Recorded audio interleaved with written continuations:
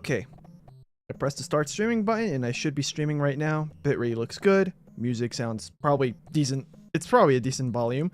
Okay, so, yeah, and according to YouTube on my computer, everything is working there too. That's perfect. Now I'm just gonna go into my own live stream so I can actually copy and paste the live stream link. Yeah, and that's about it.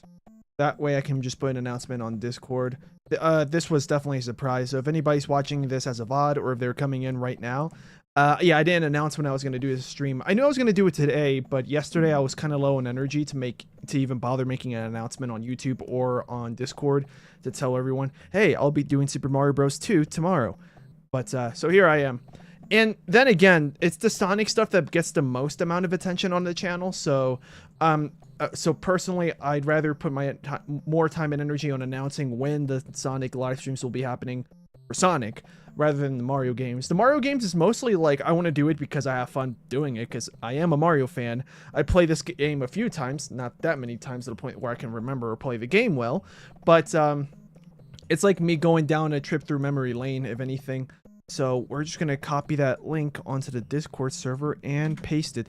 Sorry if there's anyone on the chat right now. I'm not looking at the chat right now. I'm just putting the Discord ping. Should be good. There we go. That was a bit slow, but it worked. Okay. Nobody in the live chat. That's okay. Okay. So, yeah. Here we are on Super Mario Bros. 2. And I was able to successfully go back to exactly where I was at. It's Mayro time, exactly. I may not be the YouTuber Mayro. I may not be her, and I may not be... I was gonna make a reference to the him meme, like, oh, my pronouns are he, because I could never be him.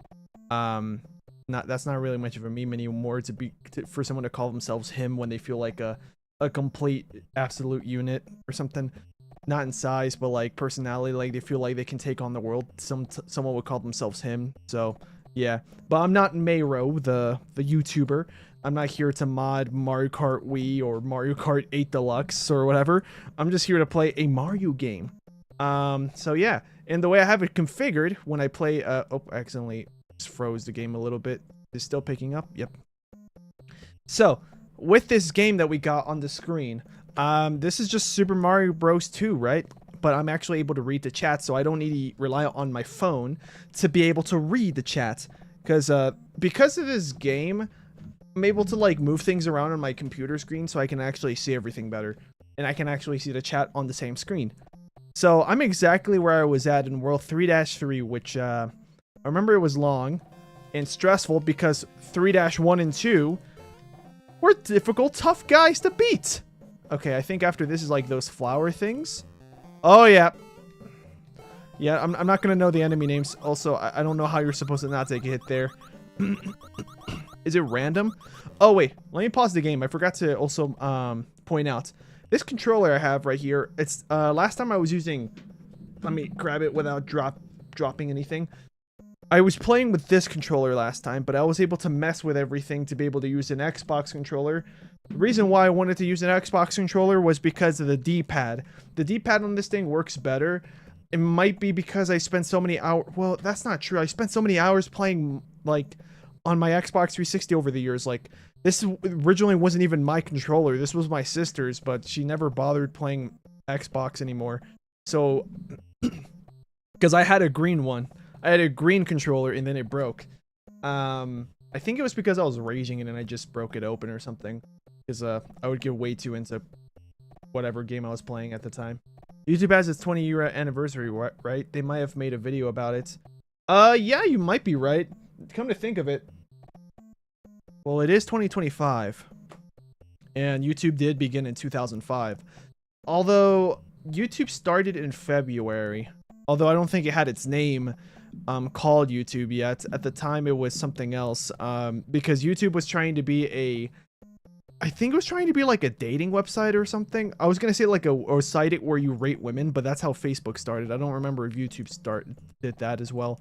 But that's how, so YouTube started like, because they were trying to make it more like a video website where you make a video about yourself, you introduce yourself, say what you like and stuff, so you could end up finding someone to get into a relationship with, a date or whatever. That's how it originally started, but then the guys who made the website changed their mind. They were like, let's just make the videos be for anything. So then they decided the first video was going to be one of the founders talking about his time at the zoo, how elephants have really long trunks. So that was the first video on YouTube, me at the zoo. You can watch it to this day. It's still up. Just dropping in for a moment to say I'm going to be missing the stream, but just saying hi. Well, yeah, welcome. Yeah, I mean, it is a Tuesday. My streams tend to be more successful on weekends, especially if I stream earlier in the day. But, yeah. Okay, so YouTube definitely would, we've passed its 20-year anniversary, like the official date. It's sometime in February, I just don't remember when. Floppy Gamer says, I'm thinking about if I should spoil what the video is, but I think I shouldn't spoil what it is. It's a surprise. If it's anything like YouTube Rewind, I'm actually worried because I don't like how they do, well, I didn't like how they did their rewind since like 2016. Most people think that 2019, or not 2019, 2017 and afterwards, the rewinds got bad, but I thought 2016 was when they got bad, personally. And then that's why they stopped doing rewinds. Yeah. Super Blushroom says, now would normally be fun for me. I'm just in the middle of something right now. No, it's understandable. Well, I'm also speaking mostly for like the rest of the audience, because some of these people that normally come into the streams or have started to come into the streams are, they're probably not going to pop in because they see that it's not a Sonic stream.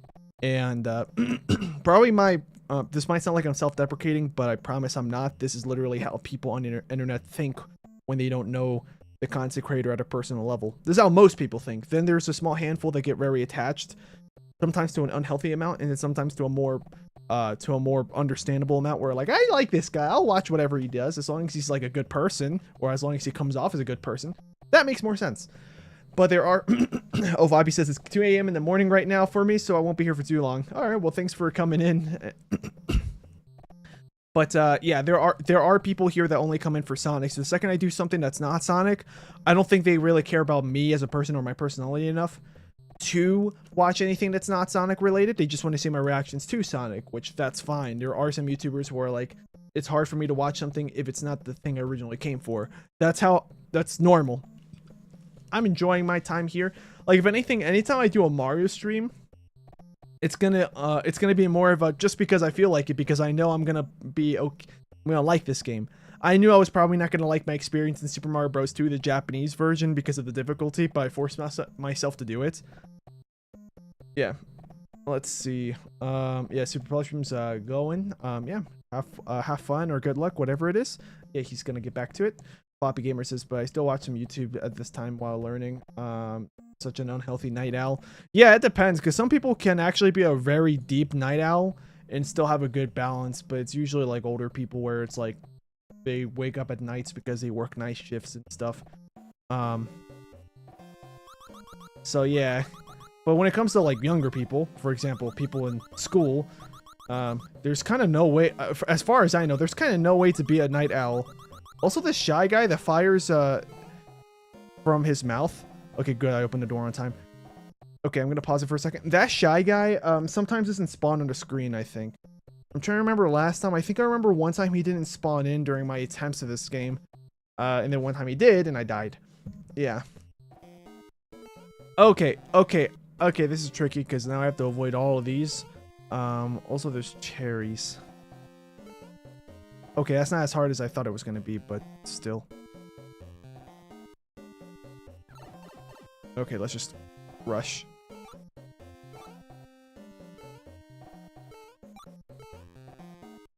Okay, now I don't know what's in that. Please tell me it's worth it if I go here.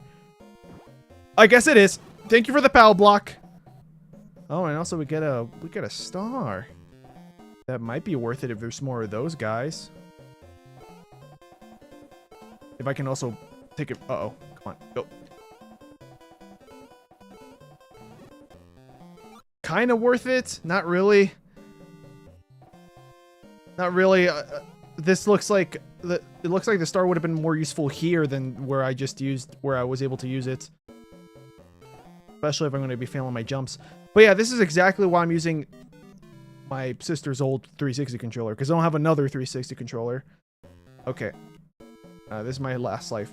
But yeah, because the D-pad here for some reason works better. Might be because this is an Xbox 360 controller, and most games on the 360 didn't really make that much use of the D-pad. So, I get to use the D-pad all I want without any problems, because I never had to use it much back on the 360. But now that I'm playing NES era games, this is where the D-pad comes in. Yeah, there we go. I'm down to 1 hit point, and I hope I don't game over. I mean, we'll see. I don't know. I don't even know if there's bonuses or anything around here.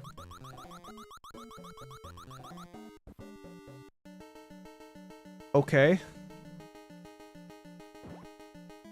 Just none of these. I don't want any of these to be bob-bombs. That's all I care about. Wait, there's a heart. Okay, I feel more confident now in whatever the heck we're doing. Thank you. I'm guessing there's a boss fight. It's usually never that easy.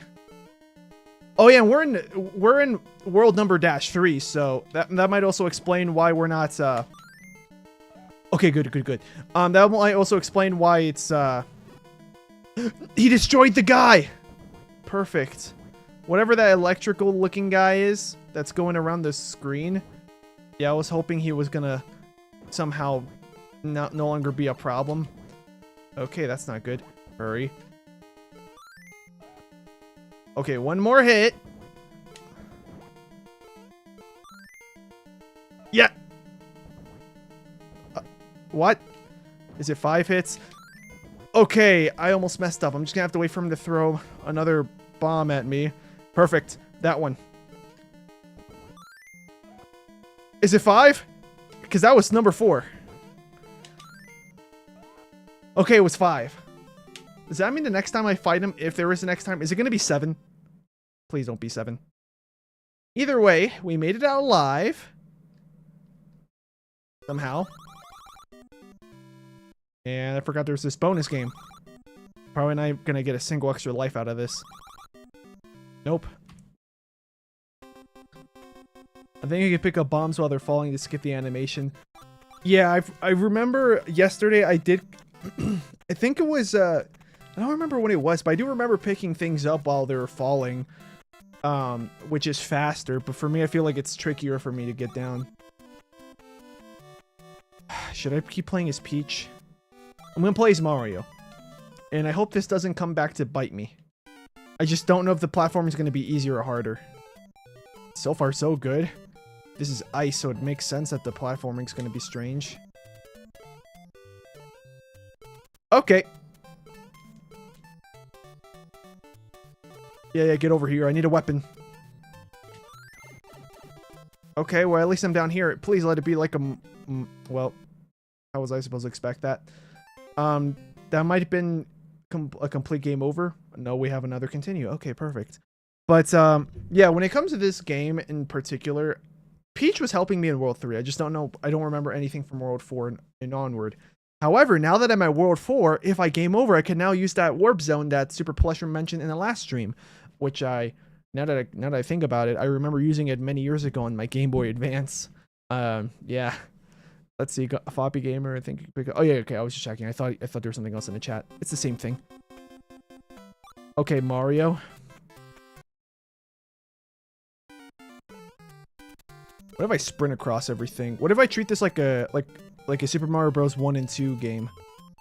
As in, like, the original 2 games, not the...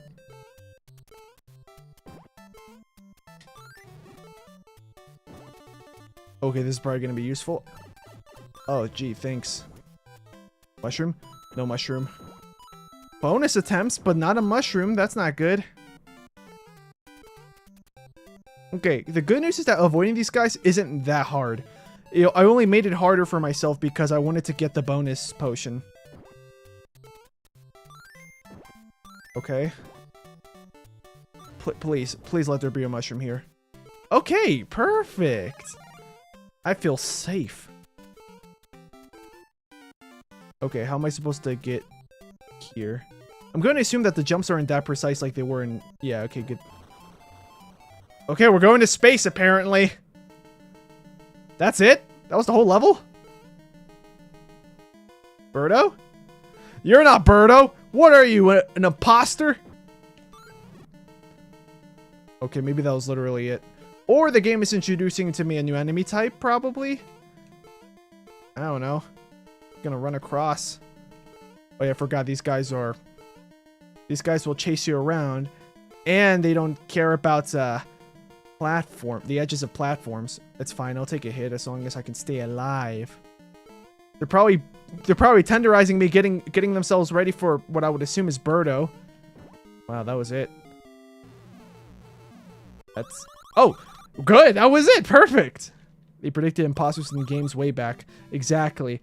Yeah, by imposter I was just referring to like, oh, this reminds me of Birdo, kind of, because of the height of everyone. Great, no extra lives. We're still down to 2. I'm gonna keep playing as Mario. 4-2. So yeah, I just have to make sure not to beat myself too badly. Like, listen, I gotta not beat myself up if I game over. Because I can just get back to the warp zone at whatever world it was. Also, now I have to look for a mushroom. And those hitboxes, I completely forgot that. I think in this game, your hitbox is like 2 tiles high, even if you're small. Yeah, this level is hard only because, well, I've never gotten this far. But also because I have to remember how the hitboxes work. I'm about to game over this as well. I mean, I guess I could take it more slowly and use these guys as weapons.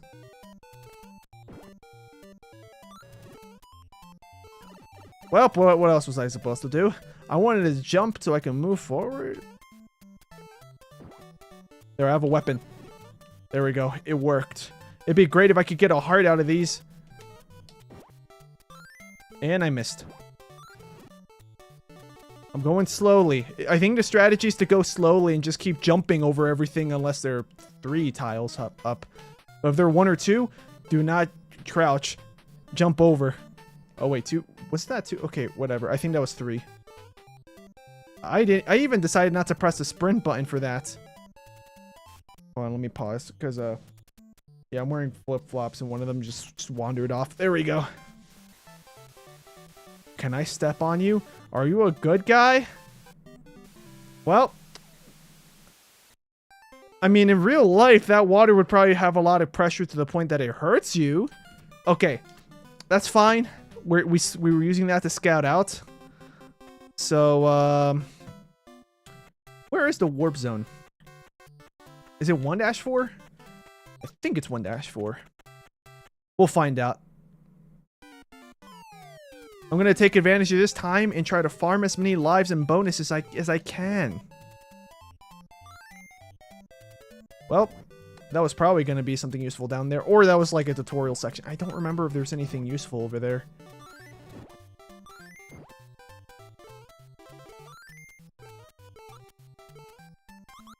But yeah, this game will be... Yeah, this part of the game is really easy for me because I've played this level so many times. Yep, get the bonuses. And the mushroom. And now we're good to go. Oh yeah, now we can grab these, which may not have anything useful besides throwable turnips. But like, besides that, I don't think there's anything that useful here.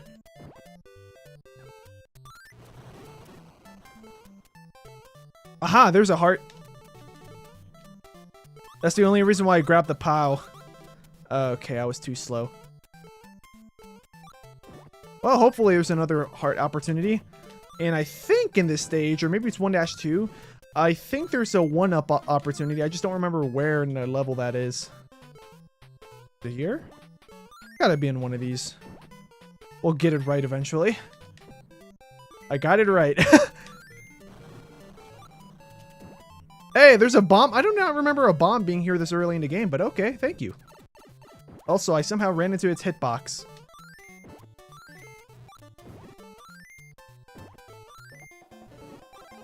Okay, we got a heart.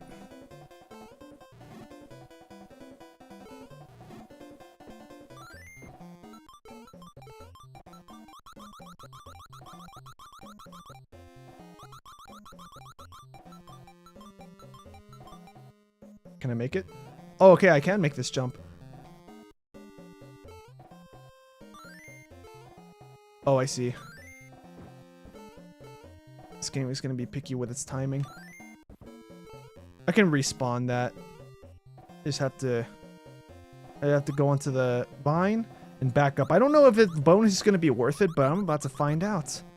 Anything that gives me bonus tokens, or whatever those are called, so I can get extra lives, or a chance at an extra life, I'll take it. So let's get this guy off of the platform. Okay, a little bit later. 1, 2. Perfect timing. Well, kind of. Perfect that I destroyed the wall, but I did hurt myself in the process. So I guess we're coming back here. I don't know what this is, so I'm discovering this as I go. Oh, it's just a shortcut. Kind of. Not really. It's more of an alternative path. Okay, Birdo, you're an easy boss. Well, the pink version. Are you winning, son? I mean, I did just game over, but Super Plush reminded me that there's a warp in, I believe, 1-4. And I did progress to World 4, so now I can just go to World 4 whenever I want. I just need to remember where the warp zone is. So yeah, we beat 1-1 after our game over. And hopefully we can get a bonus, extra life. We got it. Perfect. I'll take it. 4 extra lives. We continue as Mario because I'm pretty sure the entirety of World 1 I can just play as Mario. And I'm thinking the entirety of World 2 I can do the same thing. I'll just wait for this guy. Gotta get him to respawn. Because I can't go into the magic carpet when it's that low into the ground. Okay, come on. Come on, brother. Come on down. Okay, well. I'm pretty sure I lost a life to this guy before. There we go. The strategy here is just to stay low. Yeah, stay low, and we made it across.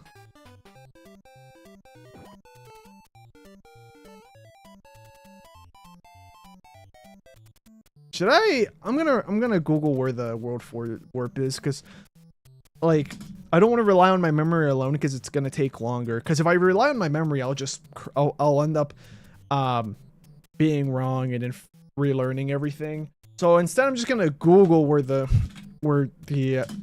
not the sprite, where the warp zone is.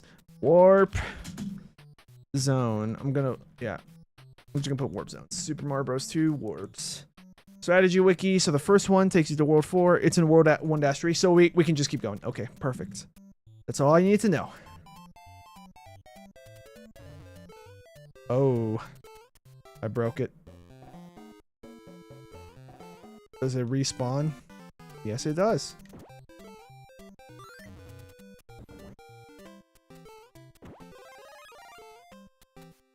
Get these coins. There we go.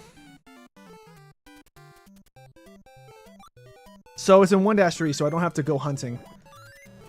I just can't remember, like, I remember where in the level it is, I just can't remember which level it's in. Hey, Ninja.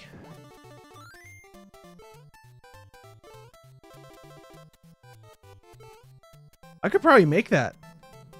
I've never gone up here before, so I'm about to find out what's up here. I think as Luigi I could make it. Yeah, I could probably make it as Luigi. But let's go down here to get the key.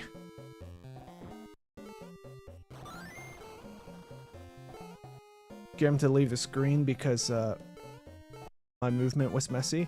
And we'll just make it across. There we go. Yeah, this level, I don't even remember what's in this level anymore. I don't remember it being hard by any means. Oh, yeah, okay.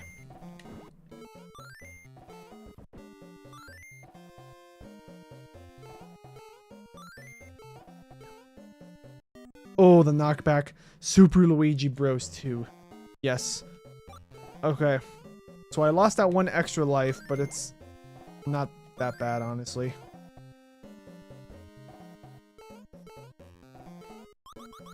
We'll just skip over you. Okay, one of you has to be that. Yeah, there it is.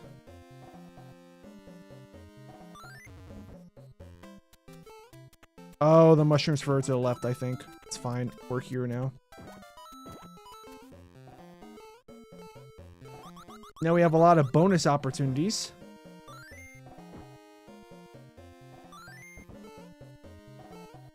Oh, I messed that up, but it's fine. Yeah, that's the strategy. Just do that.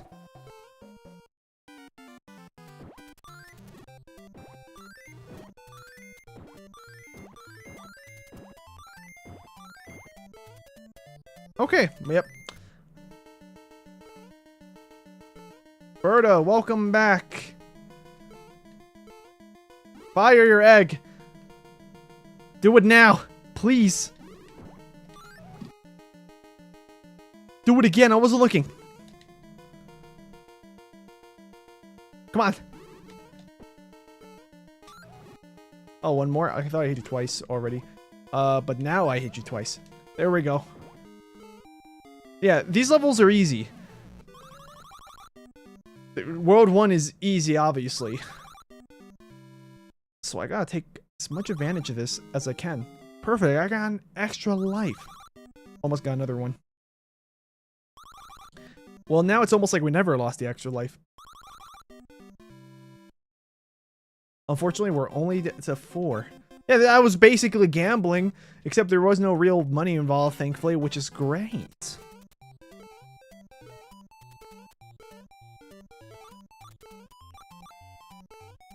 Okay, those were 4. Yep. Okay, I'm gonna use you.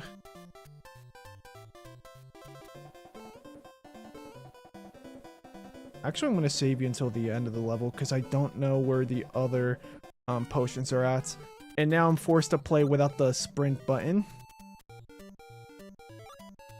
Like, it's fine if I don't get any bonuses here. Well, technically it's not as fine, but I'll be starting World 4 with 4 extra lives plus all the continues.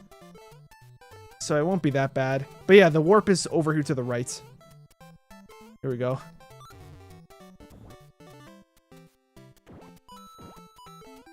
Go down, go down. Yes! Warp, World 4. So now we're here. I don't think we get to use those bonuses, unfortunately. But yeah, here we are. We're back here now. World 4-1. I love it when Mario or Sonic games feed into my gambling addiction.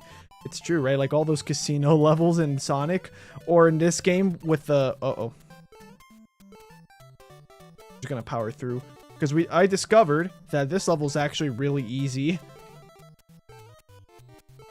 At least for me, it's really easy.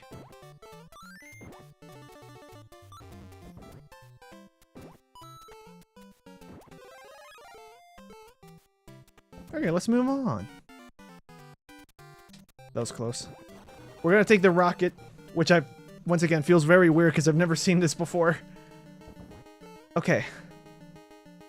Then there's the fake Birdo. Like, I'm pretty sure that's functionally nearly the same deal, except it's easier to defeat. That was close. Yeah, like, as you guys can see, this level is easier than it looks, I think. Either that, or I've played so much Super Mario Bros. 1 and 2, the Japanese versions, that this has became easy to me. I say that, and then I took a hit that would have been easy to avoid. Oh, yeah, that was the whole level. Okay. And also, it looks like the game kept track of my bonuses from before the warp. Fortunately, they didn't do me any use. I'm going to continue as Mario. I just have to remember that here I have to stay low and slow. It's not until here that things get wild. Yeah, here we go. This is where the wild stuff starts. Nice and easy. I tried to press jump and the game wasn't like acknowledging my inputs. Now I'm gonna sprint past you so I could despawn those guys. Okay, so you can crouch under them, but you have to crouch if you're small. So much was happening that I couldn't play and talk at the same time. The good news is that that was our extra life, so now it's almost like we just never got extra lives and we made it here in one try.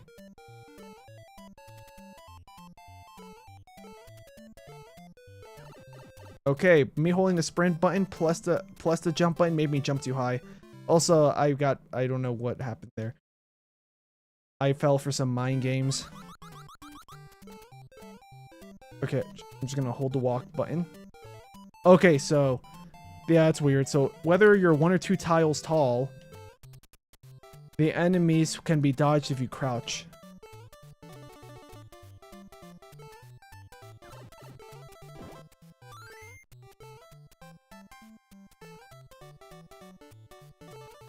Get these guys to fall off.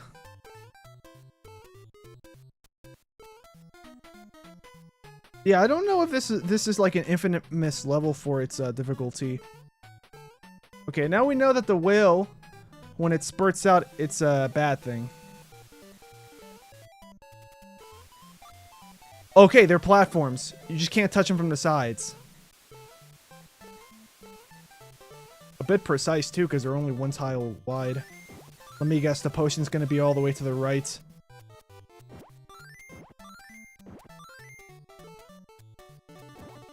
Yep. At least let there be a mushroom. No mushroom.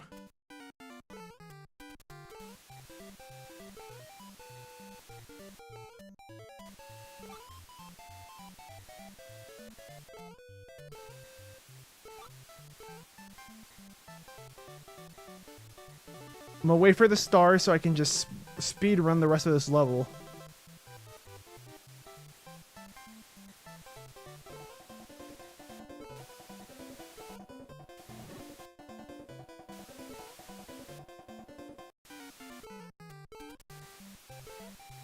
Well, I wanted to speed run the rest of the level, but the game was being very finicky with that. Refused to let me continue on.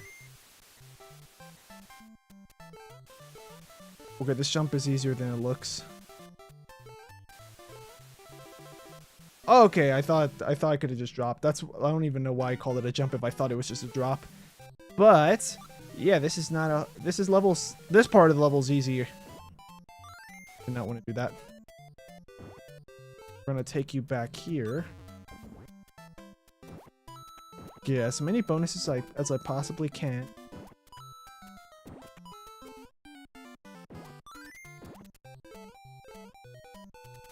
Okay, we'll use this out. We'll use this against any villain we see.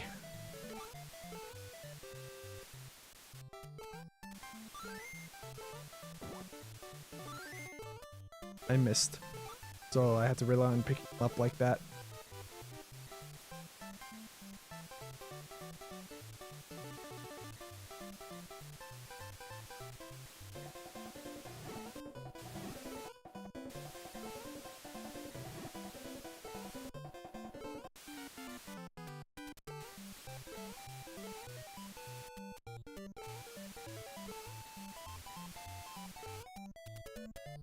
That's to get that guy off of my back. So we saw that we can stand on this. Yeah, that part is actually way easier than I thought it was going to be. Bonus? Oh, I bet you if I bring the potion here, this would be a warp. Now I have to experiment with that. Instead, we're just going to go to the end of the level. I hope. What's over here? I'm scared.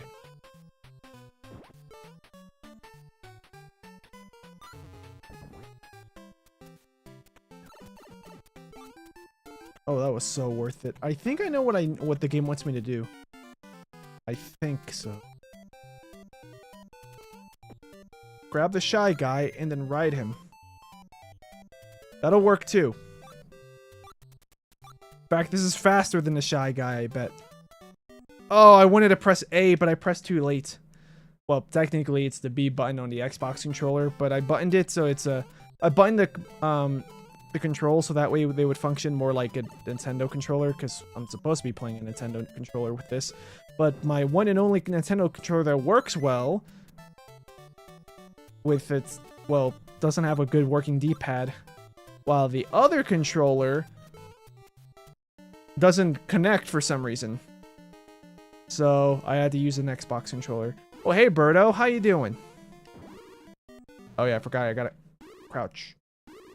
We're out of lives, but we do have a retry.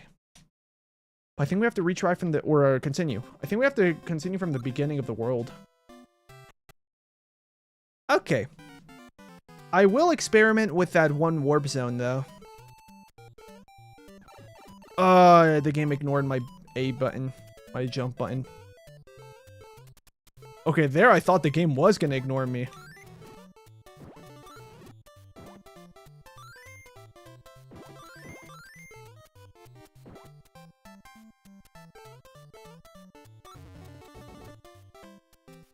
No mushroom. We're just gonna run. What's this? Oh wait, none of these are important. The only one that's important is this last one. Yeah, we're about to, after this level's the hard one.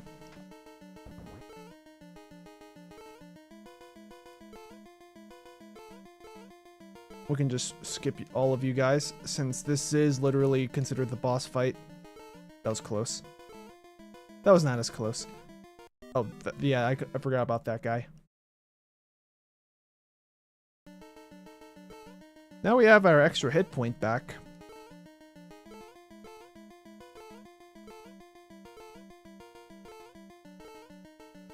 Oh, and then because of how many sprites are on the screen, the game slowed down. Most of the time, whenever that happens, that actually makes me play better. No heart. Oh, that's fine. Just the end of the level anyway.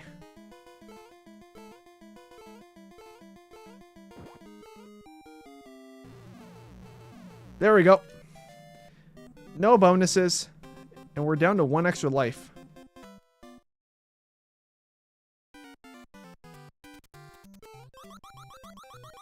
So it's the second half of this level where the warp zone might be. I'm gonna try my best to hold right, or not hold right, but tap right. Yeah, now that I know that pressing the crouch button actually does help me, that makes the level so much easier. No heart. That's unfortunate.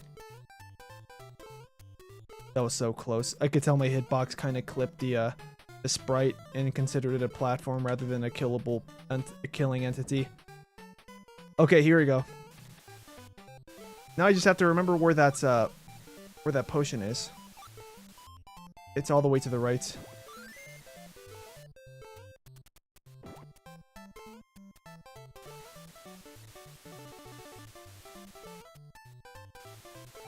I think what's coming up is a warp zone. I forgot where the I want to say a water spout, but oh, that's a water spout. I don't remember the term. That's like one of those terms that like schools will teach you a lot in elementary and stuff. Like, for example, the official names of all the stages of the life cycle of a butterfly, or the alternative names that are also accepted. Like, you could call it a cocoon or a chrysalis, and they're both correct. Like, English used to go crazy playing this game, having to restart the entire world over and over. Yeah. The good news is that I have a lot of experience with different video games where I have to start over pretty far back upon even one death rather than a game over. So usually, I don't get that much pressure. Unless I'm making content, then I do feel more pressure because I want to make it rather quick, my progress. Then we just drop down. Wait for him to... Yeah, there we go. This might be a warp, please. It is! World 6! I'll take it. I'll take it. Now we know how to get to World 6. I wanted to organically find these warps and not like find them on purpose, as I had suspicions, but I do want to see if I can beat this game. But yeah, welcome to the stream, Saturn. We're gonna be playing Mario again, and hopefully 6-1 is easy. Oh, we're back in the desert again. You're coming with me, Mr. Snake. Never mind. You're coming with me, Mr. Shy Guy, and I failed. Yeah. What's down here? Nothing important. That's false. Never mind. I'm gonna... Okay. Okay, today I learned that potions don't work here. So we'll just respawn you.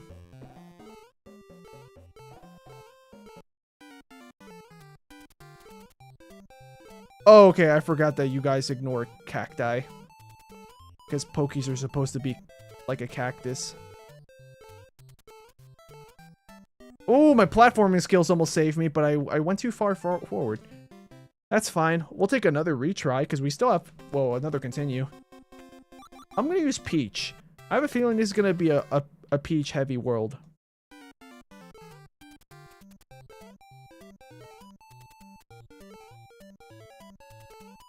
Oh wait, we're on a quicksand.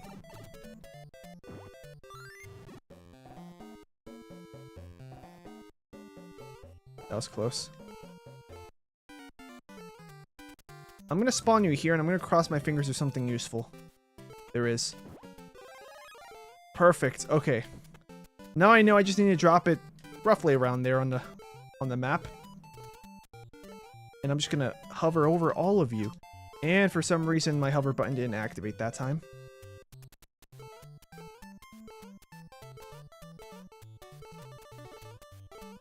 Anything here? Hey, I'll take it. Now the Poke's short. Okay, fingers crossed for something useful. You know what? Nah. I feel like at this point in the game, like after World 2, I think, the game is not that generous with mushrooms that increase your maximum level. Oh, but I think it wanted me to go here for the bonuses.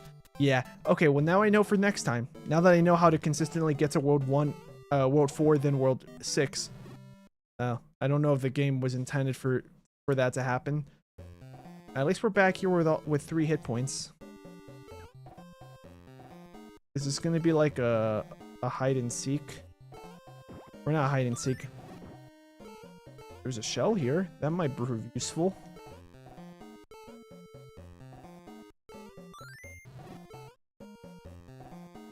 Is this another shell? Like, I might as well take my time and just learn what everything has. Another shell.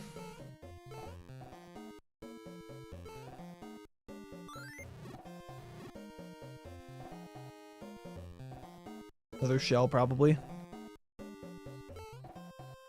Yeah, so now I know that all these vases are pretty useless. Which is fine, because I could do that. This one has something different. This might be good.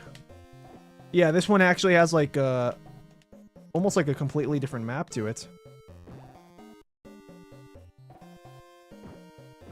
Now we have to outrun the shy guys.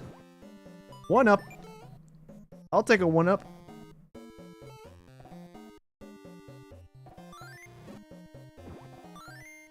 And I'll take a heart so I can get my health back. The blocks in the middle look like a smiley face. I think that was on purpose too, because it does look like a smiley face. Here now it kind of looks more like a straight face. But I wouldn't be surprised if the game does that on purpose. Oh, okay, so we have to keep searching. One of these has a key. I'm going to assume that this next snake one has a key. The one to the right of it? Probably. Or it might be another 1-up opportunity. I'll take a 1-up. Okay, no, this one is going to have the key. Oh, wait, I can use the Shy Guys to defeat each other. I forgot about that. Let me just, I goofed up. I made a goof.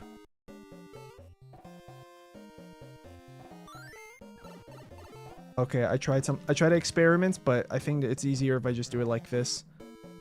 Oh no, the strategy here is to grab the key, go up as high as possible, and then if I see that mask face following me and it's gaining on me, I can just drop the key. No, that's literally the strategy. I could just do that, and then they'll for a temporary amount of time, they'll leave you alone when you drop the key. There we go. This is a boss fight if I've seen one before. Hey, Birdo, how you doing? I didn't want to do that. So it's a green variant. Don't know how much harder this is going to be. I mean, logically, it would make sense if you're considerably harder. I'm going to guess you never spew eggs anymore. Oh, I got too close. I was trying to land on your head and I missed. Not because it's going to defeat her or them. It's not going to defeat not Shy Guy, Birdo, but because I wanted to use them as a platform. That would have been useful. Stop firing at me. I'm not ready. Okay, I was almost ready there. Come on. There we go. We're good. Now we can use these as weapons of mass destruction. The nuclear bomb has nothing on this. Ah, no! Come on. Come on, Birdo. Get closer.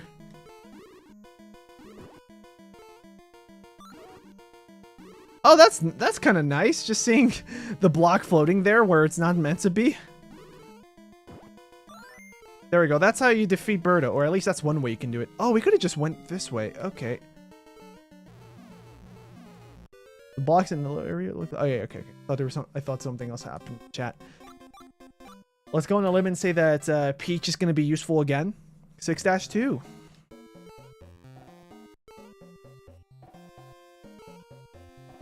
Yeah, it looks like we're going outside. Not quite. Are you a platform? Yes, you are.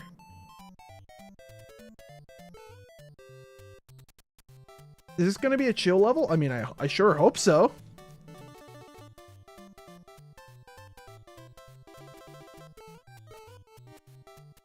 Yeah, I think playing as Peach is really coming in clutch right now. Because if I see more of those guys spawn in front of me, I'll know what to do. I'm gonna play it safe and assume that there's a mushroom here. I was right. Okay. Any more enemies that can help me?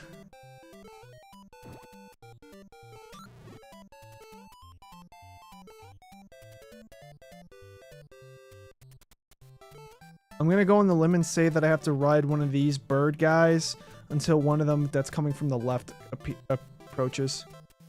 Oh, okay. At least I got the extra hit points.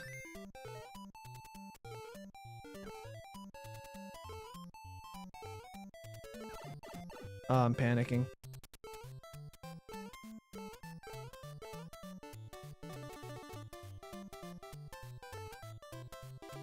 Rip. I think that's all my lives and my continues. Yeah, that's fine. We know how to get to World 6 now consistently. And I'm going to assume there's 8 worlds. Okay, yeah, that's nothing too useful. That's just a regular turnip. I can't even use doors with a turnip in my hand. Or vases slash pipes, whatever you want to call them. They're functionally the same thing as pipes.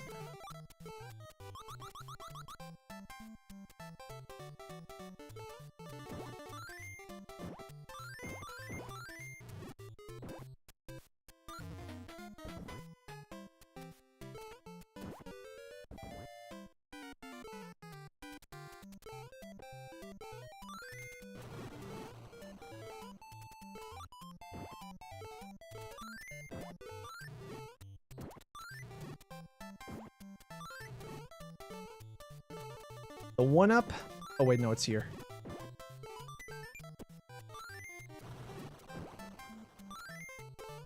Bombs? You want them? It's yours, my friend.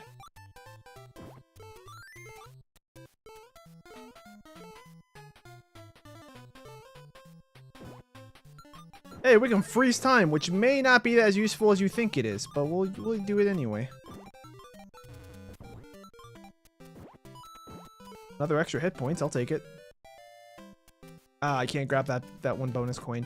It's fine though, there should be enough attempts to get maybe 1 or 2 extra lives out of this. Alright, now we're gonna climb. This is my preferred way to go up. My preferred way to complete the level. I think it's more scenic looking.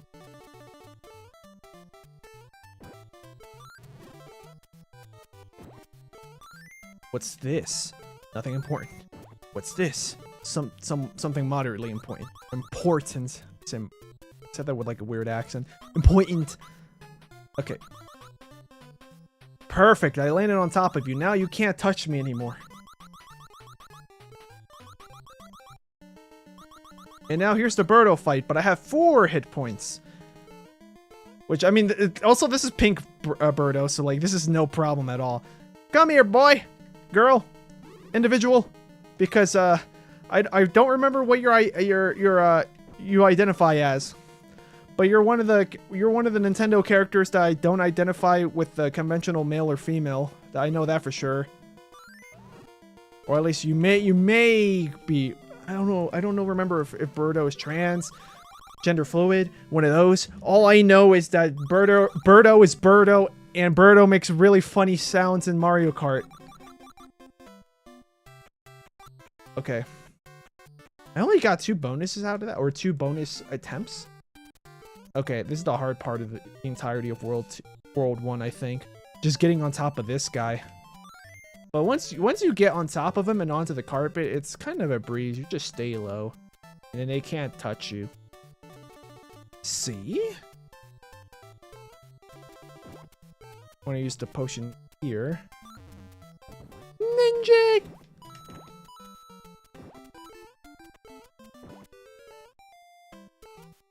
Oh, I missed. Exactly. I mean, that carpet really did show me the world, so. We're gonna need the key, because, I forgot to play as Luigi to see what was up there. I really gotta play as Luigi to find out what's up there. Like, I don't have to, but I want to know. If I game over again, I hope I remember to be Luigi for World 1-2. Oh, great, I forgot that the star is useless in this point of the game. I mean, it gives me invincibility frames at least, so it's not completely useless. I missed.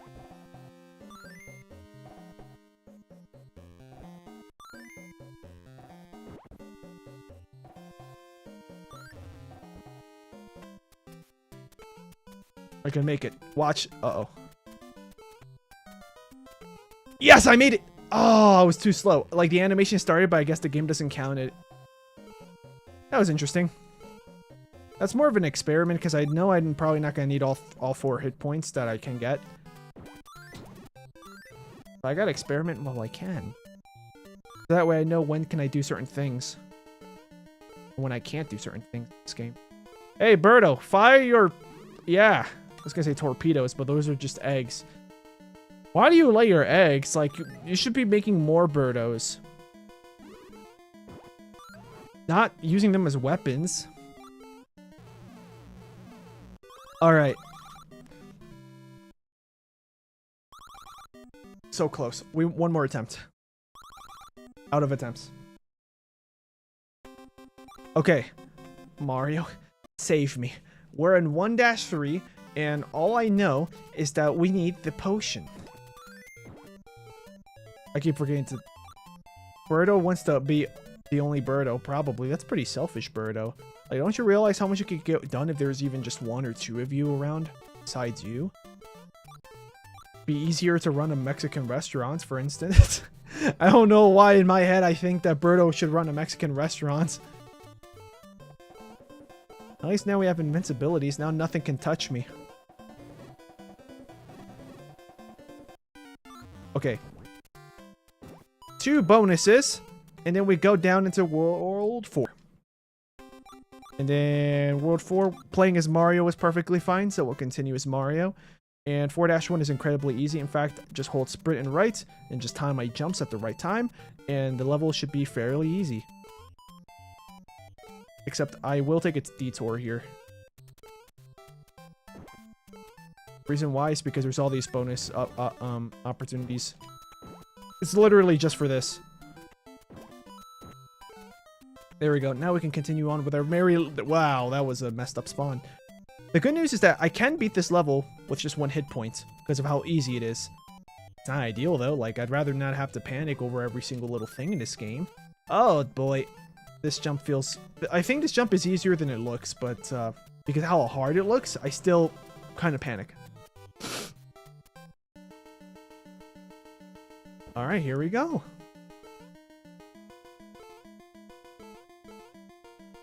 It's over here.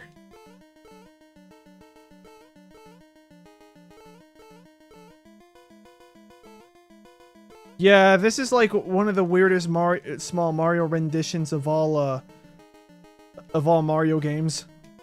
There we go. That's the hard part of the level, in my opinion. Well, actually, one of the hard parts. I now discovered that trying to get the bonus, and then where the game plops you afterwards, is the other hard part.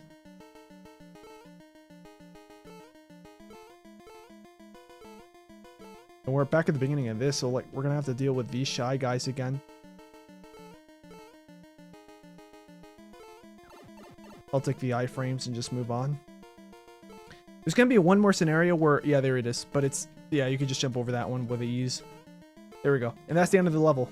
I lost a life where that could have been easily avoided, but at least we have 6 bonus attempts.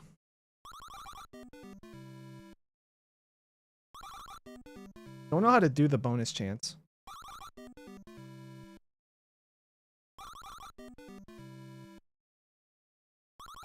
Like, maybe there's an actual method to this, but I still haven't bothered looking into it. Look at that, I blew 6 attempts.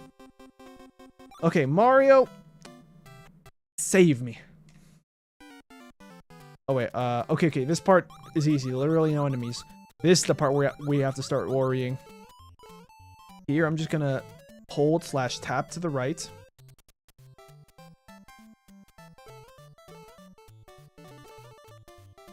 These Kirby looking enemies are the problem. But seriously, they look like a Waddle something. I forget what the difference is between a Waddle Doo and Waddle Dee, but it looks like one of them. Oh, I forgot that in order for you to actually be truly defeated, I either throw you off the edge of something, or I actually managed to get you to hit an enemy. Okay, there we go. The warp section's coming up.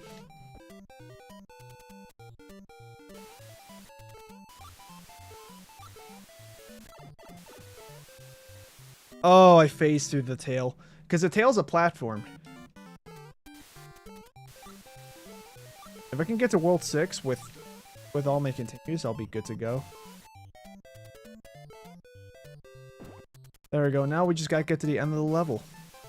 Well, not the end. We have to get to the next part of the level.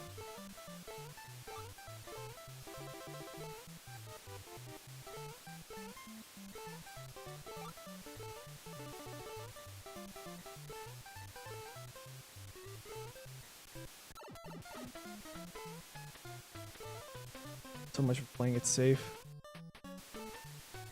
I'm going super slow in this. Oh, I have to... That was so close. Then we have to deal with this guy. There we go.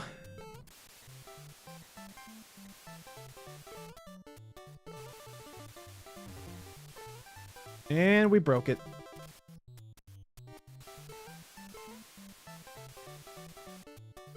There may be a... Oh, okay. I wasn't trying to do that. Now we have 0 extra lives. I was gonna go back to where the potion spawns. Yeah, right here. And cross my fingers that it respawns.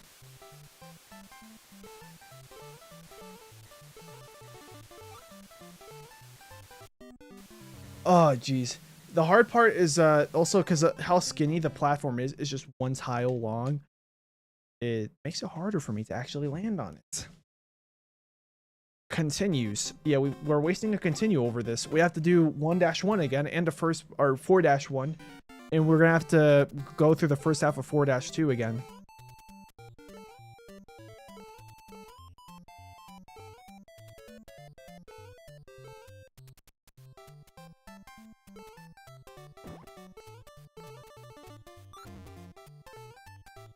Because of my fingers, nothing spawns on me here. Oh my god, how did you not go through the door? I'm getting all sweaty too because of the pressure of me doing like some relatively stupid fails. But also because I want to see how far I can get to beating this game. Possibly beating it. I've had this problem also when recording the Japanese version of Super Mario Bros. 2, where I get all sweaty. Doesn't help that where I live, it's almost always hot. And because it's almost always hot, I normally would have a fan on whenever I play games off camera, but the fan is going to mess with my audio. Okay, so I did not get jumped by like 10 of those guys, but I instead run into one, which is, that's definitely rage-inducing. That was close. At least we got the bonuses, and we're almost done with the level. I'm gonna have to pick up an enemy, though, just for safety. Well, I was hoping that wasn't gonna go to the right. I wanted to land on the Shy Guy, and I missed. Okay, 0 extra lives. And we're not even done with 4-1. How long have I been streaming for? Almost an hour. There we go. Because he's gonna come in, and I missed. He's gonna respawn. Oh no, I got so lucky. I thought I was too far away from where he spawns that he was able to respawn. Get here, and we're done with this level, but we still have to deal with... Okay, I somehow got an extra life. Thank you, game. We have to deal with the first half of 4-2. The second half is not that free either.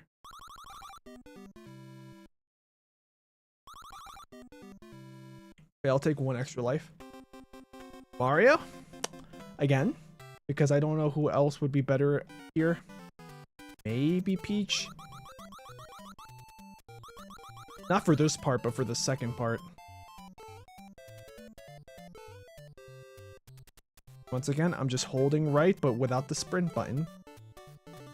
Because that seems to be easier.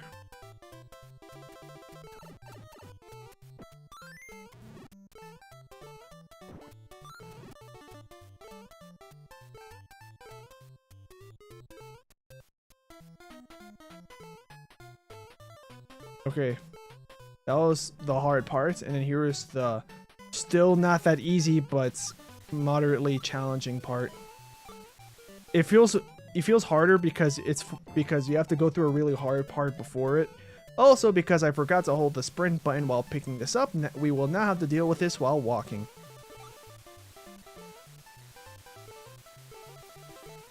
Okay.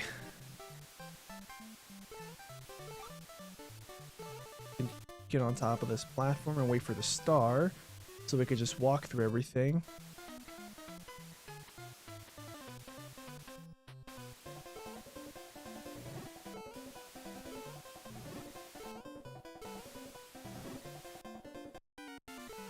Okay, that was close.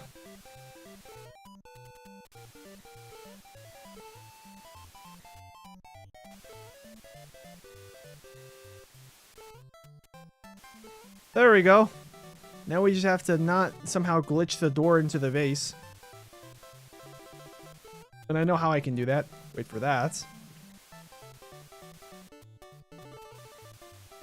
Yeah, we could just throw it off to the right like this, and then we go down in World 6. There we go. With one extra life. Oh, I should have been Peach. I messed up. It's fine. Let's see how far we can do this as Mario. Yeah, immediately this guy becomes a threat when I'm Mario.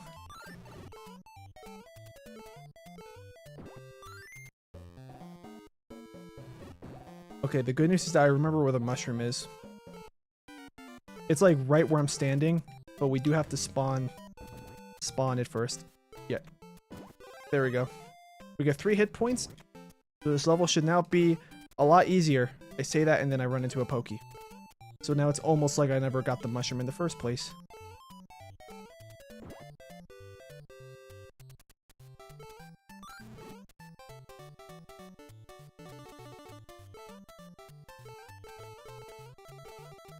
Oh geez, the strength of the quicksand was weird.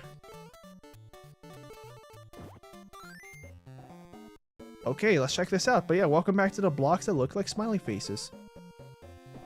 It's a shell.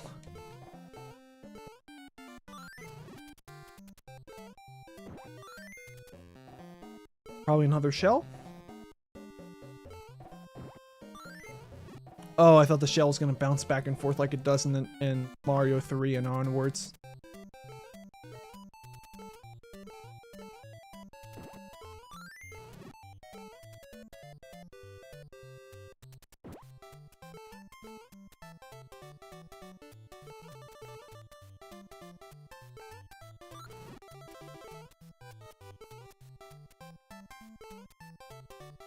Oh, we're glitching the game. Yeah, we'll just wait for the Pokey to leave. Oh, I forgot he's gonna follow.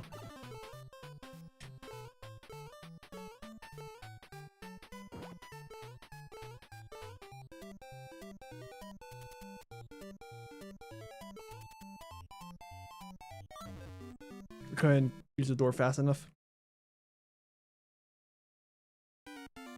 Yeah, doing this as Peach would have been a lot easier, but I forgot that this is a sandy world.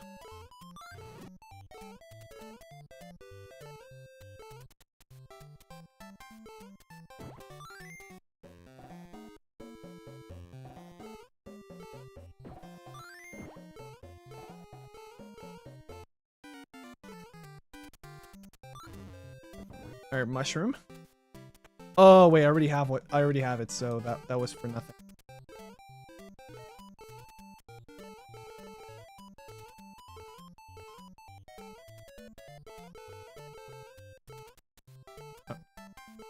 I was struggling with that.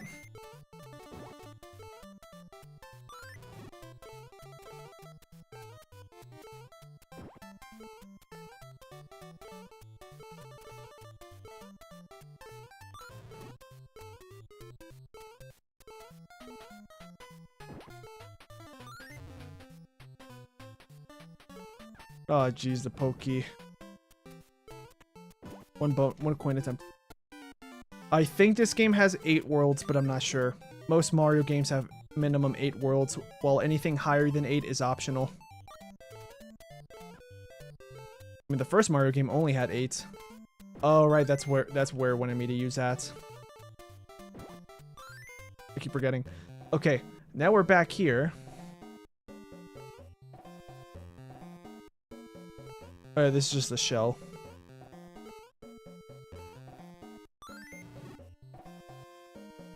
Yeah, the 1-up is down here.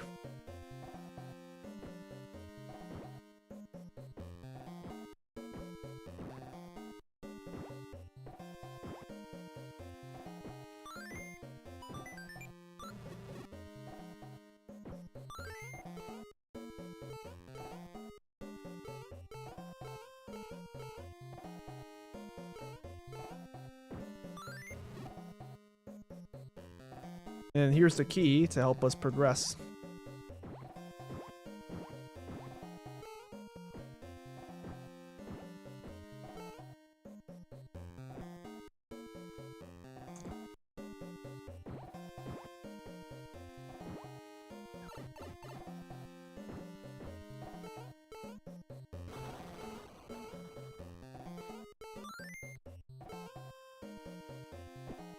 To be extra careful here because I know there's a Birdo fight coming up.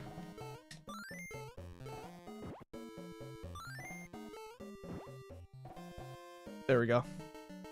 Here's the Birdo fight, and I only have 1 hit.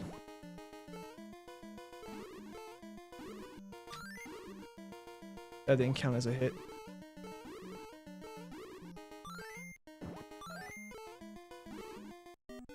I didn't know whether to sprint or not. We got all our hit points back. I just don't like losing lives in general.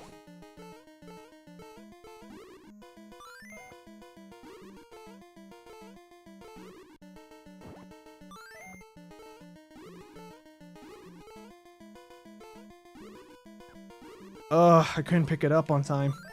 There we go.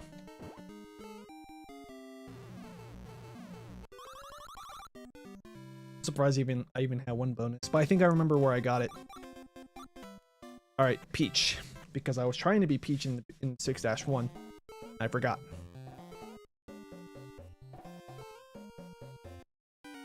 Downside of Peach is that her jump height is lower.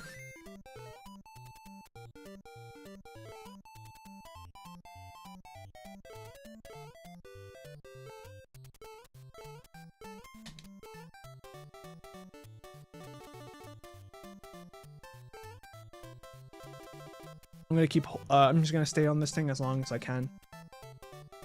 So I'm not gonna pause for this.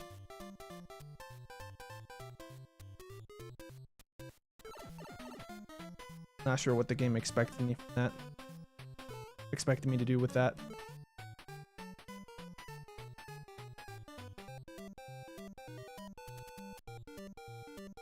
This is the end of the level. It is.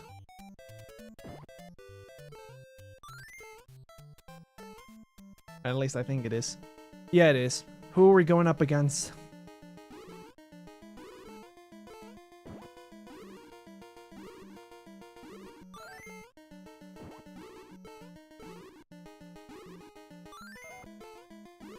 One more.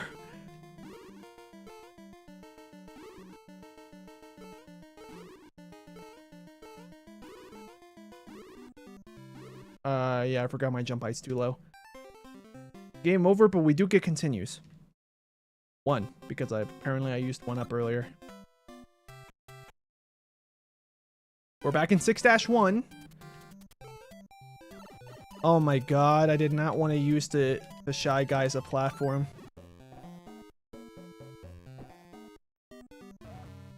And now the game is ignoring my jump buttons. I've gotten to the point now in this gameplay where I'm getting impatient because I'm dying in dumb ways. And I just want to speed past everything to get back to where I was. That now I'm making dumb mistakes like that. We can get an extra life back and we can get an extra hit point if I can actually not get hit. Well, not get hit twice. And I somehow got hit twice. Okay, this game is really out for me now. I apologize for the audio. I'm turning on my fan until we get back to World 6.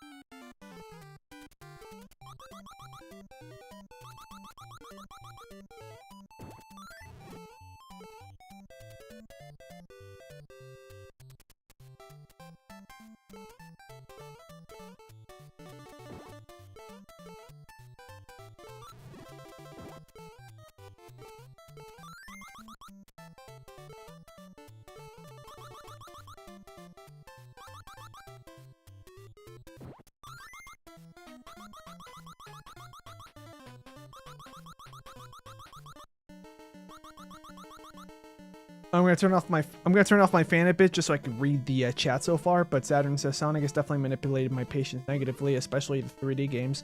In what way exactly? Because I mean, the 3D games, in my opinion, are easier than the 2D games. Especially when like I think in theory Heroes is meant to play a bit easier than Sonic Adventure 2. Just due to the jank. Depending how unlucky you get with the jank, it ends up being harder than Adventure 2 in my opinion. Okay. But like the 2D Sonic games, I remember like I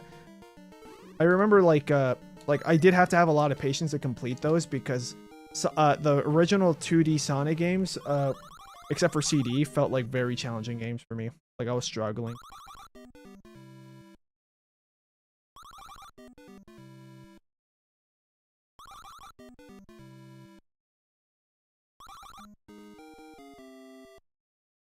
The 3D speed stages make me used to going fast for the most part, so whenever I play slow games, I get very impatient.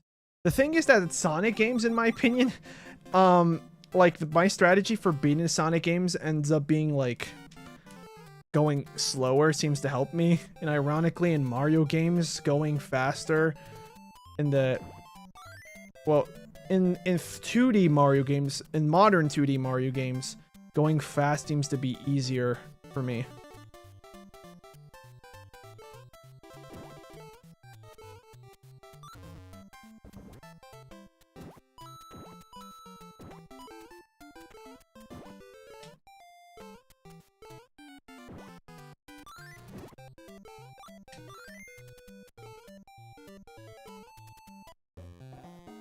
Because, I mean, I'll try my best to manipulate how fast the gameplay can get, but, in a modern 2D Mario game, my gameplay can go roughly this fast. Okay, never mind, the bomb. Okay, this is the worst game to try to show you how fast I can move in modern 2D games for Mario.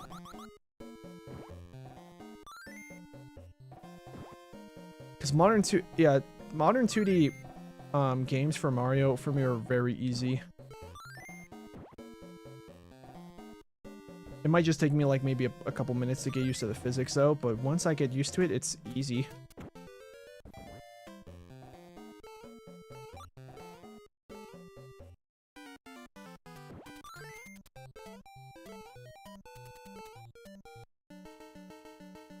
My mom told me about how Mario 3 was basically impossible without a warp zone.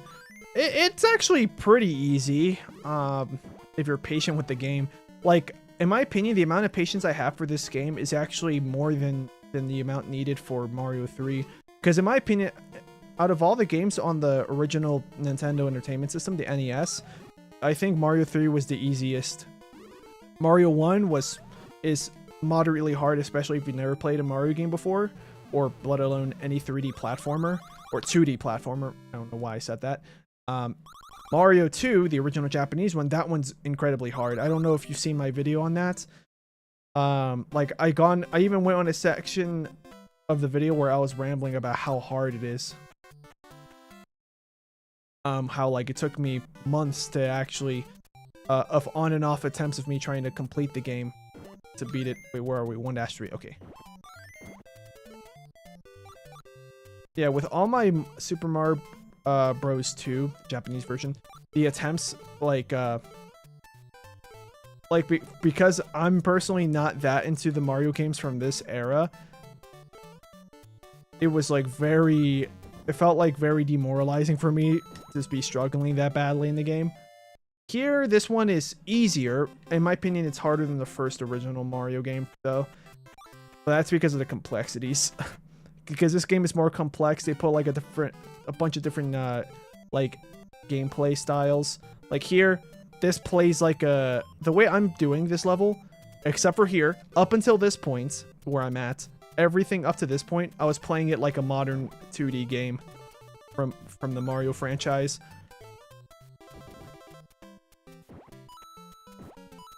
Like, these little mechanics make the game slower because you kind of have to like stop and do this and that and this and whatever.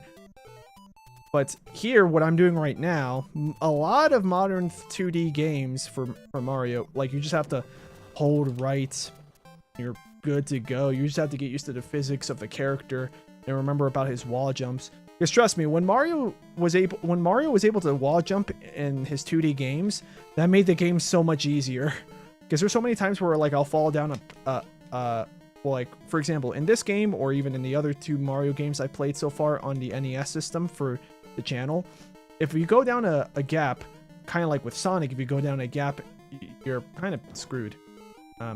But in the newer games, you can wall jump to save yourself, which ends up making it look like a big flex to people, but experienced enough Mario players to look at that and be like, oh yeah, that's the simple procedure you got to do to save yourself. It makes sense. Like, no one's really impressed about that unless you don't know much about Mario, and you'll be like, whoa, what a big save. Basically, like, for example, if me and my cousins are hanging out and we're playing New Super Mario Bros. U Deluxe on the Switch, and if I'm about to fall down to my death into a gap, the fact that I'm playing, the fact that I can wall jump and save myself, they get so impressed from me doing that, but in my head I'm like, yeah, it's easy. Like, most Mario players know that. Yeah. Like, definitely the gameplay starts to get unique compared to other 2D platformers. Except for, like, the famous indie ones, because I feel like games like Celeste are pretty unique. Shovel Knight as well. But, like, Mario starts to play a bit more uniquely compared to his other games once you get to the Nintendo DS era. When it comes to his 2D games. Alright, I did not want it. Here we go. It's over here. Oh, gotta be careful. Oh, I was too far to the left. But yeah, Mario 3 is pretty easy. Like, I could beat the game without warps. I just never tried it because I like using the warps. I'm so used to, even in the newer games, using the warps just to save myself time. Like, I can give you an example such as New Super Mario Bros. On the Wii. Like, I got so good at that one to the point where, like, I could, like, using the warps, I can beat the whole game in one sitting. I should have gone for the star.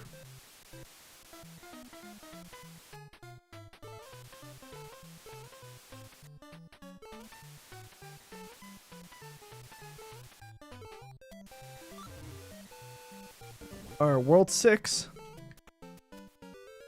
World 6. And now we switch to Peach. We have 2 extra lives, and we have 2 continues. Her floating. What's on? Okay.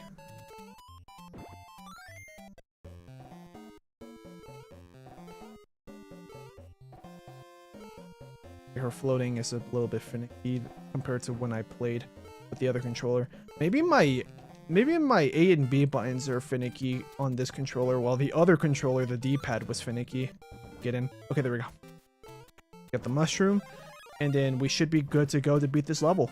Because this level, like, is easy if I speedrun. I just keep forgetting where everything is, because I'm still fairly new to World 6, because this is the furthest I've gone in this game. Maybe I did beat it once, though, with, like, save states and stuff, but, like, you know, if you use Nintendo Switch's, like, save states and everything, like, the game is going to be easier than it was intended back in the day. So this is my first time trying to beat it, like, the way that it was intended. Oh, I missed the power-up. It's fine, though. We can just do this. Let's get the 1-up.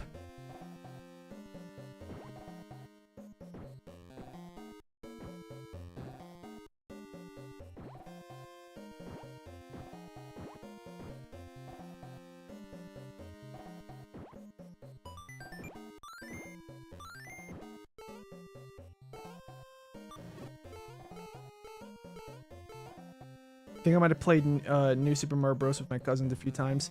Yeah, there's a few versions of it too. There's the Nintendo DS version, which I feel like is the most unique one. I don't think it's that fun compared to the Wii one, in my opinion.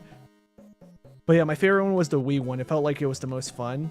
The Wii U version, or the deluxe version that was on the Switch, which is, it's the same game. It just comes bundled with a few extra things that didn't come out when the original Wii U version came out.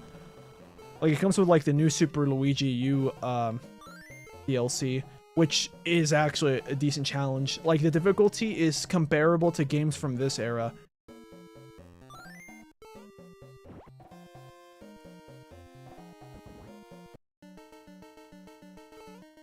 But that's like a DLC. Like, it's like it's optional if you're gonna like play New Super Mario Bros. For the Wii U. Oh, I tried to outrun, but I hit the wall, and then I was like, what do? I'm gonna keep holding left when I should have started holding right, so I could fall down to the right of that fire blast. I think that's a fire blast. I don't know what else that is. Oh, thanks, Peach. You didn't throw that correctly.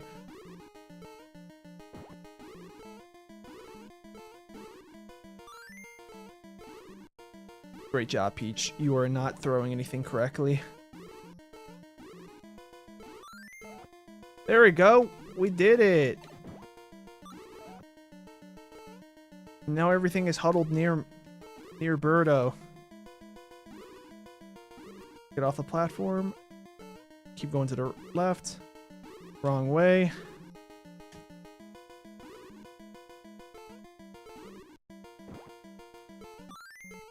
Oh, great. I choked. How many lives? I think I'm out of extra lives.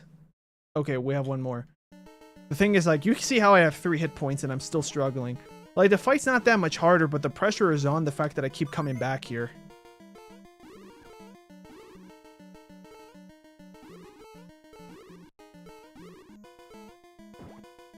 Now I'm stuck playing like this. Okay, speedrun. Oh, that was it. Okay, perfect. Not really. That was very scuffed, but it worked. No bonuses. Okay, this is the one where I think flying is involved. So, try not to get hit. Because there's going to be a part where I'm going to get hit no matter what.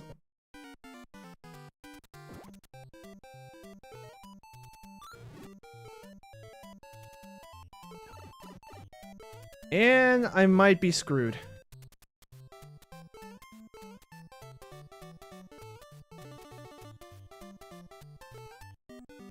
I don't know what else I'm supposed to do there. Yeah, let's retry the level and try not to get hit at all like I just did. There we go.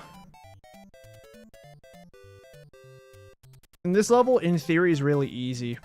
You just stay here. And I forgot about you. Yeah, if I remember that guy was where I would have jumped over. Because now I have to cross my fingers and hope that something spawns that I can use. Like, I really didn't want to try to do this. Like, if I don't get hit at all, the level's easier. Please let there be something that I can platform. Ah, those are hard to land on. Because of their speed and some weird physics thing, it's hard for me to land on them. Like, because when I do land on them, like, I think my inertia gets transferred in a weird way where, like, I slip off of their heads. Why? Why is everything going wrong? Oh, yeah, I wish there was a... I mean, there probably is a way I can show you guys, but, like, I just don't know how to do it. But I think there's a way for me to show you guys every button I'm pressing on my controller.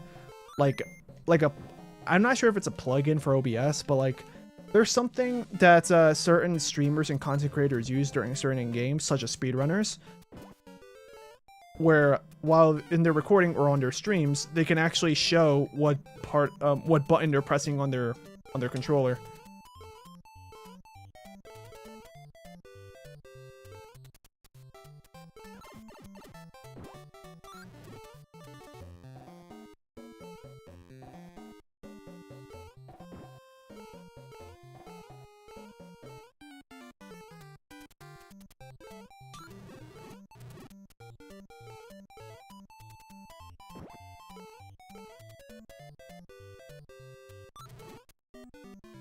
Why are the hitboxes of the Pokey that's already been defeated considered deadly?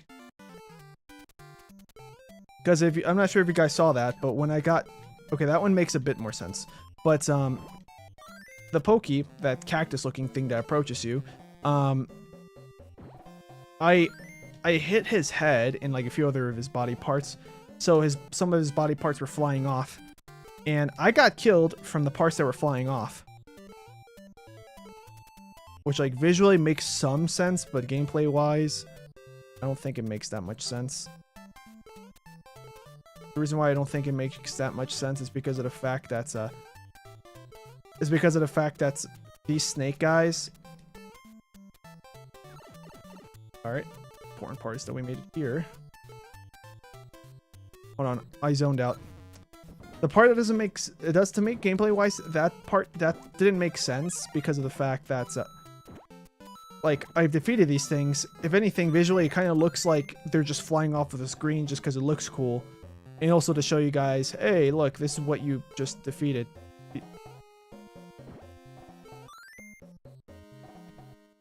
I don't know, I think its hitbox should be deactivated when parts of an enemy or the enemy itself is flying off the screen like that.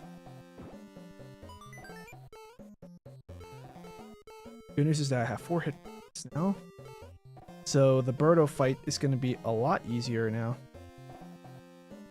What's down here? Oh, yeah, the key.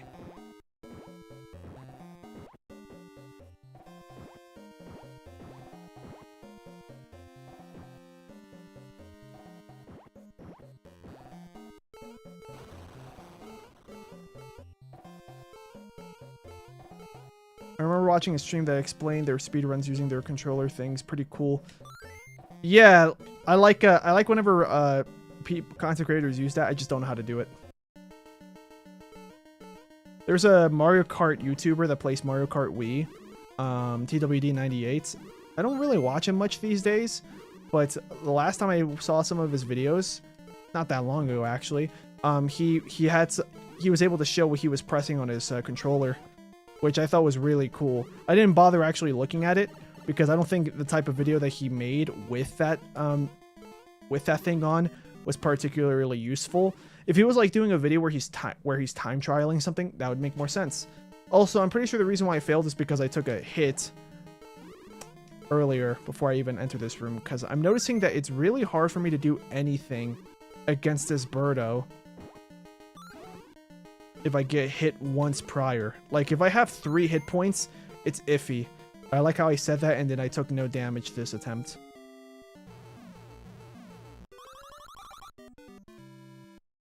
I always forget that this is in the game.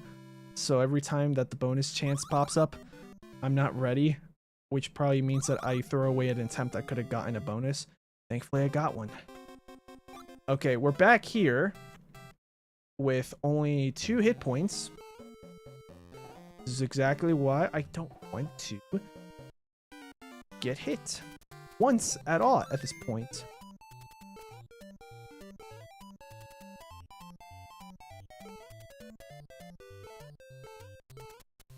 There we go. No, I just gotta be ready. Because there's gonna be those guys flying down. There we go. There's one more. I think. I'm gonna be ready anyway. Okay. And it is gonna be this part. Okay, that part's actually not that hard once you know what's happening. That's good. This part is also pretty easy. Yeah, I think I'm about to defeat this level without any hits, which is what I was hoping for. And we just go in here. Boss fight against, I think... Oh, yeah, this one is easier. The way that this level's set up is easier. Even though there's less boxes. But here I can just drop, throw, pick up... Oh, okay. The spot that I dropped that at was terrible. Okay. So, unlike the enemies, whenever Birdo's fireballs are being fired, I'm still in danger, even if I crouch. I forgot about that.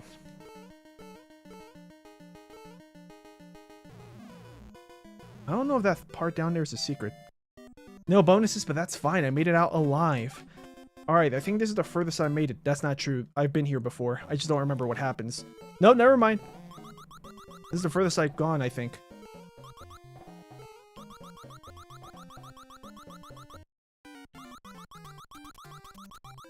I have a feeling there's a secret to my left. Yep, I finally got past it. And I remember in newer Mario games... Really? I thought there was going to be a secret there. Okay, in newer Mario games, you can actually use the quicksand and then go underneath tiles. Which is why I let myself do that. So yeah, you might have saw that and thought, like, that was just complete insanity, what I just did. But trust me, there was a method to that madness. Okay, something in here. Is this the end of the game? That looks very menacing, like it's the end. Maybe this is the end of the game. Is there only 6 worlds here? I mean, I sure hope so.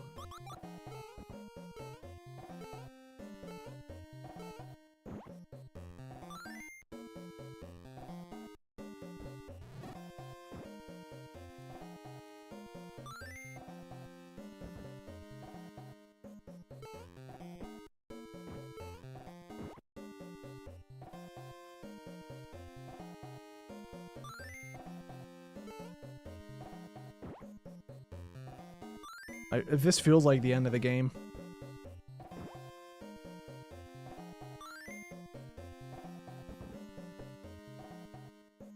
Fingers crossed that there's something here. Nope. There's 7 worlds. Okay, got it. I mean, it makes sense that this might be like one of the few games that doesn't follow the 8-world thing. Because this game was the most different out of all the Mario games that came out at its time.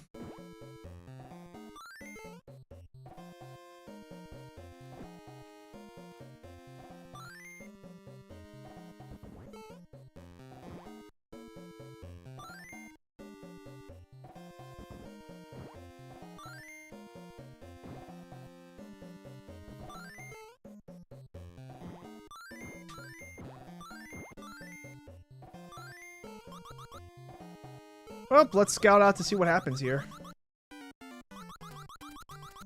Yeah, I have no clue what this is. Okay. If we keep climbing.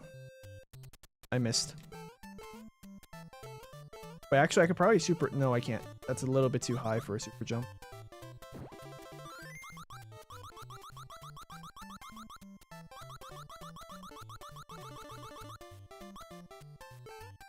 Maybe I have gone... Yeah, I remember this, actually. Maybe I have gone here on the Game Boy.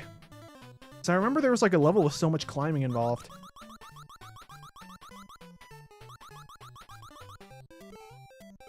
brother, get me to the top. And hopefully I can find a mushroom or something that can get my health up.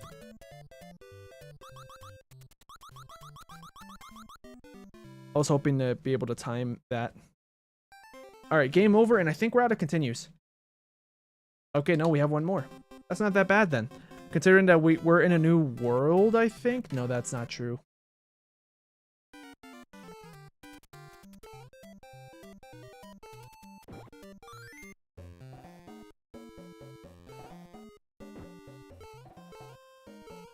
Oh, in theory, we should be able to fly past these levels.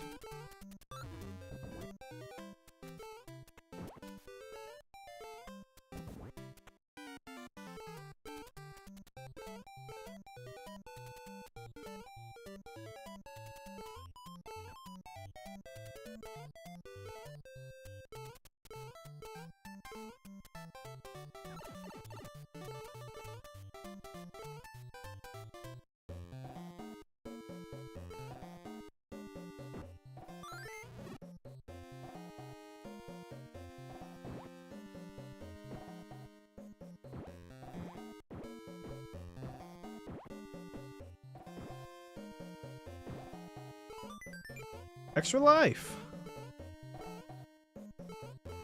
Don't know if there's a warp to World 7, though. There probably is, I just don't know where it is.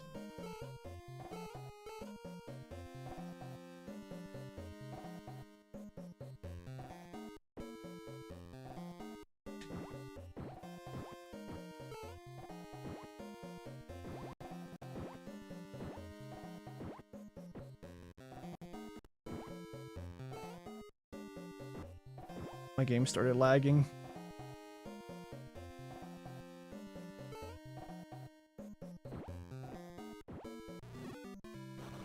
Well.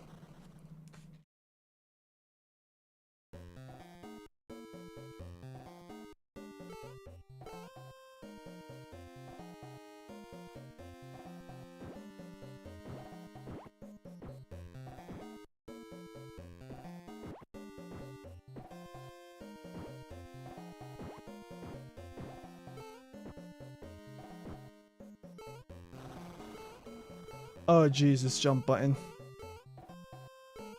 I don't think it's a jump button that's messing up. Possibly. But I think it's more likely the fact that, that this game, the way it's programmed, jumping doesn't feel great compared to newer games.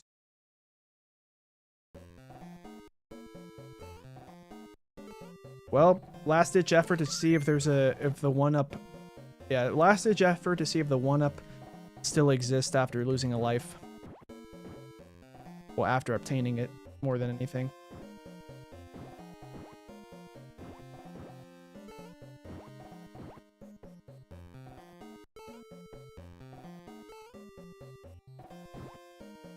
Probably not. Yeah, now I learned. I came down here just to check. Yeah, I'm losing patience with my gameplay again.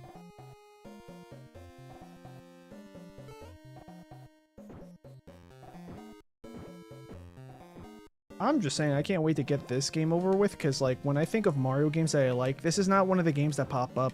Not because it's a bad game, per se, I just don't like the gameplay style as much compared to the ones I'm used to. Like, the gameplay style, in theory, is pretty good.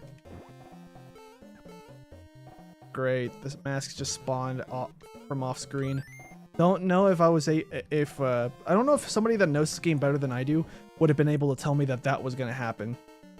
Okay, so I've done it before where, in theory, I can actually defeat Birdo with these, with relative ease. In fact, without even getting hit. But there it was. And we both took each other out. We're back here, but with 3 hit points, which we've seen that it's not even enough sometimes. Great job. Oh, that was directed more towards myself.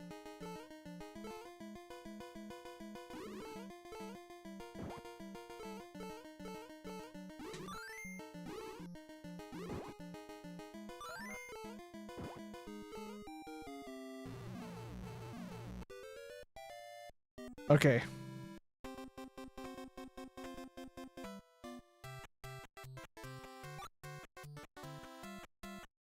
Yeah, now we're in 6-2. The world where I pretty much can't take any damage at all to increase my chances of survival. I could take one hit, but if I take one hit early on enough in the game, in the level, like, it's just not gonna go well for me. Okay, here we go. Gotta get ready. Those guys are gonna be, they're gonna come flying in from the right. I remember there was two, but I guess I was wrong. It's just that guy, and then another one spawns in after. I think it's after this platform they spawn. Okay, yeah, that one's not even a threat. This could be a threat if you're not ready. Jeez, that was... You could tell from the way I was jumping probably that I went into panic mode. Because that part did not play out how I thought it was going to. That's the end of that level. Well, not really. There's still the boss fight, which is actually easier. Say that, then I just gave Birdo a free hit.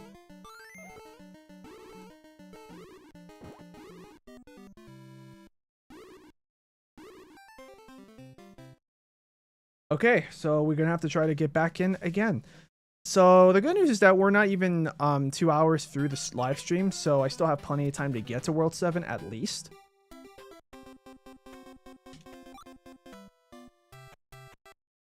Hold on, I'm gonna pause the game and I'm gonna Google how the heck the chance thing works. I'm gonna turn on the fan meanwhile.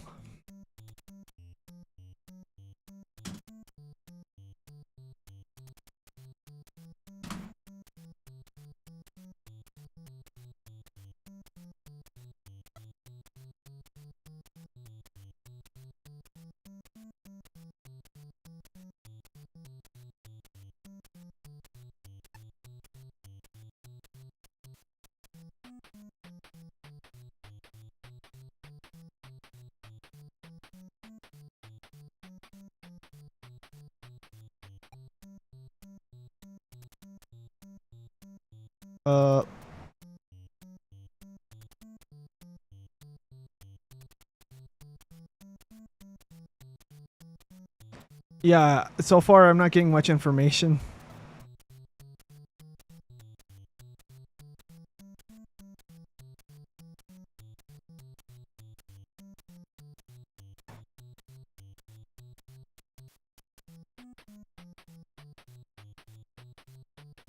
Okay, after completing a level, you'll be rewarded. Yep, the goal here is to play.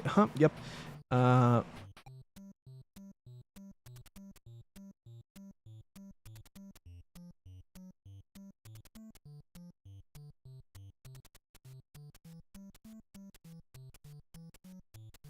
Okay.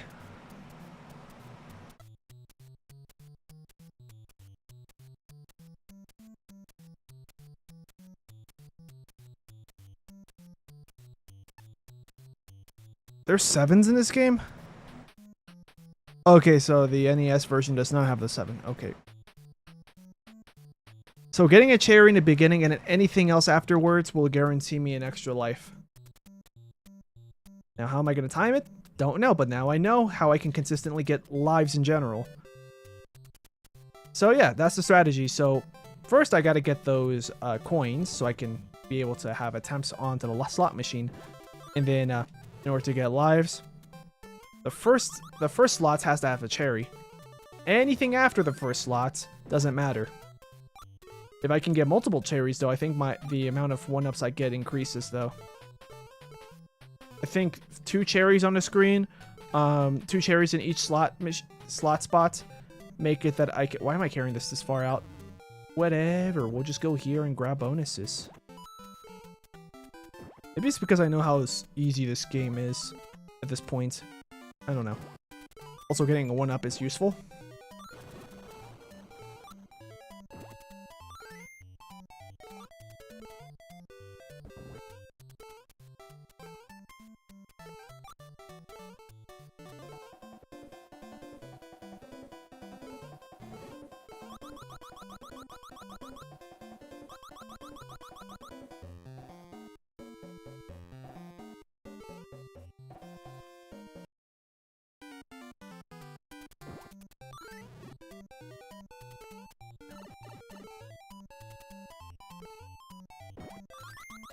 Alright, with 1 hit point, we can still beat the first level.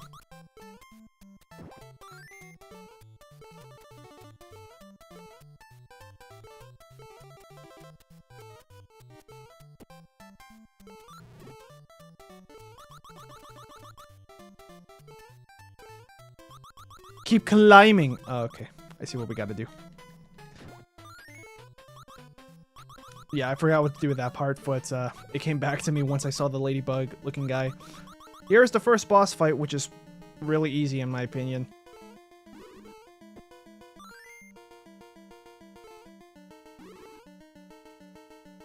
Because Birdo fires their eggs very infrequently. Like, it's every once in a while, which means you get plenty of time to grab, come down to the floor, approach, and throw. Even the second Birdo variant, that fight doesn't really happen.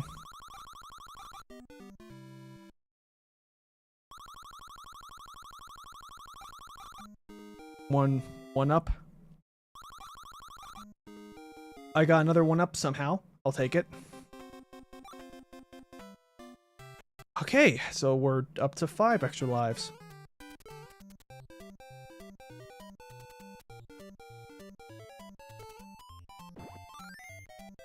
Okay, now we fly.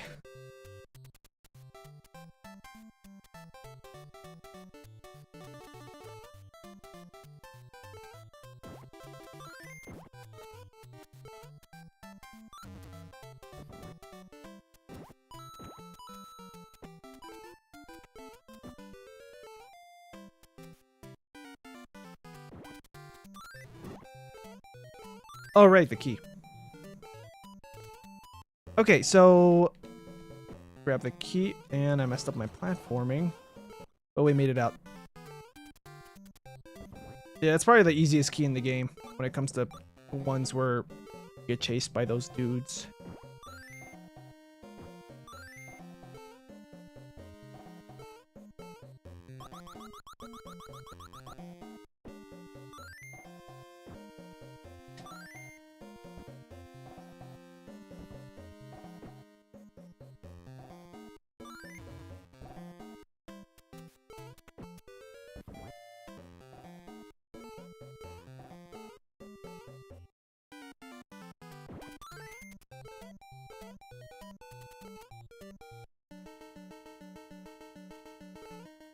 Four hit points. I have more than you, actually. Yeah.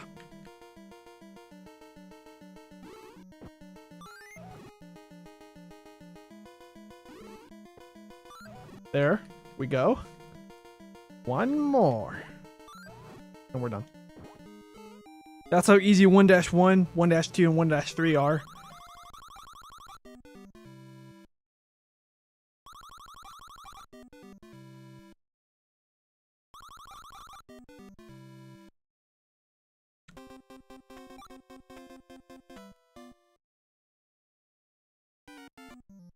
I need to see what the strategy is to actually get the first cherry.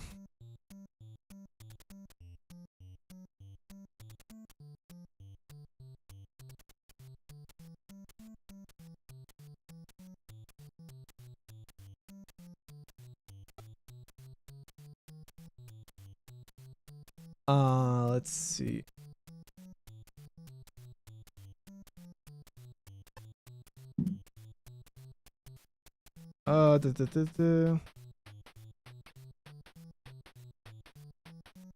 Doesn't say any strategy.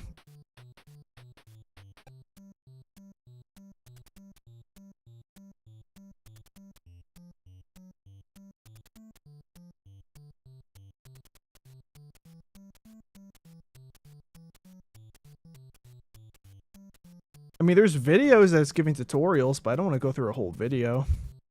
I was hoping there'd be a written guide or something.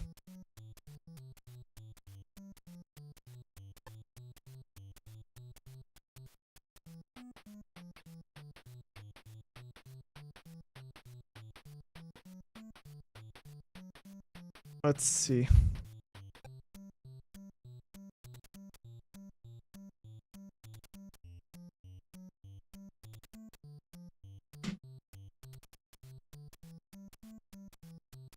So there is a strategy, but the problem is that the slots are so fast that most people are not going to be able to get cherries consistently. Because there is a rhythm to it.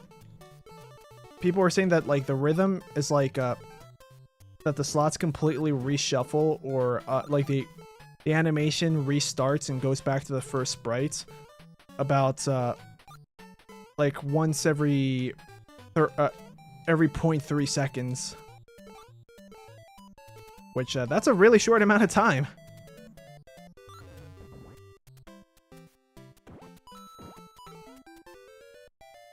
World 4. We'll continue as Mario. Come on, Mario! That was close.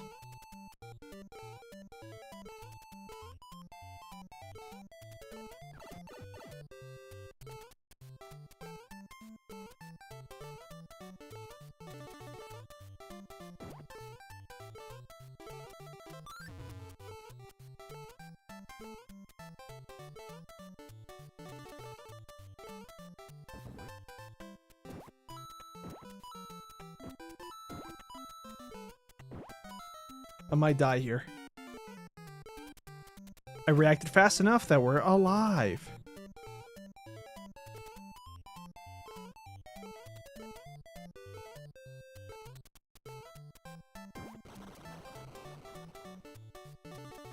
Okay. So now the hard part of the level's coming up. Oh, you know what? I'm gonna have to skip you.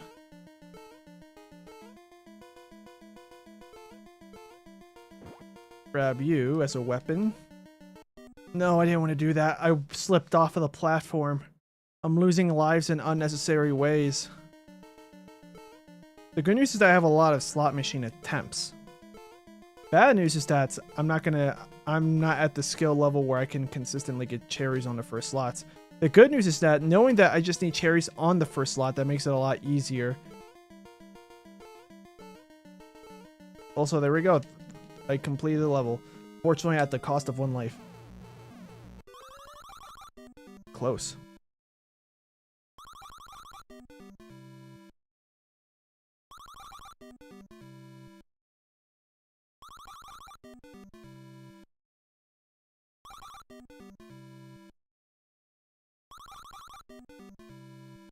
All these attempts, and they're all getting thrown away.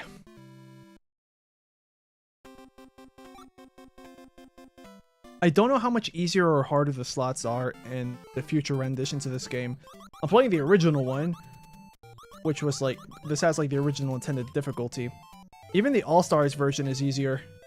Like the rewards for getting matches and stuff apparently are better than in this version, which makes the game easier.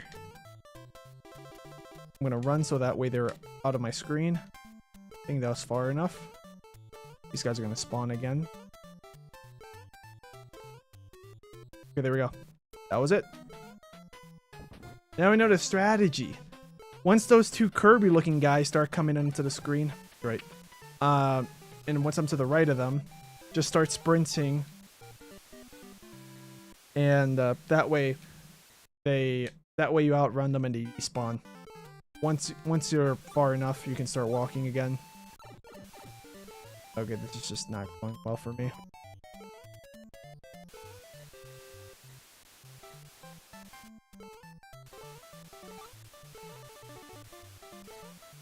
Oh, that was close. I didn't want that to happen. Yeah, there's this version, which is on the NES. Then they made a remake of it on the Super Nintendo, the SNES, which is in a bundle or in a collection called Super Mario All-Stars. Not to be confused with 3D All-Stars, which is the one that came out for the Switch that has Super Mario 64, Sunshine, and the first Galaxy game. And I think all the games that come on the original All-Stars that came out on the SNES, the graphics look better because the pixel art looks better because they no longer have the limits of the NES, rather the SNES. The thing is that with the SNES, I wouldn't be surprised if they took advantage of its improved hardware and they made the physics better for like pretty much everything gameplay related. And then there's a Game Boy Advance, which I think they overall made it just easier in general. I think I remember the physics being similar to how it is here, but not the same. It's been years since I played my Game Boy Advance version of this game.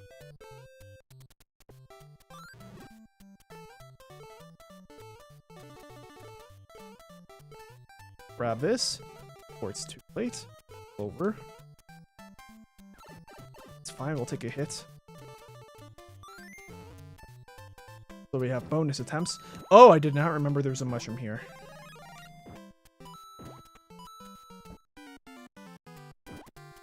Perfect. There's a 1-up. I think in total, as far as I know, I think there's, including this version, 3 versions. This, the first re-release on the SNES,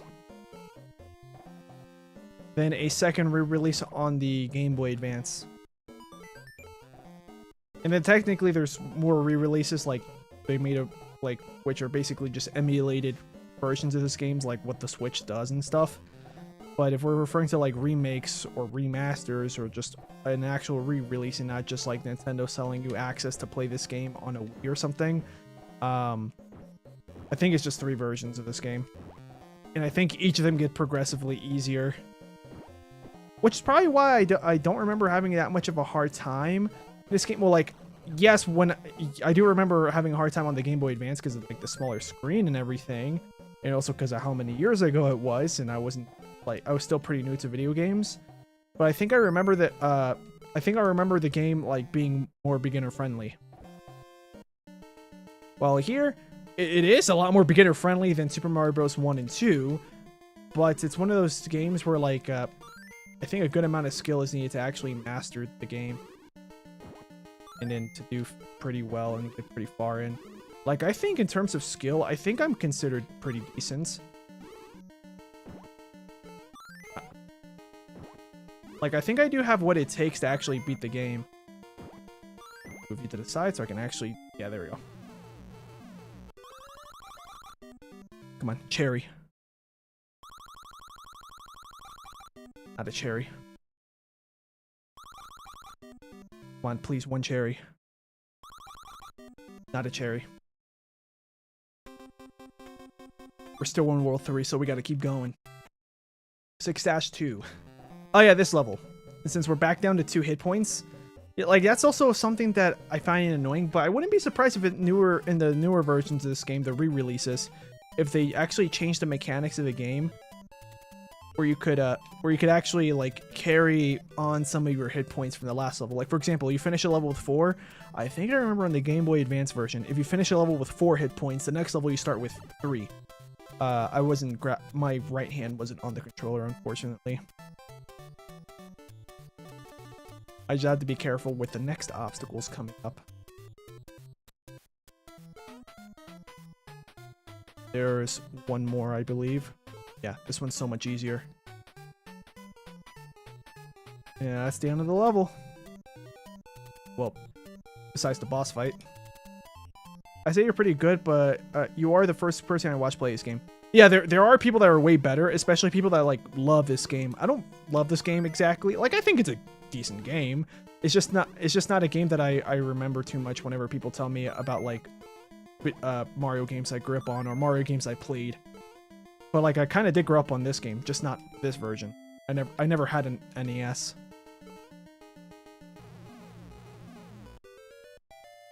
That's fine. No bonuses, but 4 lives.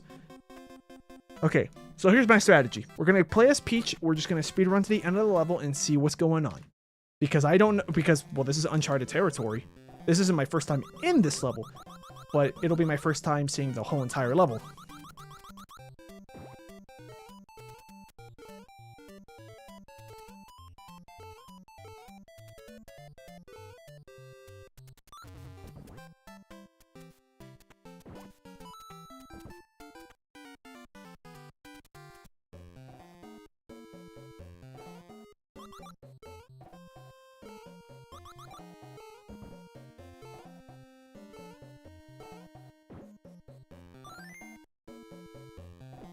That might be too far away. Oh no, it was a perfect distance. Let's jump you. Carry on with their lives.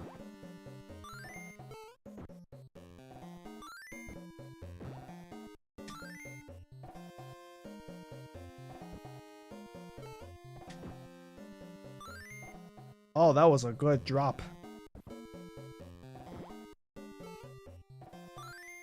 And let's just carry on. Oh yeah, this part is easy.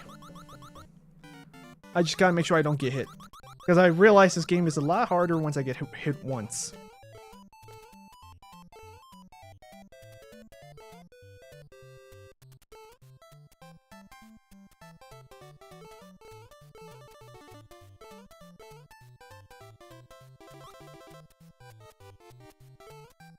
Also, the way that the screen scrolls, it's pretty iconic for this game in particular.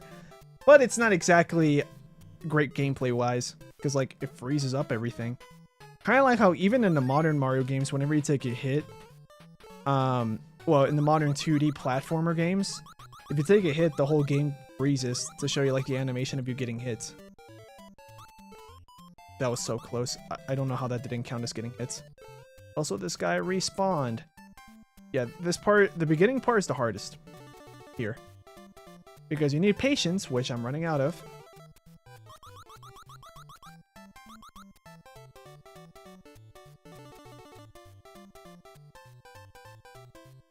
But I could just use this guy as an elevator. Go to the right side. And boom. There we go.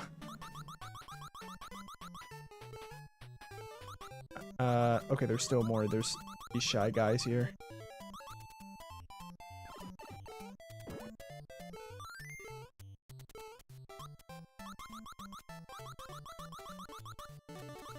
Anything here? Blocks I can use to platform. Now I have to wait for this guy to come down. Yeah, they're really slow when they don't see you. Or when you're not on their vine. Now we're going this way. I don't remember what's at the top of this.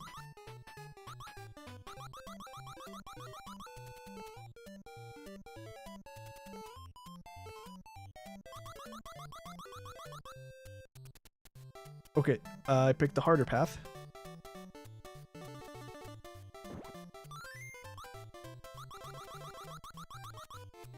I don't know. I don't think there's any reward for me taking the harder path, by the way.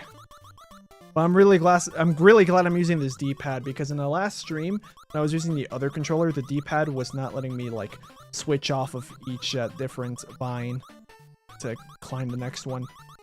Like, sometimes it would grab it and sometimes it wouldn't, because the D-pad, I think, is breaking on the other controller.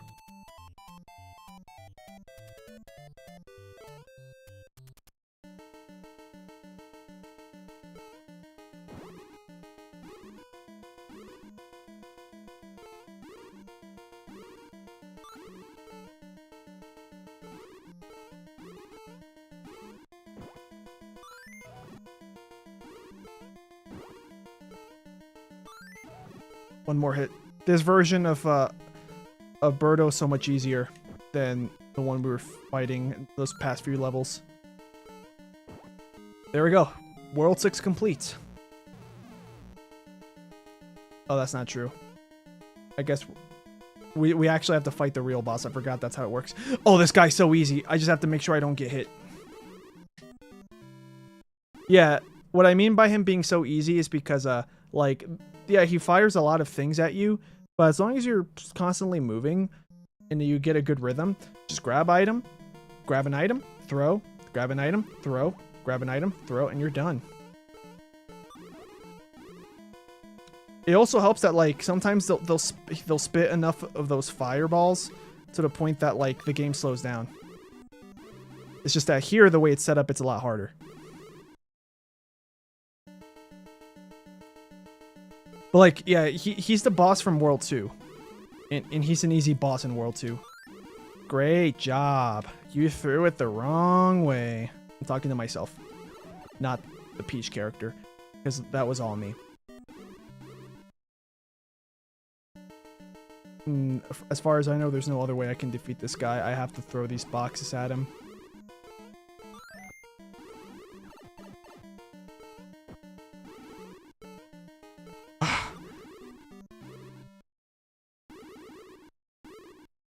there's a rhythm to it. I just don't know what it is. Please, let me defeat you. I want to get to World 7 so I can Google how to warp to World 7.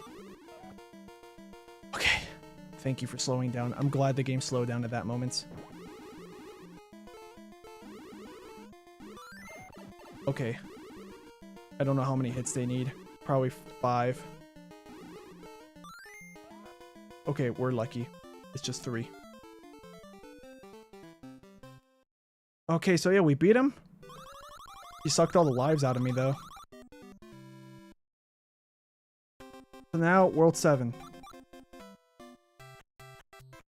Okay, now before I continue, I might play the safer option and play as Mario. I just want to see where the warps are. If there is a warp.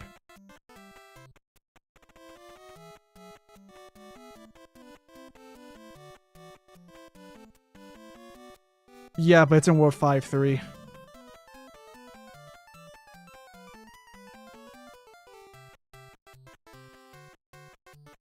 Jeez. I don't know how I'm gonna do this. Because, like, because I have to get to World 5 in order to beat the game. I'm gonna play it safe and play as Mario. It's just this and another... Yeah, it's just this and then another world after it. So, unlike the other worlds where it was 1, 2, and 3, and then the game ends, this is 1 and 2, and then it ends. Okay, I have to remember I'm not Peach.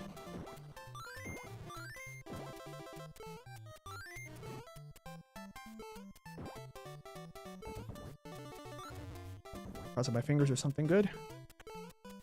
There's a coin attempt.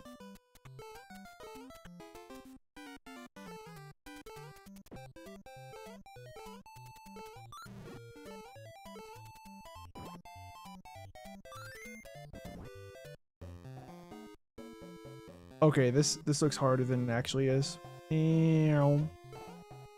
That's all I had to do.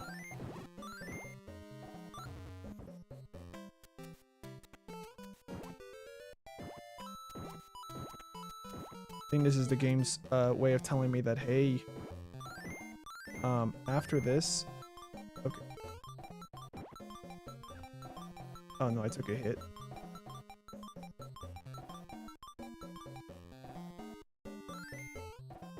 I don't know what this is for.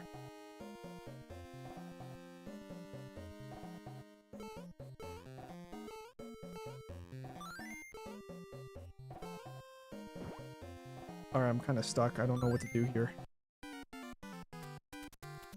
Am I supposed to go down one of these?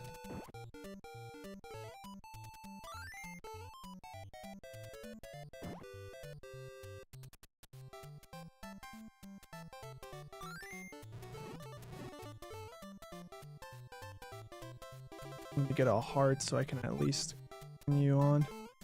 Okay. I'm gonna Google where to go because I don't remember how World 7 works.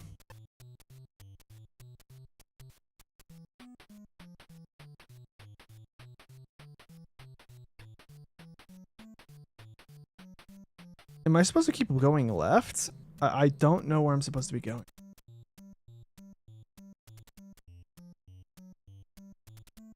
So I started there. Yeah, I don't know what's going on here.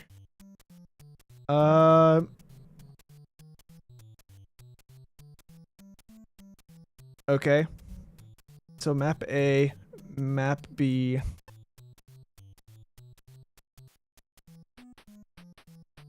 What rocket? Okay, so apparently there's a rocket back in the beginning of this. That is the kind of a downside of, like, not being able to know what's going on. Oh, come on! I wanted to jump. The good news is we have continues. I forgot about that. But yeah, I think it is worth it going to the right to get a 3rd hit points. So yeah, apparently there's something here that I can pull to get a rocket out of.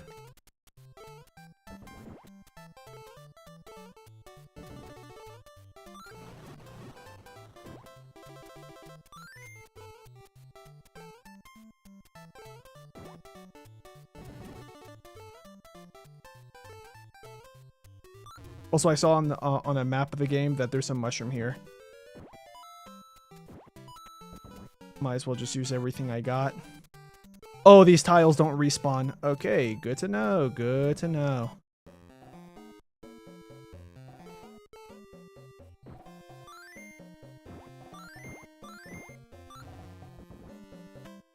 Well, that means we can get 4 hit points here.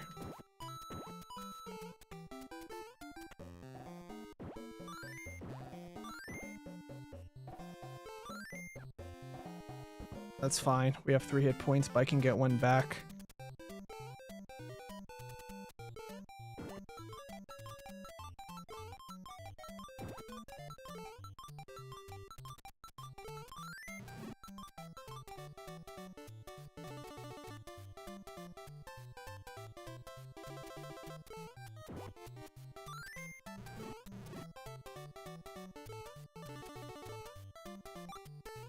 Okay, gotta be careful. Oh, okay, the tiles respawned.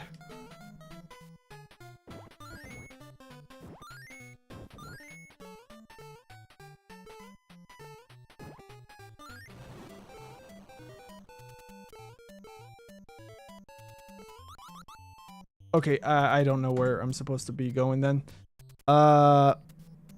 Let's see. So map A. Okay, move ahead right away. This. If you go another way, after first visiting the far right, you've come to.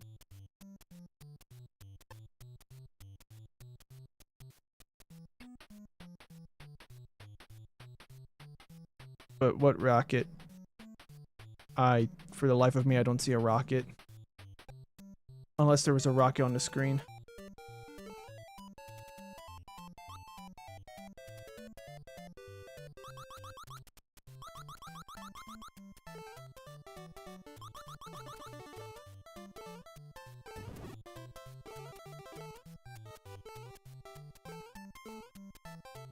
Yeah, I don't know where the rocket is.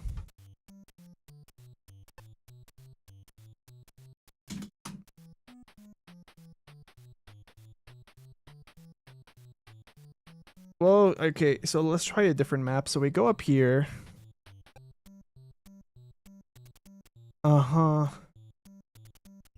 These are all turnips. So which one of these is the rocket? Apparently I can keep going left, but how do I keep going left? Do I have to ride these guys? Probably. I think that's what the game wants me to do. Yeah, the strategy guide I found online was not helpful.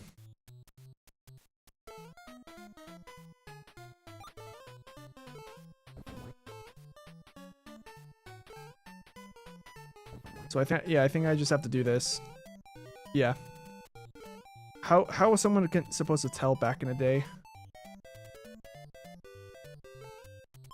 And then this is the rocket. The next Mario game will be Mario 3. Yep.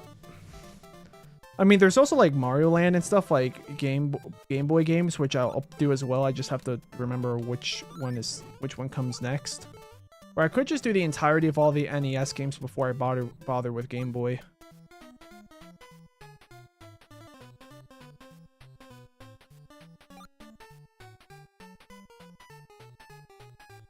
Okay, this level design is actually surprisingly easy. Oh, I see the problem.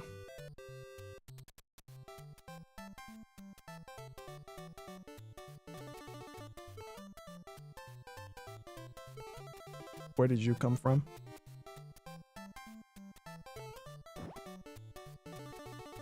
We'll use you as a weapon. Oh, look, the ninja despawned, and now you're there. Great, great. Great, just fantastic.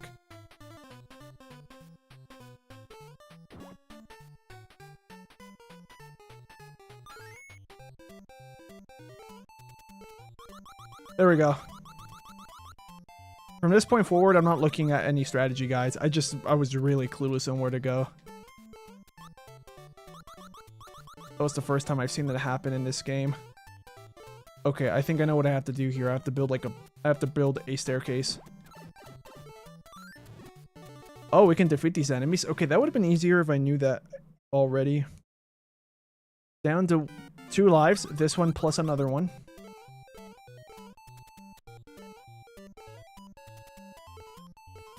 Okay, this is getting stressful. It was getting stressful because I didn't immediately grab the ladder like I wanted to.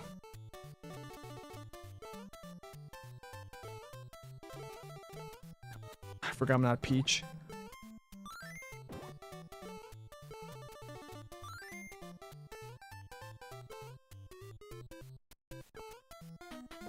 What was that knockback?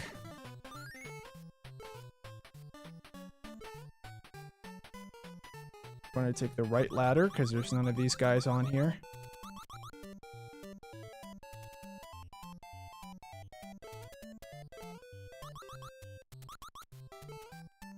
That might be the end of the level. It's the end. Who are we fighting? Birdo, but which version? This one, which I've never seen before.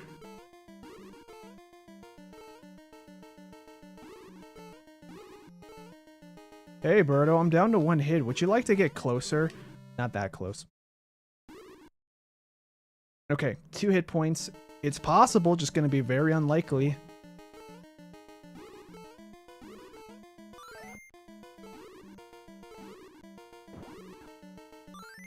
Oh, jeez. I didn't know I had 4 hit points. That's perfect. I thought I only had 2.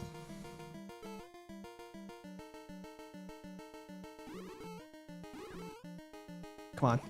There we go. What are you doing? Come on. We still have, I think, actually that might be GG's. No, we're still good somehow. Somehow we're good. Yeah, I don't like how close I'm cutting it. I do have time for another attempt, but I really would not want to, like, trudge my way all the way back here. Because World 6 is by no means easy for me.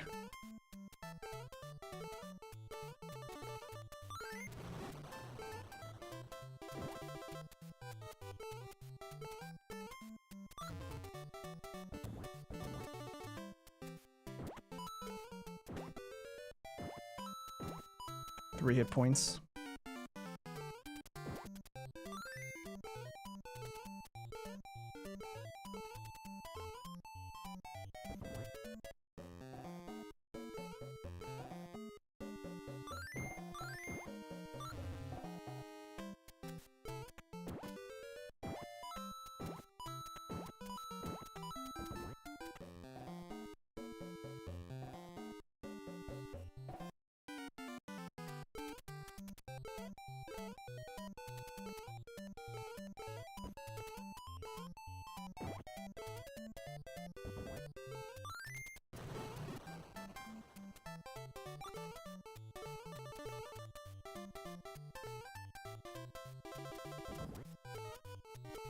Like, once you know what to do, this part is actually easy. The difficulty is knowing what to do. Like, they don't really give you any hints or anything.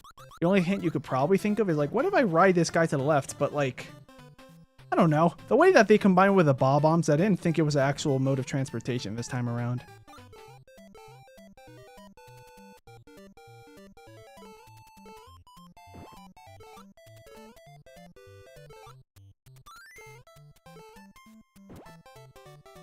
Okay, that's too high up.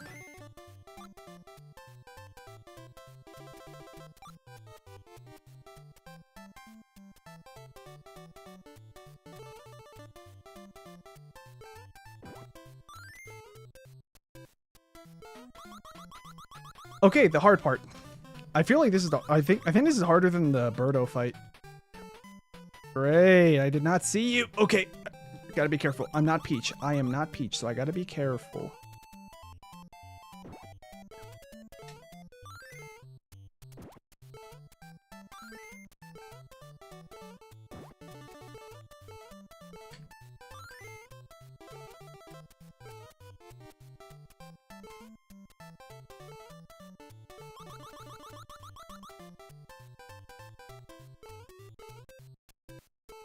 I don't know how I didn't get hit by that, but thank you.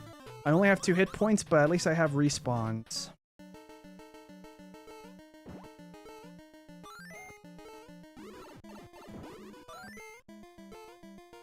Okay, Birdo, I need you to step away. Still need you to step away. Please tell me. Ah, I really did not think you were gonna fire. I didn't have the sprint button ready for that. I have 4 hit points though, but I almost saved a life.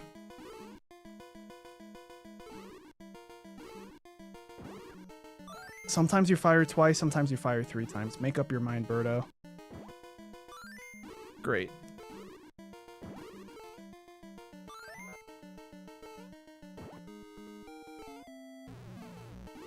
Oh, and then she respawns. Or they respawn.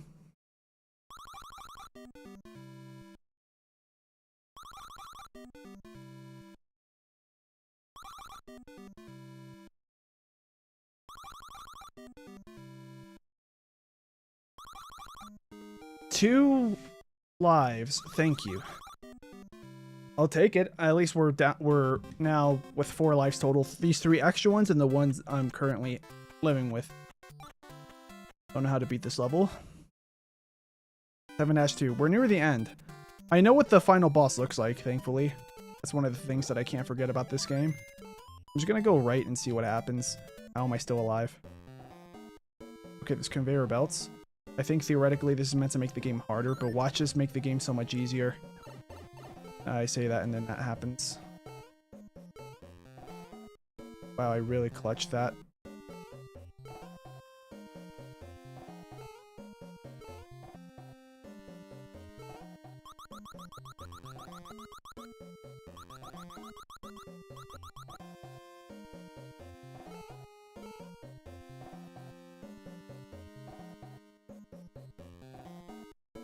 Is this the only game without Bowser? Yep, that's true. Well, okay, there's probably other games without Bowser, but out of the main games that I've played, this is the only one I can think of that doesn't have Bowser in it.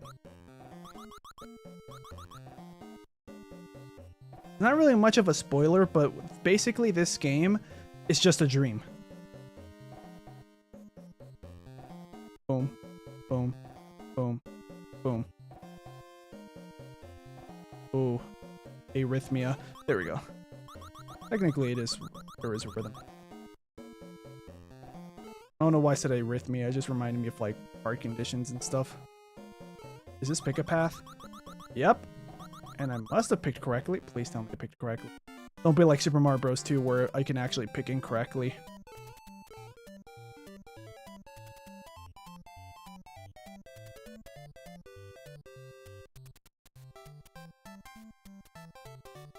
This might have been a shortcut this whole time. Yeah, I'm not gonna bother with you. We're just gonna keep going.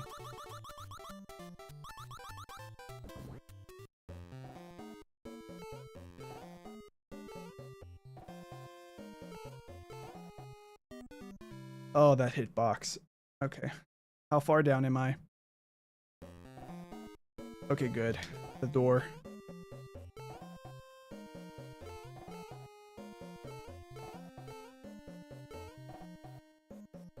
I don't want to do that part again, but I probably will have to. Climb! Because how many times I'm slipping off of the platforms. Come on, hurry, hurry, hurry. Okay. Because how many times I keep scrolling the screen up and down, it's not doing me any favors. Okay, I can't grab that for some reason, so we're just gonna... What are you doing? Okay. Right. I did not know that was gonna be there. Okay, this life and one more.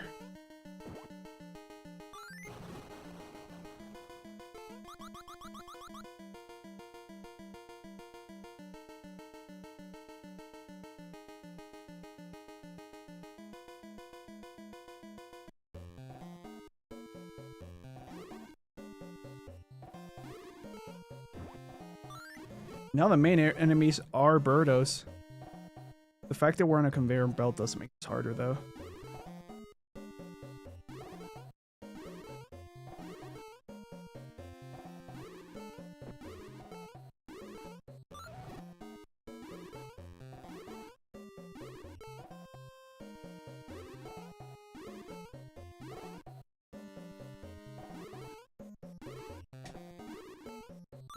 One more. I somehow dodged everything. Oh, so close. Okay, we have to go left. Oh, you could use this as a weapon. I forgot about that.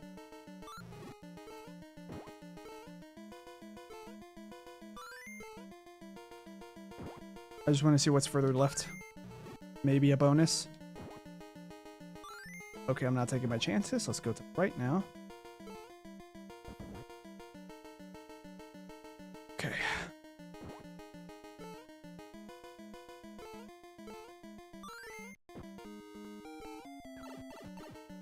Oh my god, I forgot about that. Yeah, I think I remember that guy being a bad guy at some point, just didn't know when.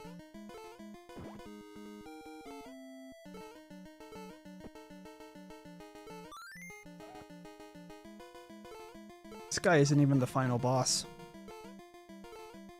That's why I didn't remember him. And that's GG's. We have to get back to World 7. Good news is that World 7 is actually not that hard, except for when you enter the buildings.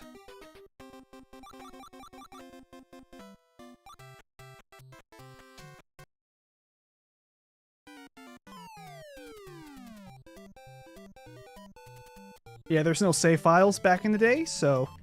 And there's no codes either to put in to be like for example, you get to World 3 and the game tells you, enter this code so you can get back. Like, that doesn't exist here.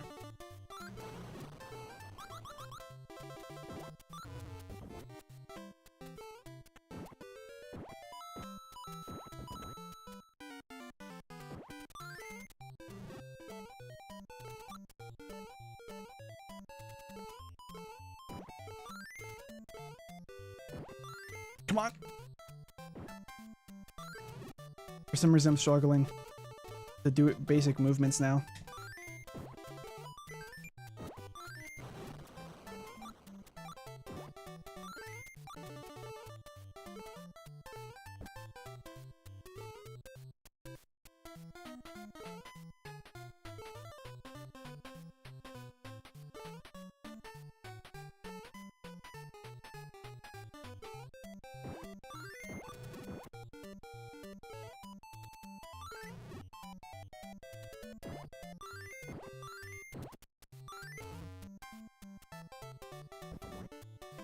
I went too far to the left.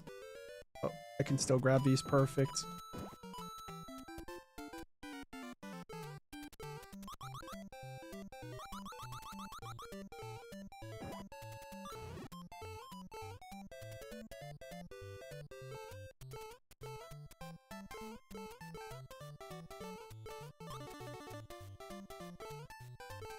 I don't know how the ninja got there, but okay.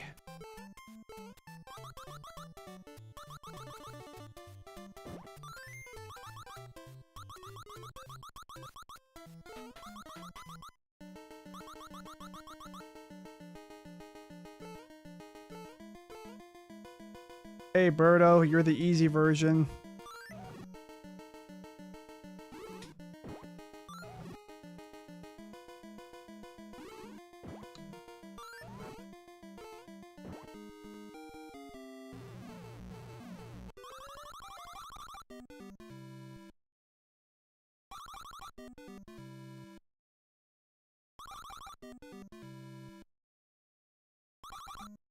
We got one up.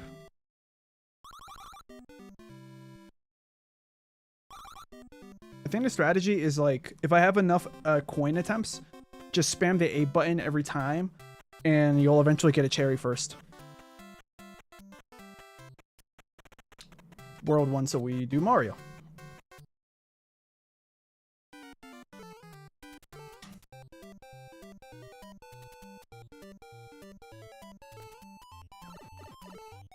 Oh.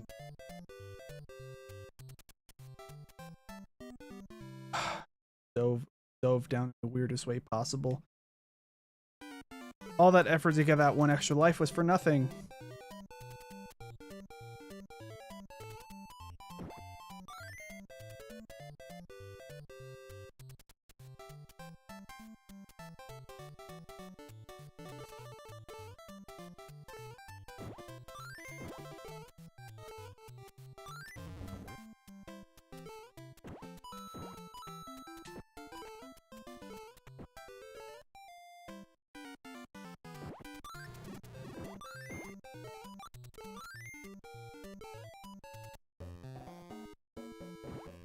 I keep forgetting to do this stage as Luigi.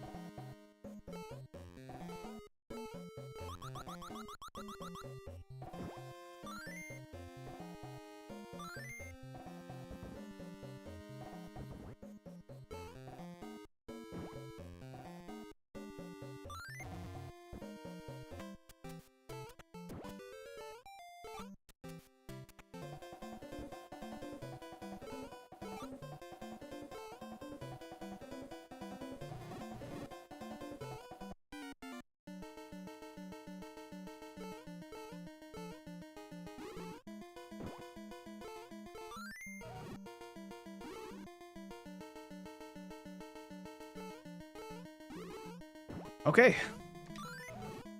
One more.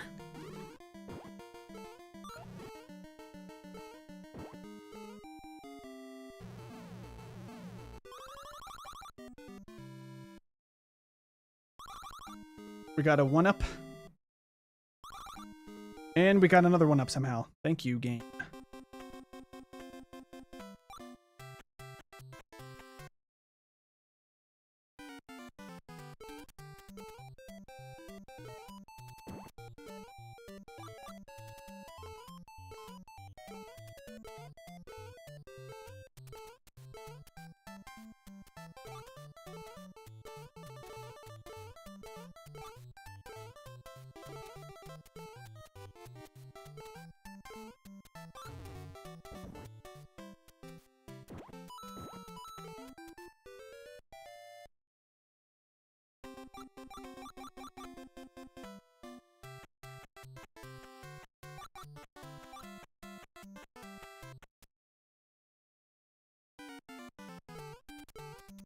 I think it's probably more worth it just to warp to World 6 every time.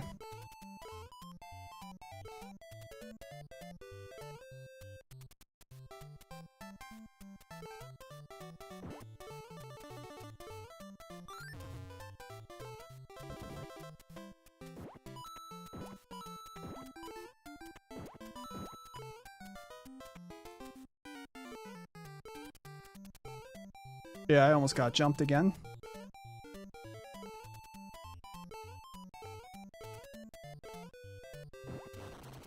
Okay, rocket.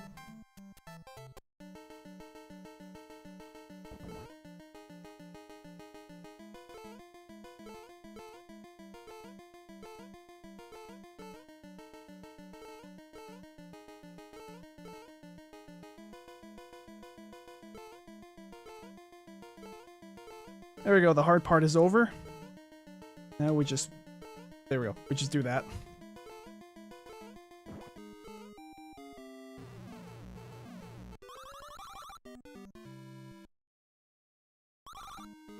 One up.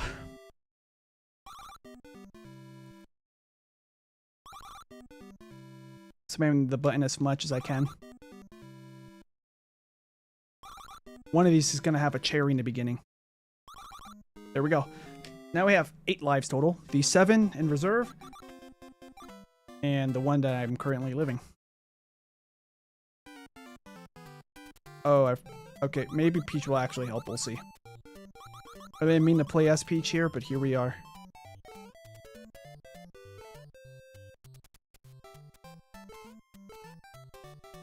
That was so close. I have no idea how I survived that. Now we hold sprints. Now we just walk again. Okay, there we go. That's it. Yeah, that part is a lot easier as Peach. I have a feeling this level's going to be a lot easier as Peach.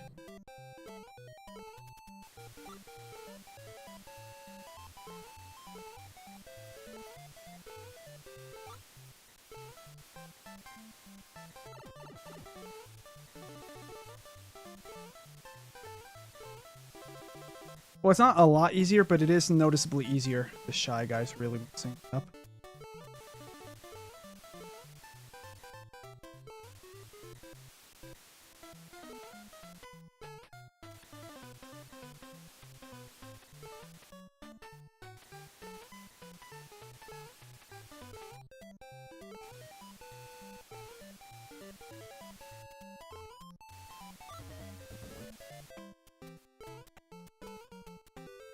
World 6. We didn't lose a life. We got close, but we didn't lose a life. We might lose lives to the Birdo fights here, though. We'll find out.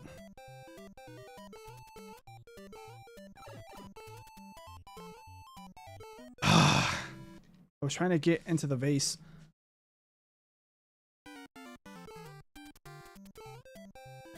Why? I'm not trying to use him as a platform.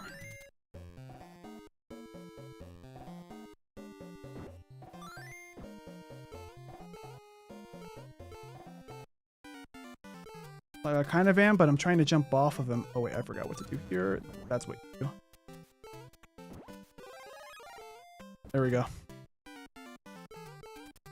That was so close.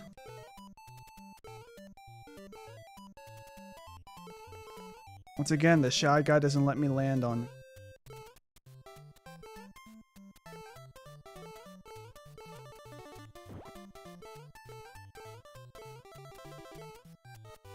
There we go, that's how I'm supposed to do that part.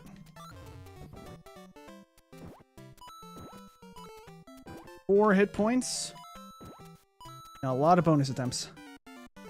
I don't think any of these is going to be like a secret bonus right yet.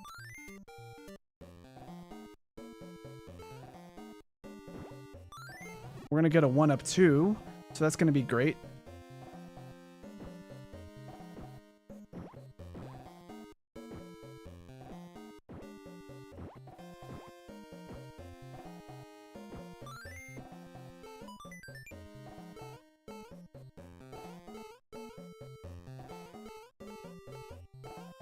There. Now we go down here.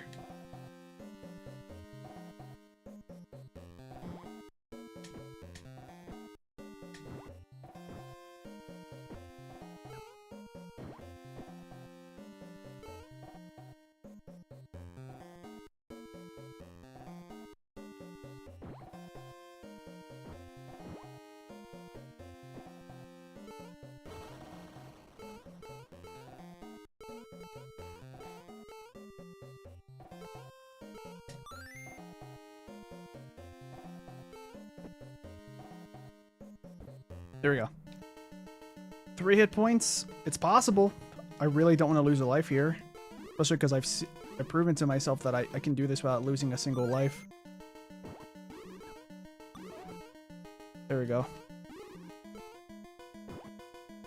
1 more. I could theoretically just take a hit here. Yeah, like that. Okay. Spam the button. Keep spamming. One of these is a cherry. Please. Last one be cherry. No. I think that's the last level where I realistically feel comfortable getting all those power-up coins. All those chance coins.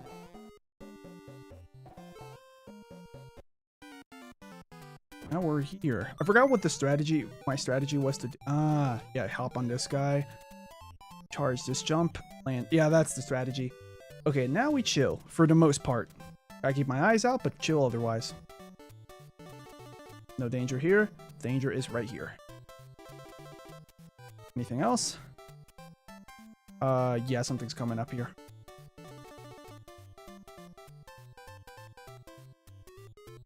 Okay, the real danger starts now. This is not really danger. Neither is this. In fact, I probably could have just crouched. I forgot what I do there. The important part is that I keep finding ways to live. Okay.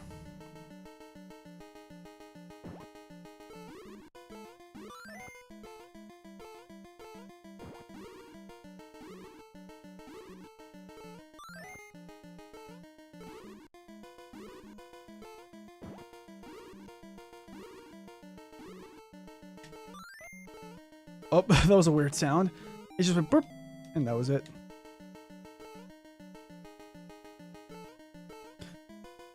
Is there anything down here? Nope. No bonuses, but it's fine. This is the most amount of lives I had in any attempt, I think. Okay. I'm forgetting what's in World 6-3. That's the only downside of getting to this, like, I don't really remember much of what happens here.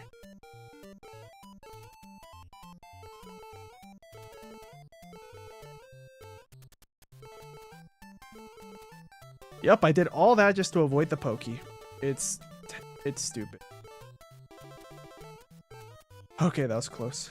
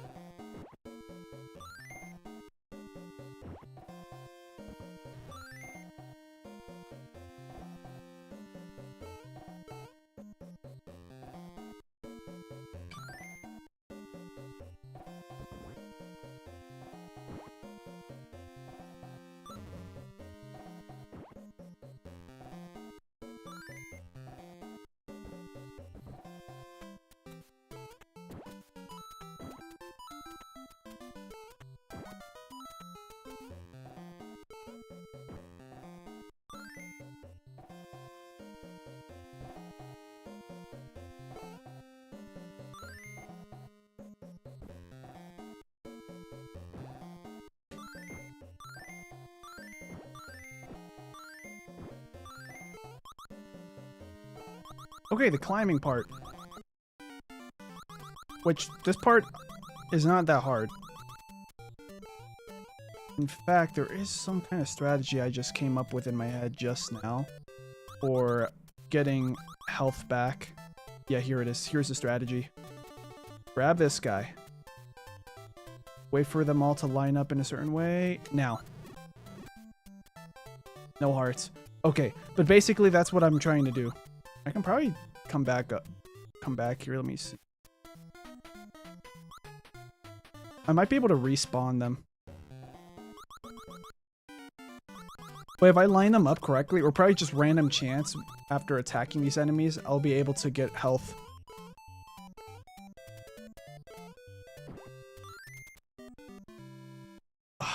Okay, that's very janky. I could tell the game was not programmed to have me die like that. Apparently, if you throw your enemy while scrolling the screen up or down at the right time, you'll die.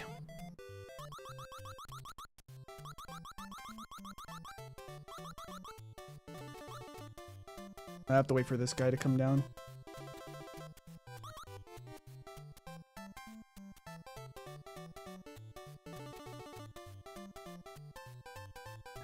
Of course. I also realized I didn't take a hit yet at this point during this attempt. Okay. No health.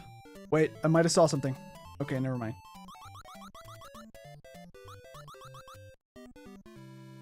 Okay, I'm just gonna play as careful as possible. At least my health is replenished.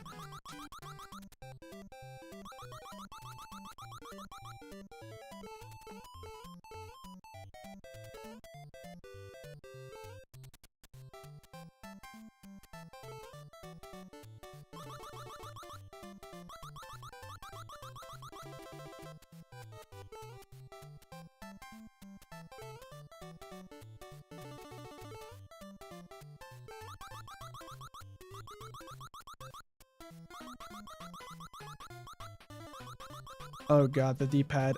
It's not even me messing it up. Yeah, it's not even me that's messing with the D-pad or anything. I'm just, my hands are getting really sweaty.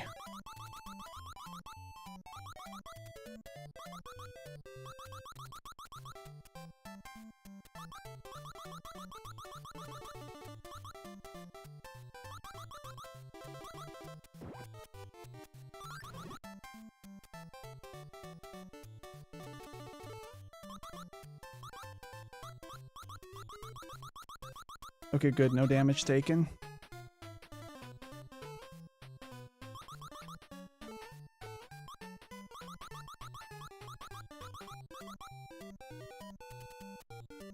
Is your favorite character to play as in this game? Probably Peach because of her floatiness, but Mario has a better jump height. So I like Peach in most scenarios, but there are certain jumps that Peach can't make unless she super jumps. So unless I make her do this, she can do all the jumps. So only if I make her do that, then she can actually do all the jumps that Mario can. But Mario doesn't have to do that for pretty much most of the jumps I normally do as him.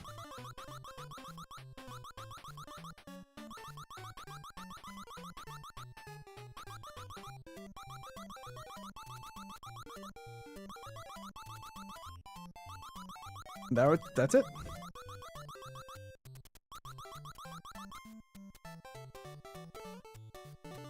I think there's a boss fight here. The snake, I think.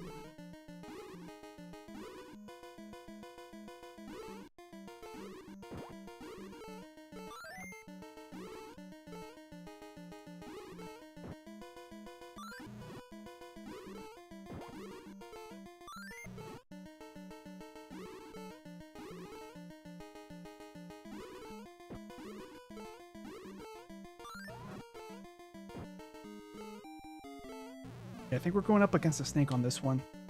Yep. See, like, Mario can make this jump, but I have to do this as Peach.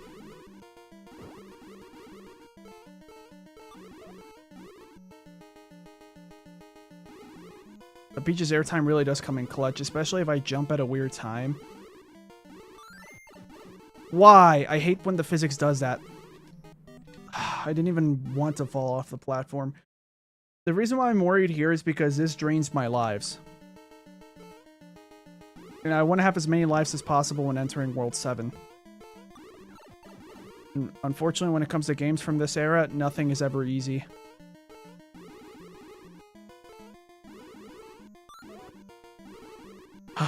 Jeez. The times that they fire is weird. We did it, though. We only lost 1 life out of that. So we have actually 5 lives in total. The 4 in reserve and the 1 that we're currently using. Okay, forgot about the bonus. Spamming the A button. No. Okay, I'm trying to remember. Here, I'm playing as Mario. Right? Yeah, because we just finished World 6. This is 7.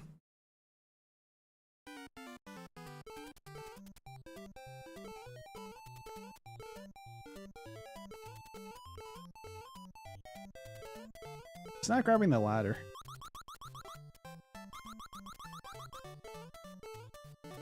That was so close. Oh, okay, that was even closer.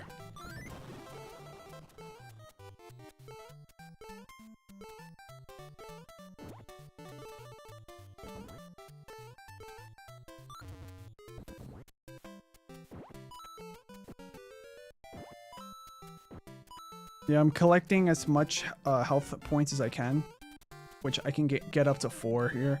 But the reason why I'm trying to get 4 is because the second part of the level, in case you guys don't remember.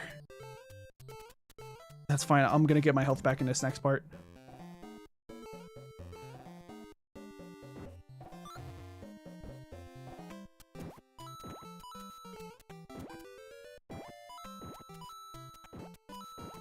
Gonna be a lot of bonus attempts now.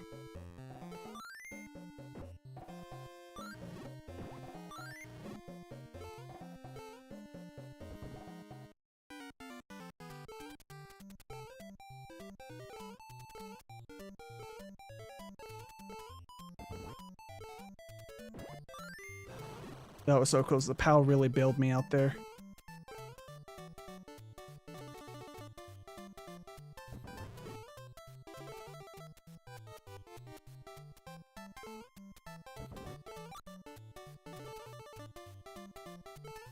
There we go.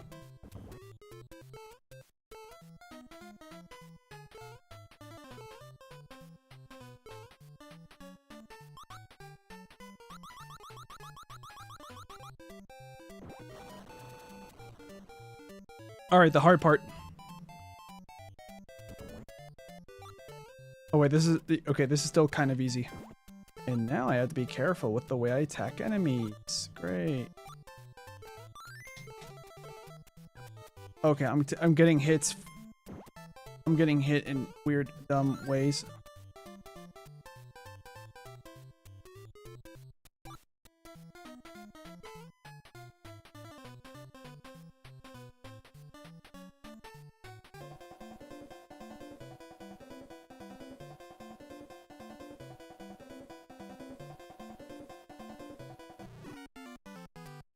Yeah, that start came in clutch. Taking all these hits. I don't know any other opportunities where I can actually destroy enemies. I have to remember, though, that those electric enemies that orbit, they can be killed.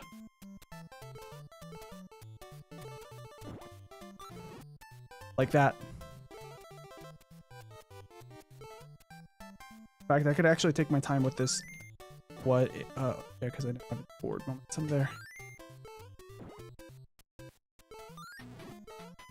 There we go.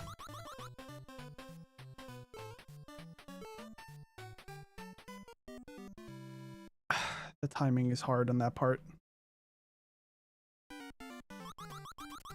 We're back here with 4 hit points at least, so we can just speedrun everything here. Wait for the next cycle.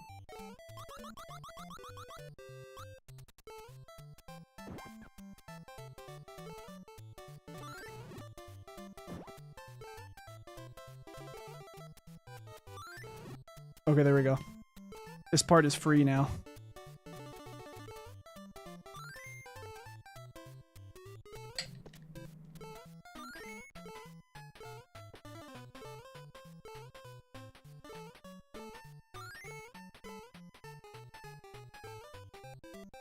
Oh, apparently we need one more.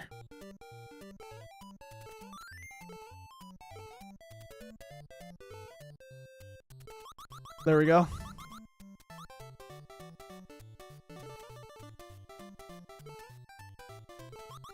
Three hit points. We can do this. If I remember correctly, this variant of... Oh, right, yeah. This is easy. I'm not Peach. I have to be careful.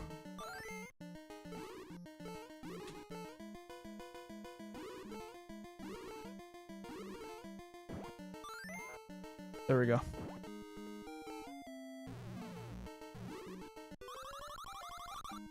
One up. I'll take it. Spam the A button. Nope. Come on, please, cherry. I'm going to spam a little bit slower. Okay, I'm going to spam faster again. There we go. Spamming as fast as I can. I keep getting turnip whenever I spam super fast. At least my lives are back up. Yes! 7 total. Okay.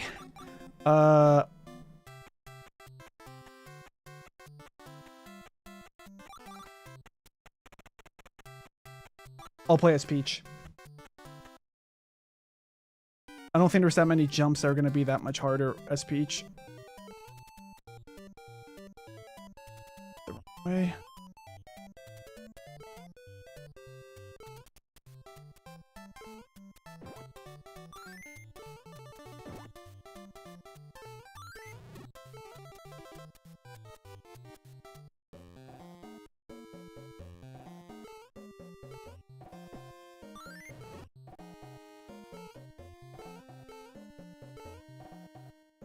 Yeah, that part's a lot easier as Peach.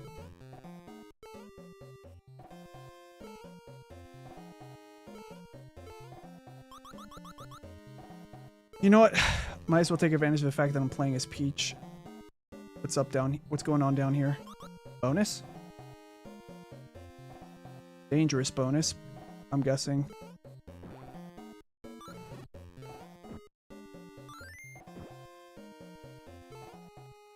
It might be worth it.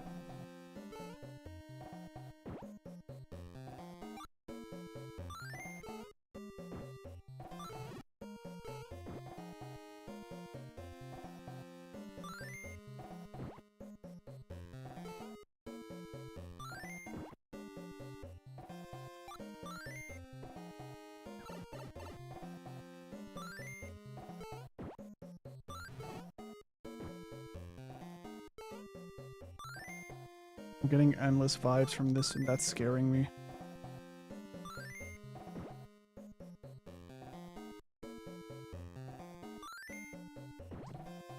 I might be dead. I got health back because of a great hit that I just did. Or what is this? Oh, great. I don't know what this is, but it's very scary. Iframe. Iframe it.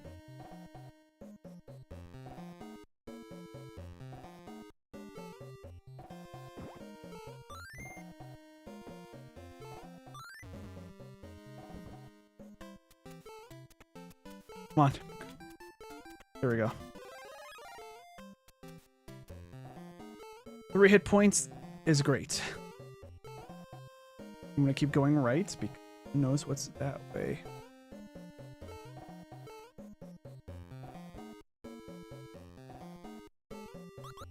This might have also been a shortcut. Kind of.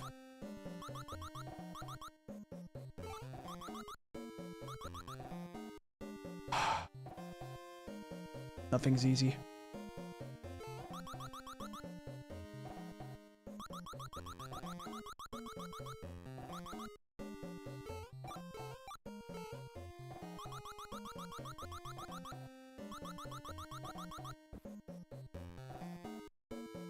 Okay, I recognize this room. Boop, boop, boop. There we go. If you hear me making like rhythmic sounds, it's because that's how I gauge where, like my timing against the enemies.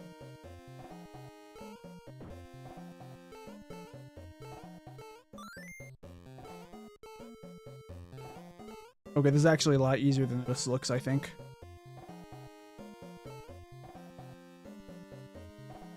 Okay, that part is a little tricky, but it's nothing I gotta worry about too much.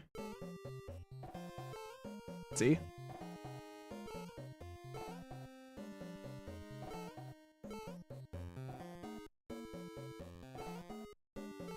Okay, I have to remember the conveyor's going left. Or right, I mean.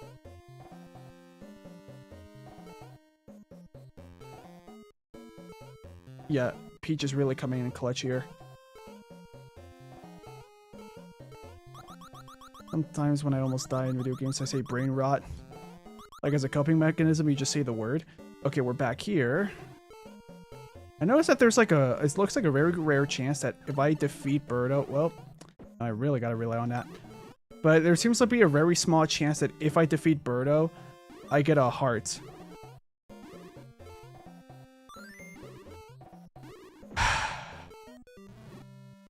Please respawn me at the beginning of this room.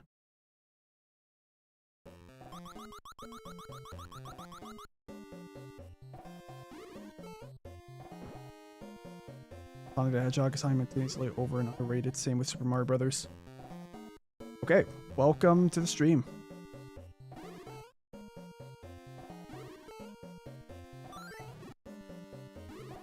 Yeah, because I think this is a pretty underrated game compared to the other Super Mario games from this era.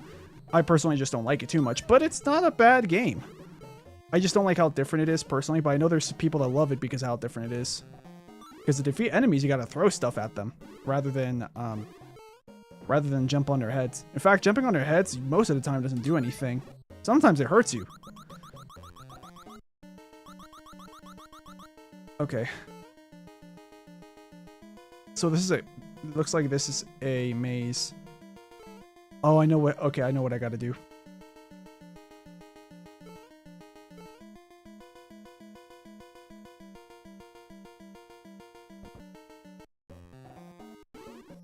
Yeah, get the key from here. I forgot that the eggs can still hurt me.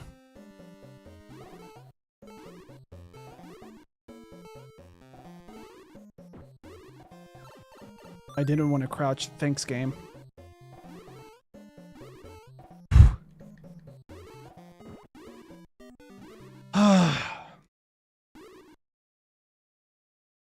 That fight is actually easier than I'm making out to be. I'm just like at the stage of this game where I'm like in pure panic mode if something's like I'm thinking that my movements have to be perfect so I have a better chance of winning. And the second that my movements or my whatever I'm pressing to move starts being weird, I start to panic.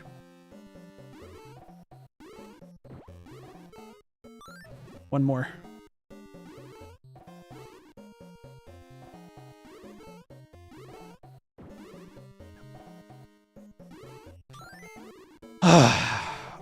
I have not thrown that over Birdo in a while. There.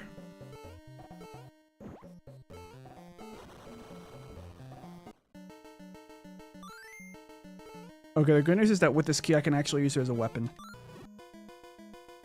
That's a terrible spot. That's a really, really bad spot.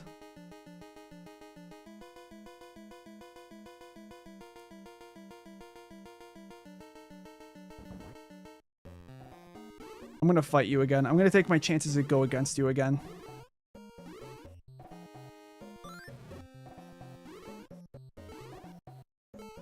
Come on, why do you sometimes jump?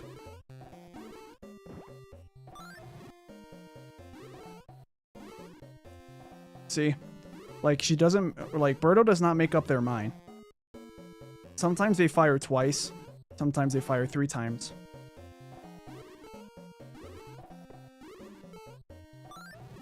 There we go.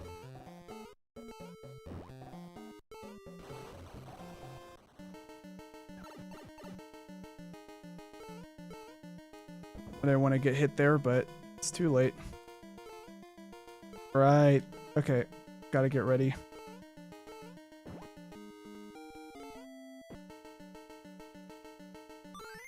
Ah! I wanted to jump, then throw. Pretty sure there's no stun.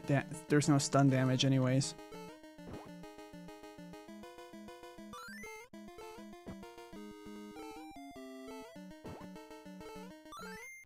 Okay, there is stun damage.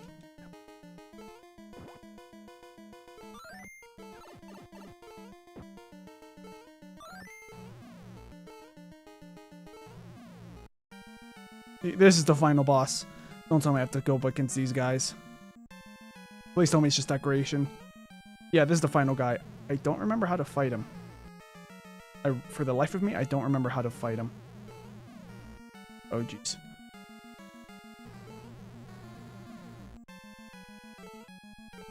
Please tell me it's just 3 hits and he's out.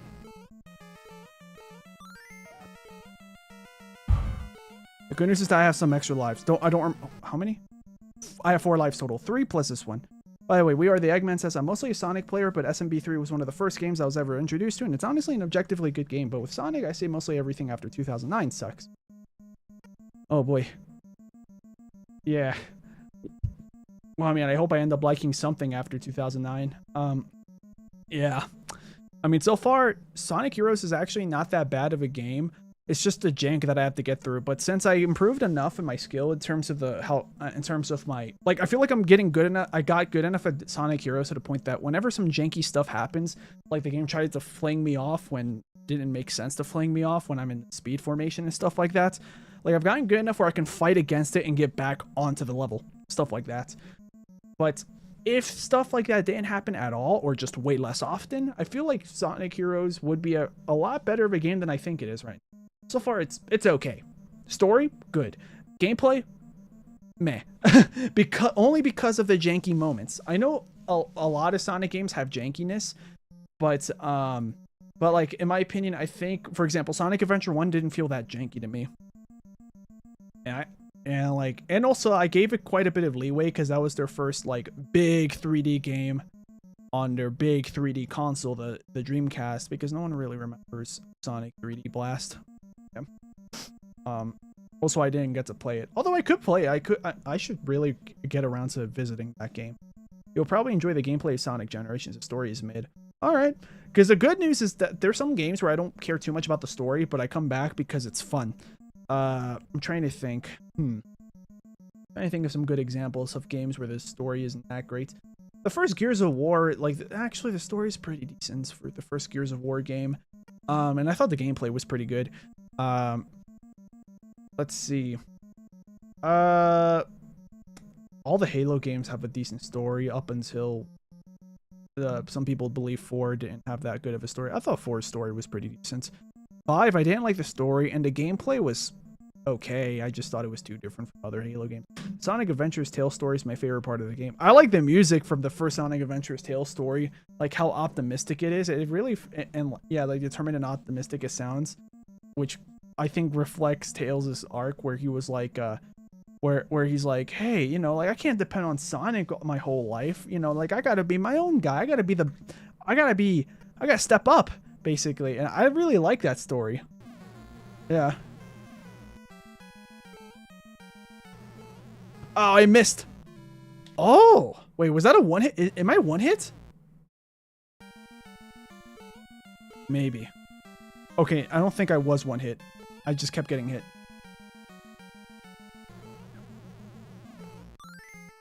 What? Are there some things that don't damage him?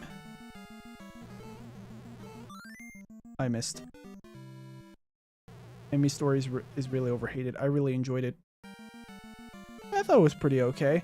Yeah, it wasn't as like interesting in my opinion compared to the other Sonic stories of the game, of the other character stories. But I thought it was all right. Okay, so I can only hit him with red. Got it. You can probably see how this boss fight's pretty hard.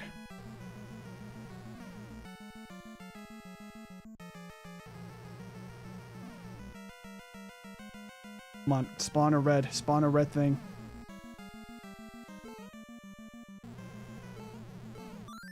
Okay, that doesn't hurt him either. None of these are gonna hurt him. Of course, the red ones spawn and during very dangerous times.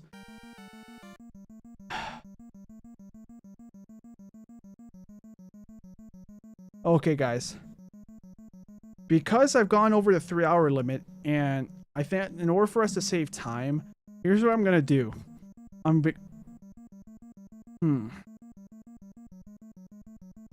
don't know, man. Like, I don't want to go through all that to get back to World 7. Trying to think, what can I do? I could do a save state only this once. I think what I'm gonna do is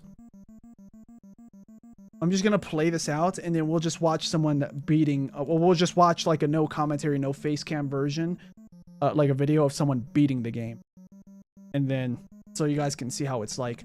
Because like the game is all right. I just personally don't care enough to like get to the end now that we're at the 3-hour mark. Yeah. Also because let's be honest, if you give me like another hour or two, I'm gonna beat the game. It's just that time constraints.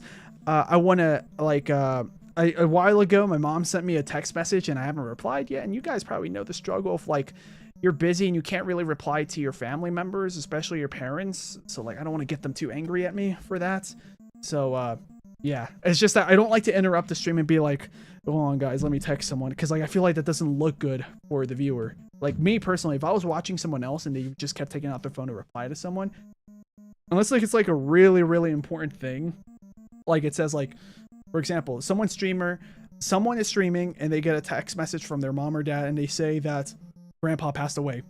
That's understandable. But if it's something like just my mom or dad like asking me, how's my day? Or they ask me, I don't know, like, usually they don't really ask me too much besides how my day. Sometimes they'll just be like, they'll just ask for a favor.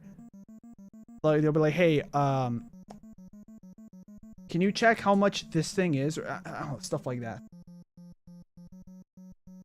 I don't know, that doesn't happen often. I know, for example, my sister, she'll be like, hey, my boyfriend is trying to get a gaming PC, and these are the ones he's looking at. Do you think these are good PCs?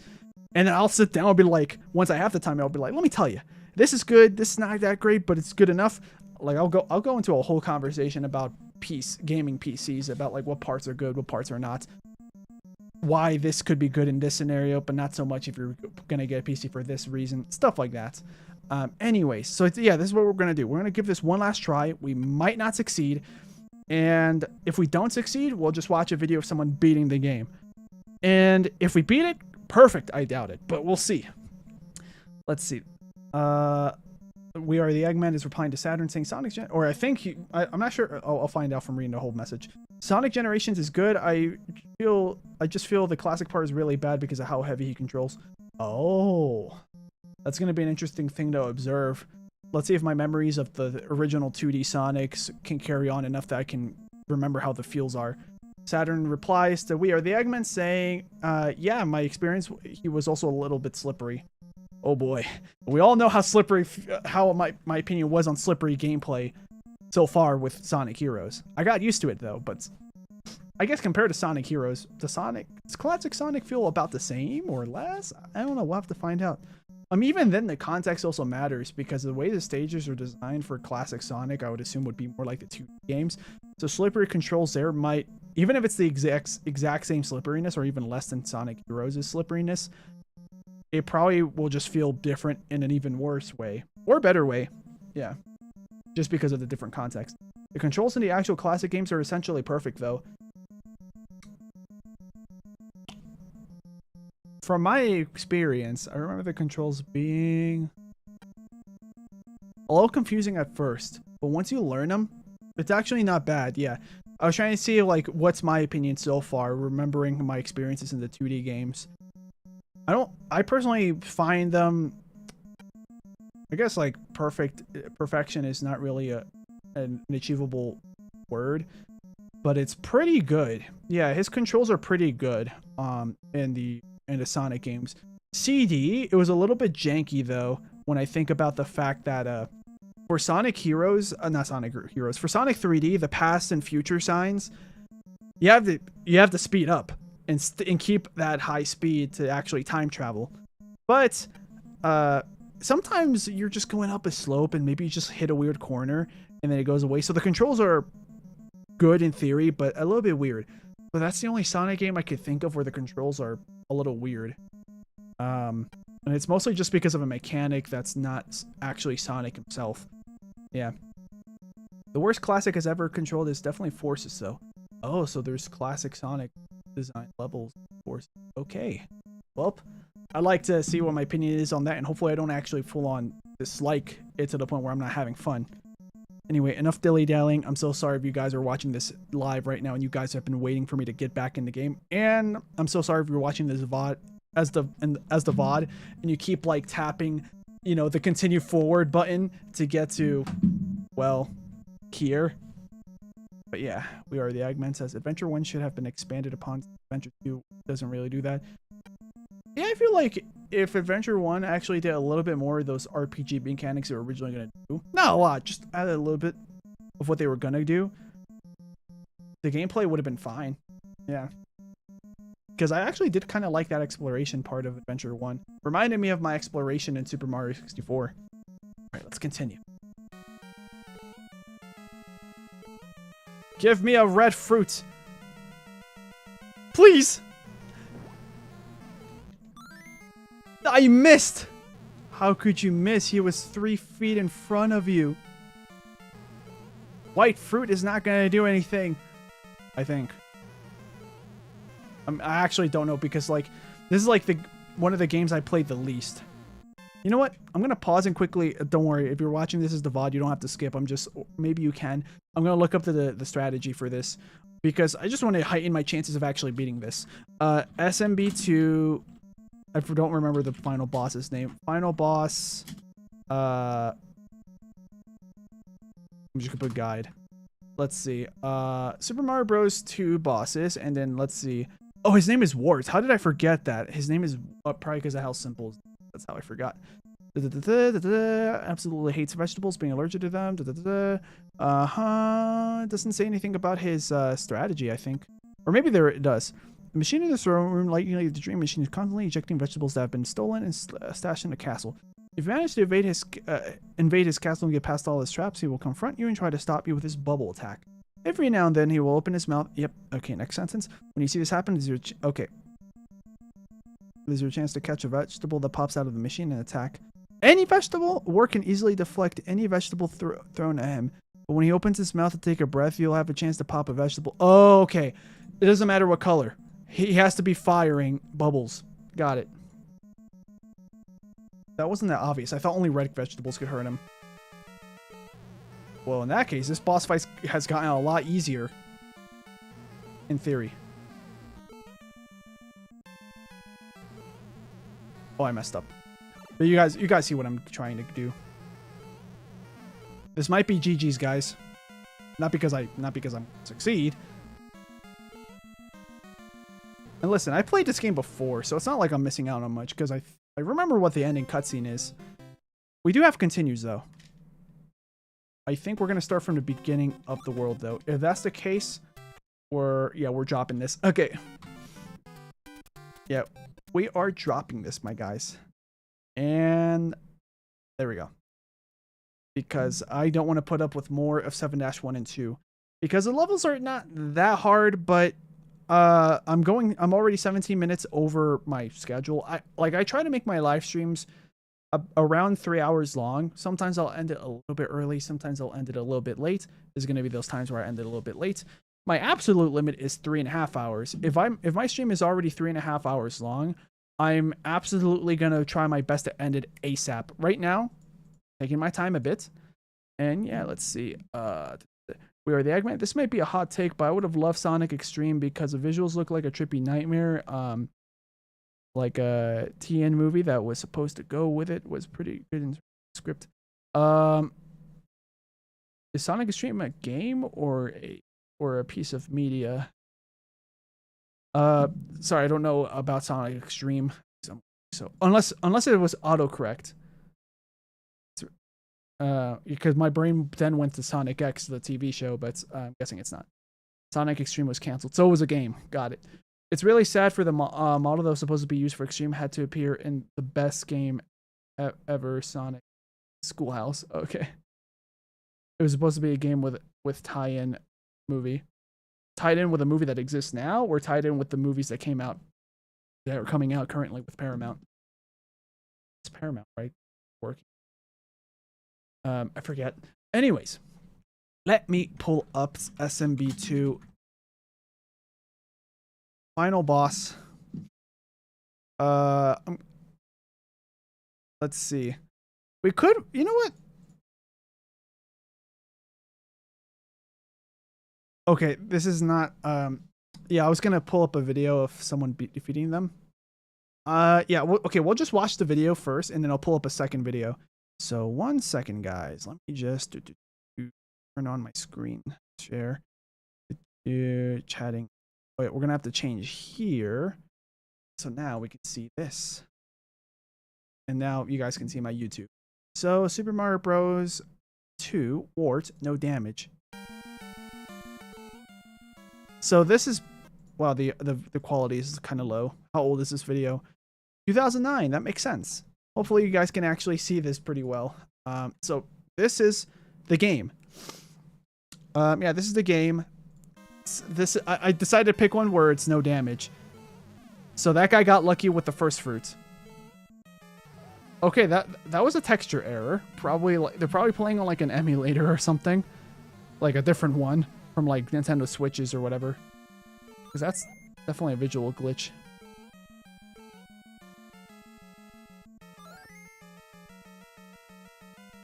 Oh, okay, so it's not 3 hits.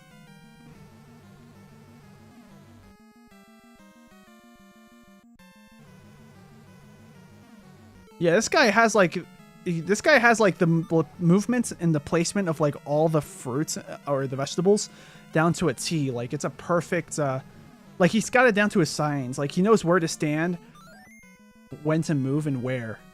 Me? Nope. I was going in blind. I've never seen gameplay of this fight. I just know about the music and the sprite of this guy because of Super Mario Maker 2. You don't actually get to fight against this guy in Super Mario Maker 2, but you can actually make it that you have his music play. So that's how you beat the final boss. No damage.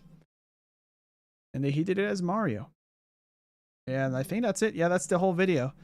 We got a drum and bass playlist here. Yeah, I like the covers. It's like just a bunch of old video phones. And we have a model, which I guess is probably a good representation of the fashion at the time. Let's see what the chat says. Hey, you guys, you can see my OBS. You can see a million of me. Oh, wait, no. Okay. Let's see. How about the movie? Completely canceled. It was a completely separate movie from 1996 or 97 was the plan for the film and game. It went through multiple different changes and was pretty interesting. So it was probably like in developmental hell then. I don't think me saying hell in that scenario, that second was just me quoting myself from just a second ago. I don't think that would count as a swear. It's like a kind of an idiom that just means, hey, somebody's been working on this project and it keeps going through a bunch of developmental phases on and on and on and doesn't and it just doesn't finish, or it does, but it takes way longer than anticipated. I'm trying to think, what game did that? Team Fortress 2. It went through that. It went through a bunch of developmental changes and stuff. Like, I think they started working on it like in 2000. 2 or 2000. Like, I don't know. I don't remember when Team Fortress 2's development started. It might have started as early as the 90s, but I'm not sure. I just know the first Team Fortress came out in the 90s. I'm pretty sure. Actually, we can Google that. Team Fortress Classic release. 1999. Yeah. So the first Team Fortress was in 1999. And then Team Fortress 2 development time took them 9 years, which at the time when this game came out, that was really long. Now these days, there's probably some games that take like 5 years to develop that are AAA, but like 9 years from okay. So Team Fortress 2 was announced in 1998, and it was originally gonna look like that, and then it ended up coming out like with its cartoon style that it has now. Anyways, let's look at the ending of Super Mario Bros. 2. Ending. Well, yeah, you kind of saw the thumbnail. So here's the So yeah, here's the gameplay as someone playing as Toad. Fortunately, this is in a worse resolution than before. Wait, I can probably let me filter this. Let's try HD. This is the lost levels. This is the Japanese ending. Is there any text here?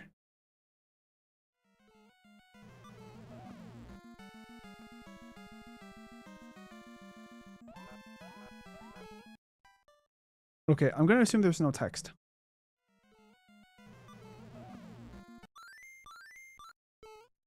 So you go through the door. You lift up that cork, and then you free these guys, apparently. Were these guys brought back in Super Mario 3D World? Or was that like the inspiration? With, of course, their designs drastically changed. I'm not sure. Let me check out the chat for a second. Let's see. We are the Eggman, referring to Sonic Extreme. The main programmer almost starved to death during the development. Oh, geez, so they worked really hard. And yeah, so this is the ending cutscene of the game so far. And then contributors. So I guess this is showing like how many worlds was completed by each character. Yeah. And they just, I think they just ended Wart's life. Why does it look like Luigi's got a goatee? Might be a graphical glitch, I can't tell. Or that's his mouth, probably. And then there it is. It's a dream. So they're celebrating their victory, and it's actually just Mario dreaming. And that's it. That's the ending. Yeah, considering that this is supposed to be a shorter and more simple video game because of when this came out, this is not, I don't think this is that much of an underwhelming experience.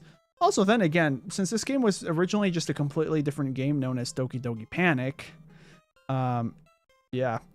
Then we have the cast. We have Mario, we have Luigi, we have Princess. Her name is just Princess here, but it's Princess Peach. Then we have Toad. Oh, and it's even showing the names of the enemies. Shy Guy, Sniffits. Oh, I thought that was also a Shy Guy. So apparently Sniffits are the ones that shoot up mouths. Dingies, Bezo, which I guess those are the villain variants, what we just rescued. Porcupo. Okay, so those are porcupines, not hedgehogs. Tweeter. Bob-omb. And yeah, that's Bob-omb's first appearance. Hoopstar. Huh, interesting name. Trouter. That makes sense. Pidgeot. I don't think Pokemon came out yet. This game came out. If Pokemon was in the 90s, this is the 80s that this game came out. Flurry. Albatross.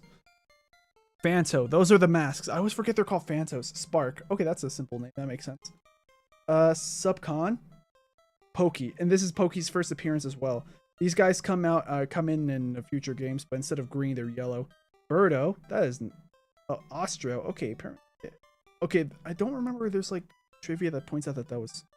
I don't know. Cobra, Mauser. Yeah, Mauser. I like his design. Fry Guy. He's a different boss that we didn't go into. Claw Grip, same thing. We didn't go to him. Triclyde, we've faced them both. Mauser and Triclyde, we fought him twice. Then all the other worlds was just a bunch of Birdos, which apparently was called something else in this game. Then there's Wart.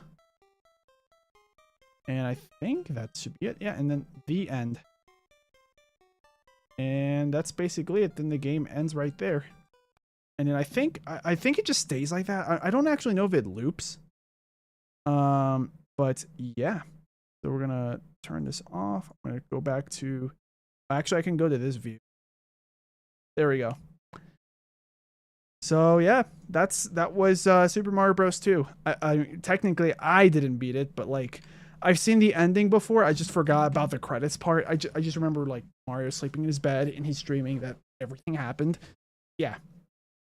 It's funny too because I think in the manual, like the synopsis of the game, it tells you, hey, so Mario had a dream that he saw like a doorway, and then he woke up from the dream, and then he sees that doorway once again, and then he proceeds through the doorway, and that's how the game begins. That's how 1-1 starts.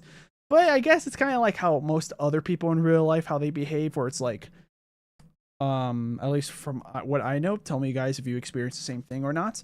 I'll go to sleep, right? And then I'll start having a dream. And the scenarios that you guys might not experience the same thing, but I'm just going to give you some scenarios that actually have happened, or like a mixture of everything, because it's always somewhat different. So maybe I'll have a dream where like I'm in high school or college or even middle school or elementary school. I'm like in a school setting, because I'm pretty sure a lot of people get dreams where they're in a school setting, whether or not they have been in school currently or that it's been years since they've been in school. So like I'll be in a school setting, and then whatever, something happens. It doesn't really matter what happens. Then I wake up, but it turns out I'm actually still in the dream. In fact, maybe in the dream where I think I woke up, I wake up to an alarm and I'm late for work. For example, I'm late for work at a job that I don't even work at anymore. For example, for you guys, it might be different. Maybe another scenario I'll give you, something that's probably a lot more relatable that's happened to me before. Years ago, I would try to set an alarm to wake up early on a weekend. Because during the weekdays I have an alarm because I have to for like work or for school, whatever I was going through at the time. But during the weekends, normally I don't have an alarm at all, unless there's a special events where maybe I have to leave the house at an early time to go to, or whatever it is. So I'll go to sleep in real life, right? I'll have my alarm set, and then in my dream, doesn't matter what my scenario is, something happens in my dream, whatever. And then I remember, wait, when am I supposed to wake up? I gotta wake up early. And then I wake up, but I'm still in the dream. So I wake up and I'm in my room. Maybe even the layout of my room is different. And then maybe someone's even like opening my door being like, dude, you're gonna be late. Or you are late. And I'm like, oh no. So I start having like a bunch of anxiety, being like, oh no, I gotta go now. And then I'll wake up again, but I'm still in the dream. And this time I'm waking up in my bed again. Maybe the alarm clock is there. Maybe it's not. It's kind of random. Or maybe it's someone else that's waking me up for a different reason. Or where I used to live, I had a dog. He's still alive, by the way. It's just I don't live with him anymore. I feel bad though. I miss him sometimes. But back when I used to live with my dog, technically it's my sister's, but if anything, my mom takes care of him more than her. But I call him my dog because like he lived in the same house as me at the time. But my dog would be barking, and then I wake up to the sound of him. But it's actually this dream. He's not actually barking in real life, or maybe he is in real life, depending on when I had this dream. And then it just leaks into your brain, right? Yeah, so then I'm like getting up. I'm like, okay, oh God, it's got to be really late. What is it, like 3 p.m. probably? Then I get out of my room and stuff, and then I wake up again. And now, I don't know, maybe now it's nighttime. I'm like, oh my God, it's super, super late. I got to go. And then I wake up again. Like the most that's happened to me probably has been like 8 times. Where like I wake up for a different reason. Maybe my dog that I no longer even live with is barking and he wakes me up. Or my sister was told to open my door and wake me up. Or someone else completely, maybe a friend comes over and he's like, hey man, what's up? Sorry to wake you up. I didn't know you were sleeping. Or then I wake up to my alarm clock, where I wake up naturally and it's at different times of the day. Like it's so weird. I'll somehow wake up in a beach house, but it's still technically the house I live in. It's weird. Yeah. Now the details I gave you are very specific, but I think the main important thing is like, have you had dreams where like you keep waking up and waking up and waking up, but it's actually, you haven't actually woken up yet. Yeah. And then when you actually wake up for real, then you look back at what happened. You're like, oh wait, I should have, okay, that was actually pretty obvious. How did I not notice that those were dreams? Because you'll remember details such as like, I don't know, like the time of day is not realistic compared to when you actually wake up, even from a nap.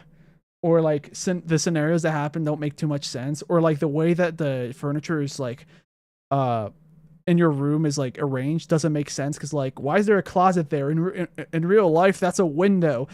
Or like or like, why is my bed here? I don't ever move my bed, stuff like that. Yeah, it's like obvious when you wake up, but when you're in like that dream state where your brain's not at full capacity, or maybe it is, but it's just focusing on making the dream world. You're not focused on like, is this a dream? Unless you train yourself to do that. That's another thing called lucid dreaming. But if you ever try lucid dreaming, you should definitely give that a try. I recommend looking up tutorials on YouTube and stuff. Lucid dreaming can be fun. I've only done it like 3 times ever in my life. Where like I realize I'm in a dream, and then like I get to do whatever I want, and it ends up kind of being fun. I end up being like maybe the cool guy in my dream, and then I'm just hanging out with all my bros that I haven't hung out with in years. It's cool. Or I just start flying. Yeah. And I have some control. Unfortunately, I have a fear of heights too, so I don't always go flying in my dreams. Even if I have some realization that I'm dreaming, I'm like, I'd rather not fly though because of my fear of heights. But anyway, let's continue on with the chat that we could see right here. So let's see. The main programmer. Oh, the next one. The Eggman says, have you ever played Pac-Man on your channel? No, I haven't, but I have played Pac-Man games before. That's actually a series that I keep forgetting. I have it on a list somewhere on my phone of like games I want to like do on the channel. Of course, it's not like a list of games I definitely will do, because it depends on the demand. It depends on if I think it makes sense compared to the content I already do. Because like if I do Mario and Sonic content already, Pac-Man is a easy choice. But I feel like that one kind of depends on demand. But I do want to play Pac-Man. I've played the first Pac-Man many times. I was never great at it, but I've played it many times on arcade machines. Same with Miss Pac-Man. So I think it would be kind of cool for me to play Pac-Man games, even if it's just like emulations of the original arcade games, and even if it's just like me playing for like a half hour and turning it into like an edited video, or if it's on stream. Maybe I'll just play it for like an hour or so, or maybe 2 hours, and then the rest of the time I just spend chatting or something. Like I could do that. That'd be fun. Yeah, and then by the time we start going to the actual games that aren't just arcade style, then I can start doing Let's Plays. Kind of like what I've been doing with the Sonic games. So yeah. And then we are the Eggman says, I'm a pretty okay Pac-Man player. Me, I'm not that great, but I think the game's fun. So yeah. Saturn says, I've heard of that happening. Never ever happened to me personally, though. They're referring to my dreams about waking up. I barely have dreams anymore now, sadly. Yeah, that's another thing that I noticed. I think my sister, this is years ago, we had a conversation about dreams, because like she's like one of the few people on the planet that like I feel comfortable going on and on and on about my dreams without her getting that bored or annoyed. In fact, she kind of finds them funny, or she'll kind of be like, wait, dude, what if that's a sign of like if you're. And she'll tell me like, wait, what if that's like a sign that maybe you shouldn't do so-and-so thing you're doing right now in real life? Because like she'll think that maybe there was messages, or maybe I'll think there's messages. Like I'll tell her, what do you think my dreams are telling me? And sometimes she'll tell me my dreams, but it's not often. She even told me like a couple of years ago that she doesn't really feel like she gets dreams anymore. Scientifically though, it is possible for people to not have dreams, certain people and stuff. But they do think scientifically we dream more often than we think, but well, you guys are probably familiar with the effect of like, you have a dream, maybe it's an interesting plot, and then you wake up and not even 5 minutes later, you forget almost everything. Or you completely forget everything. The thing is, sometimes that effect happens, but it's so extreme to the point that when you wake up, you immediately forget that you even dreamt. Yeah, so that might happen to some of you guys. So for you, Saturn, maybe you do dream sometimes, but you completely forget it happens. But who knows? Unfortunately, as far as I know, I couldn't be able to test that. You'd probably have to go with like a scientist that specializes in sleep. They could like run some tests to see if that's true or not. But of course, where are we going to find a scientist? We are the Eggman says Pac-Man Championship 2 is one of my favorite games ever. Oh yeah, I remember on the Xbox 360 Pac-Man Championship Edition DX. I think that was the one. In fact, I actually have a song from its soundtrack. I can play it right now, although it is kind of loud, so I'll have to make sure I turn it down a bit. But like I used to use that as, I think it was the first intro song, not my first intro song to my channel or anything. Like for my Sonic Let's Play series, I think it's the first song I was using in the intro where I'm like, how do I start that? I am on a journey to play every mainline Sonic game, something like that. Starting from Sonic the Hedgehog 1992, I think it was, all the way to Sonic Frontiers 2023. That's the newest game as of time. Yeah, you could, of course, that's how old my first video of my Sonic's gameplay series is. That Frontiers was the newest game at the time, but a couple of games have came out since then. Of course, I've edited it to be up to date each time, especially if there was like enough demand from people in the comments saying, "Hey, Sleengo, this game came out and people consider this mainline." In fact, Sonic X Shadow Generations, I actually that was the newest one that I put in the list. Let's see, where's that song? Oh yeah. I'm not gonna find it here. That's the wrong drive. It's because I have a C drive, which I have like a bunch of important programs. Like, do I have Blender installed? Used to. Like I have my program or like OBS, GIMP, which is the program I used to make my thumbnails and stuff. And specific games, like which ones? Not really that many games I have installed there anymore on the C drive. Sometimes I'll put games there though. But like the D drive, that's where I have everything. All the images I use for editing videos, recordings of like my face cam or recordings of my games back when I made regular videos. And this is also where I keep all the music I download to use in videos. But where is that folder? Here we go. Ugh. Yeah, so Pac-Man Championship Edition DX Pac Rainbow. That's the song. It's called. That's the title. Is that decent volume? Yeah, that's the song. So this is probably my favorite song and the soundtrack. Although all of it sounds good, but I feel like this one stands out the most in that game. Anyway, what does Saturn say? I've heard of that happening. Oh yeah, I read that one. Dreams already read. Saturn says, I thought about making a dream journal, but I got too lazy. I used to have a dream journal, but I didn't keep it for that long. Yeah. It was like 15 years ago I had a dream journal, almost. I didn't keep up with it that much. And then I think I tried again like 10 years ago. Let's see. Pac-Man Shadow looks like it has nothing to do with Pac-Man. Is that a new game? Pac-Man Shadow Labyrinth? And then Cash2 says, bro is not gonna. I guess I'm not gonna. I mean, he didn't finish the sentence, so like, whatever they may be thinking, I might not do it.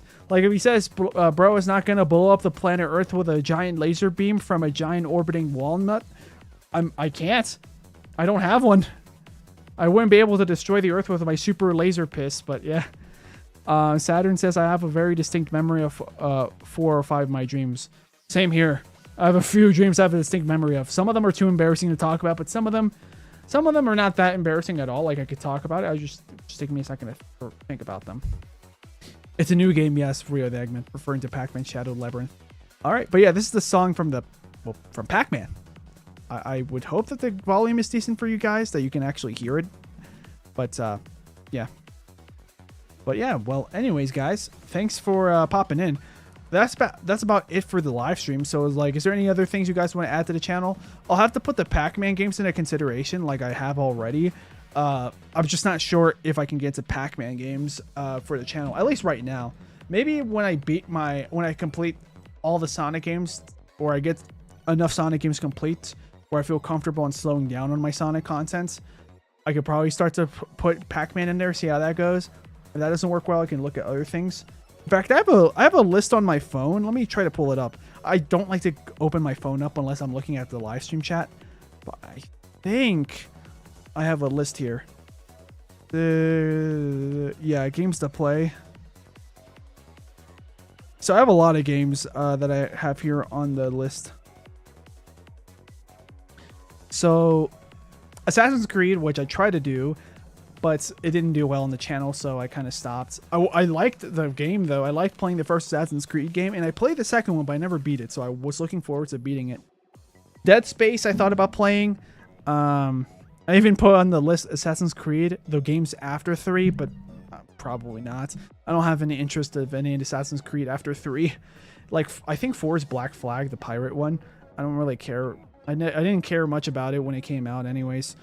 Let's see. Outlast. I thought about playing that game because it's a horror game. No, I don't know if horror games... Like, my side or me side did pretty well on the channel. I just don't know if it's a different kind of horror game, one that's not new, whereas trendy these days would do well. Outlast and The Evil Within I thought about doing. Amnesia: The Dark Descent I tried doing. That was another horror game. Oh yeah, the Batman Arkham series I thought about doing. Not sure if it would be worth it though. I don't know if the audience of my channel that I currently have would care about it. SCP Containment Breach. Oh, I would love to do that. Oh, and then I have like a Minecraft series I was thinking about where I play Minecraft, but I'm not allowed to break blocks or anything with my hands. Like the only ways I'd be able to like obtain blocks is like TNT, creepers, stuff like that. I thought that'd be interesting. Twisted Metal games, which like I played some Twisted Metal games in my day. I sound old because I say that. Twisted Metal is like a game where like your character is basically a car. Technically, you're the person driving the car, but the way that the game and the camera works, it basically looks like your character is the car. And then your car has weapons like miniguns, rockets, whatever. You go up against other cars and you just, try to destroy each other. Last man standing wins and goes to the next level, basically. Kind of like Battle Royale before any Battle Royale games like PUBG or Fortnite were a thing. So it's a fun game. I just don't know if it does well on YouTube. The Halo games. I played most of the Halo games anyways, but I think it'd be fun to do it. I just don't know if people would care about someone that already played Halo playing most of the Halo games he's already played before getting to the newer ones that I haven't played. Yeah. Gears of War, same deal. Played most of the Gears of War games. Don't know if people would care about me replaying those until I get to the ones I haven't played yet. And yeah, and then that was the Pac-Man song. Yeah. So that was probably interesting background music. Let's see. I'm going to skip around. Oh, Geometry Dash. This is a game I used to play on an old YouTube channel. And that actually got me a lot of views. But I stopped finding it fun. Because like Geometry Dash is meant to be a really hard game. So people find it fun playing really, really hard levels. Doing hundreds, maybe thousands of attempts on the really hard levels to beat it. And then eventually challenge themselves with another level that's harder than that. And then so on and so forth. I don't like that. That's another reason why I'm probably never going to do Osu content, which is another game that's very similar in spirit. Not gameplay. It's different in gameplay, but it's a very similar spirit of playing a game over and over and over and over and over and over again to complete it, and maybe even get a perfect combo in this case. Games like Guitar Hero or Clone Hero, I'm probably not going to do either on the channel. I personally don't even really have much enjoyment from those games. There's another Minecraft series I thought about doing called Minecraft Evolution, which I kind of did on the old channel, but it did not get any at all. It's called Minecraft Evolution, which basically the premise is I play Minecraft, I start a new survival world on the first version of Minecraft that has survival mode. And then maybe after every episode or every couple episodes, I update the game to the next semi-big version. So on and so forth. So I would end up having quite a lot of episodes, each time going to a newer version. So episode 1, I'd be like a Minecraft alpha version, blah blah blah. That came out in like 2009, 2010, right? What I think 2000 the game started being developed, and 2011 came out of beta. Then eventually, like episode, let's say 30, I'm now finally in Minecraft beta, and so on. And in my episode 45, I'm in Minecraft version 1.0, the official first version, and then so on and so forth until we get to the first Redstone update, and that I can think of, the first major one that was like 1.6, I think it was.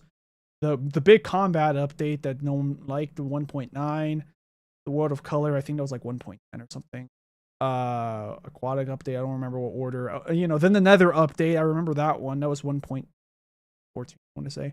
I don't remember the version numbers anymore until we get to like basically the modern version of Minecraft. And then when we get to that modern version, I would probably stop playing, but then come back to that Let's Play series every time a new big update or semi-big update comes out. To be like, let's check out the new stuff, guys. And that's it. Like, that would be the world where I would play on the channel to be like, hey, guys, so this new stuff came out. Let's experience it. So that way a new episode would come out basically as fast as Mojang can make their updates. I think I like that concept, but I don't know if I have a lot of audience that would care about it, because a lot of people here come here for the Sonic stuff. Let's see, what else? We've gone over the 3.5 hour mark. Let's see, Call of Duty series. I've also considered playing like every Call of Duty game that has a story mode, a campaign. So I'm not playing like the multiplayer games. Like, I'm actually playing the story of every Call of Duty game. So the first 3 Call of Duties is World War II. Then eventually it's Modern Warfare, back to World War II, Modern Warfare, Black Ops, Modern Warfare 2. Technically that's 3. Black Ops 2, so on and so forth until I basically go to the newest Call of Duty with a campaign. Which one is that? I don't remember. I stopped caring about Call of Duty years ago. But I think it would be fun to experience the single player modes. I thought about playing Roblox Doors. I just don't know if I would care about that. Elite Dangerous. I don't think I'd ever play that. Then I have another list, which is with friends. Oh, and let's see. We are the Eggman says, I mostly play Sonic and Pac-Man. Only reason why I don't play Super Mario that much is because I don't have very easy access to it. Okay, got it. Yeah, I guess it depends on what country you live, because if you live in a country that has a good amount of money, or if your family or you yourself have a good enough amount of money, you could probably buy a Switch or a Wii U or something. You can play. I don't know if the eShop is still open on the Wii U, but I know on the eShop, whether you're on the Wii U or whatever, like, you can actually play older Mario games that way officially. Could get an emulator, but Nintendo would frown upon that. And I don't condone that personally, because Nintendo would take me down if I said, hey, guys, emulate your games in unethical ways. Like, technically, you'd have to do it in an ethical enough way. You would have to buy yourself a copy of the game from Nintendo, which is hard to do because Nintendo doesn't sell their old games anymore. But you'd have to get access to one of their games officially, take that data, turn it into a ROM, and then get an emulator to play it. Of course, the most ethical way to do it, though, is if you had a modern day Nintendo Switch, or the Nintendo Switch 2 is going to do this. You would need a Nintendo Online subscription for this, I think. But you could also, Nintendo Switch Online subscription, but you could play Nintendo Switch's emulator, which is what I do. But yeah. Let's see. I mean, if you have older hardware, like if you have a Super Nintendo or an NES, you could play, if you could find your cartridges, you could play the older Mario games, or maybe there's even compilation cartridges or something, or bootlegs or remakes. I wouldn't recommend it, but that's one way you could at least play a game to get a feel of how it plays. Yeah, it's a toughie, especially with Nintendo, because like they really don't like it when you play their games in unofficial ways. Yeah. Anyway, let's see. Saturn says, I will definitely watch you play horror games in Batman. Yeah, that's good. If only I had more viewers that were into, like, in general, me being able to play more games, because I would like to play more games. Oh yeah, Cyberpunk 2077. Thought about it.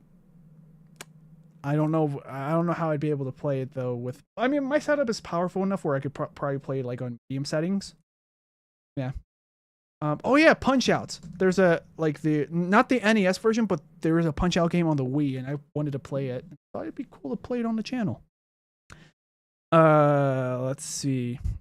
Okay, I have a small game of a small list of games that I thought about playing, but I would want to have friends with me. I definitely would not be able to do this alone. Well, okay, some of them I can, but I'd have to put a twist to it in order to make it interesting. Like my 2 ideas with Minecraft, where I update each version every few episodes until I get to the modern versions, or the other one where it's like playing Minecraft, but I'm not allowed to break blocks with my hands or tools. Yeah, besides TNT and mobs and stuff. like when it comes to that kind of Minecraft gameplay, I feel like that's interesting enough, unique enough where I probably could do that, and maybe do a decent series from it if I could actually find the viewer base for that, or the viewer base could find me. But if I were to do any other kind of Minecraft content where it's just me playing the game basically how I like, just as normal as I can, because I just feel like it, like I would need to play with friends, like on an SMP or something. But I don't have that many content creator friends that are currently active. I have a few friends or friends of friends that I don't talk to anymore, that I don't even know if I were to reach out to them if they'd be like, hey, yeah, we could do that idea. Don't know. But my buddy Callerson, for instance, I know he would probably be down to play. I don't think he would want to do videos on his channel, though. That's also another thing he told me. He used to make Minecraft videos on his channel, Callerson. It's fine if you don't know who this is. This is a friend of mine that he's also a content creator, but I met him like when he was live streaming, and I was also live streaming at the same time a certain game, and we just bonded. We became friends from that. But yeah, Minecraft. He doesn't make Minecraft content anymore because of the stigma of like a lot of content creators that do Minecraft end up being, we could say, sus with people below a certain age. Like it's, yeah. And I can understand that. If I were to do Minecraft content, like I would like to do it because I want to play Minecraft for the channel, and I would hope that people enjoy it. And then, kind of like people like Stampy Longhead and Dan TDM, I'd be hopefully added to the group of people being like, Minecraft content creators, or content creators that play Minecraft that aren't sus in that bad way, you know? Because, geez, guys, like, how about you just download Tinders? Yeah, then that's that way you guys meet people your own age. I don't freaking know how people do that. Anyway, there's other games on my list of things I could play with friends, multiplayer games like Roblox. I would have to play that with friends, most likely, unless I do something like Doors or other popular Roblox games that people do, like, that are so popular that, yeah. Maybe Wii Sports if I had friends in the same room as me. Gmod, if I had friends to play with, I would definitely play Gmod. Imagine if there was Tinder for people who want massive age gaps. Yeah, that's really bad. Well, okay, it'd be bad in two ways, but there's one way it wouldn't be as bad. Hear me out. So imagine, maybe this app does exist, because this isn't illegal or anything. But so I wouldn't be surprised if this app exists, and probably the other way around too. There's probably an app where, like, maybe someone that's like 20, like somebody that's like, of course, of age, they really, really want an age gap, but because they want someone that's older than them. Not like 30, 40. I'm talking like they'd want a 70-year-old, right? There's probably apps for that where like, hey, I'm a 23-year-old guy and I want to get with a 75-year-old woman. Like, there's probably apps for that. And there's probably apps for that backwards too, where it's like old people that want to find young people. Like legal age young people. Like, for example, like maybe there's like a 65-year-old woman that really wants younger dudes. If she wants a 30-something-year-old, who knows? I wouldn't be surprised if those types of apps exist. Now that would be fine, as long as both parties are consenting and they're not being weird about it, I guess. You guys do your own thing.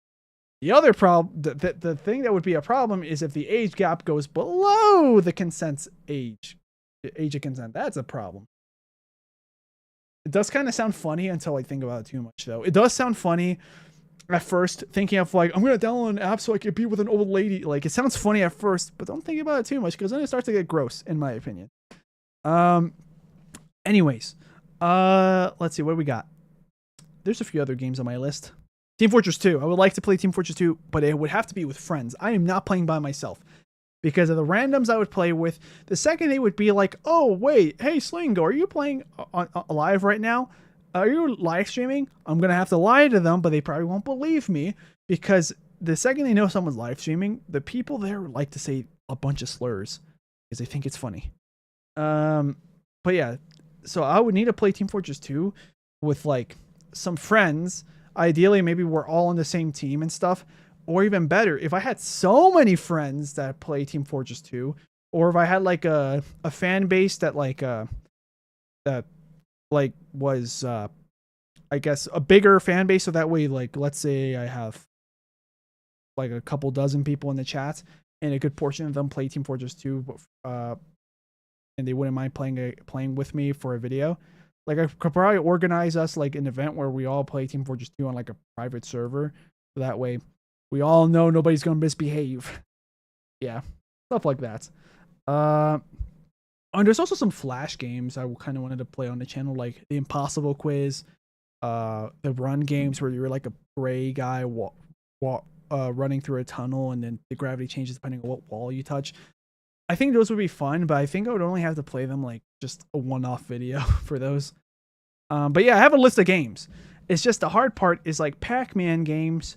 Is there enough like similarities between the games I already play versus what I do play already? I think I phrased that wrong. Like for example, Pac-Man games. Is there enough demand? Maybe the demand doesn't matter. Is the content that I can make out of it similar in spirit enough where the Sonic fans that watch my stuff or the Mario fans that watch my stuff, they're willing to watch Pac-Man because it's not that out of their comfort zone? Then I could do that. Or maybe it's the opposite. Maybe the people that are already here don't really care for Pac-Man, or not that many, but there's enough people, like maybe 30, 40 people that say, hey, you should do Pac-Man. Like at that point, now I have like a small group that I know they're probably going to watch Pac-Man. And even with that small group, if they just keep coming back for Pac-Man videos, the algorithm's going to notice that and they're going to be like, let's push it out to other Pac-Man fans. Yeah, because otherwise, in terms of the algorithm, like it kind of feels sad for me if I play a game and don't get that many viewers. Also because like my channel's, like I'm trying to demonetize my channel.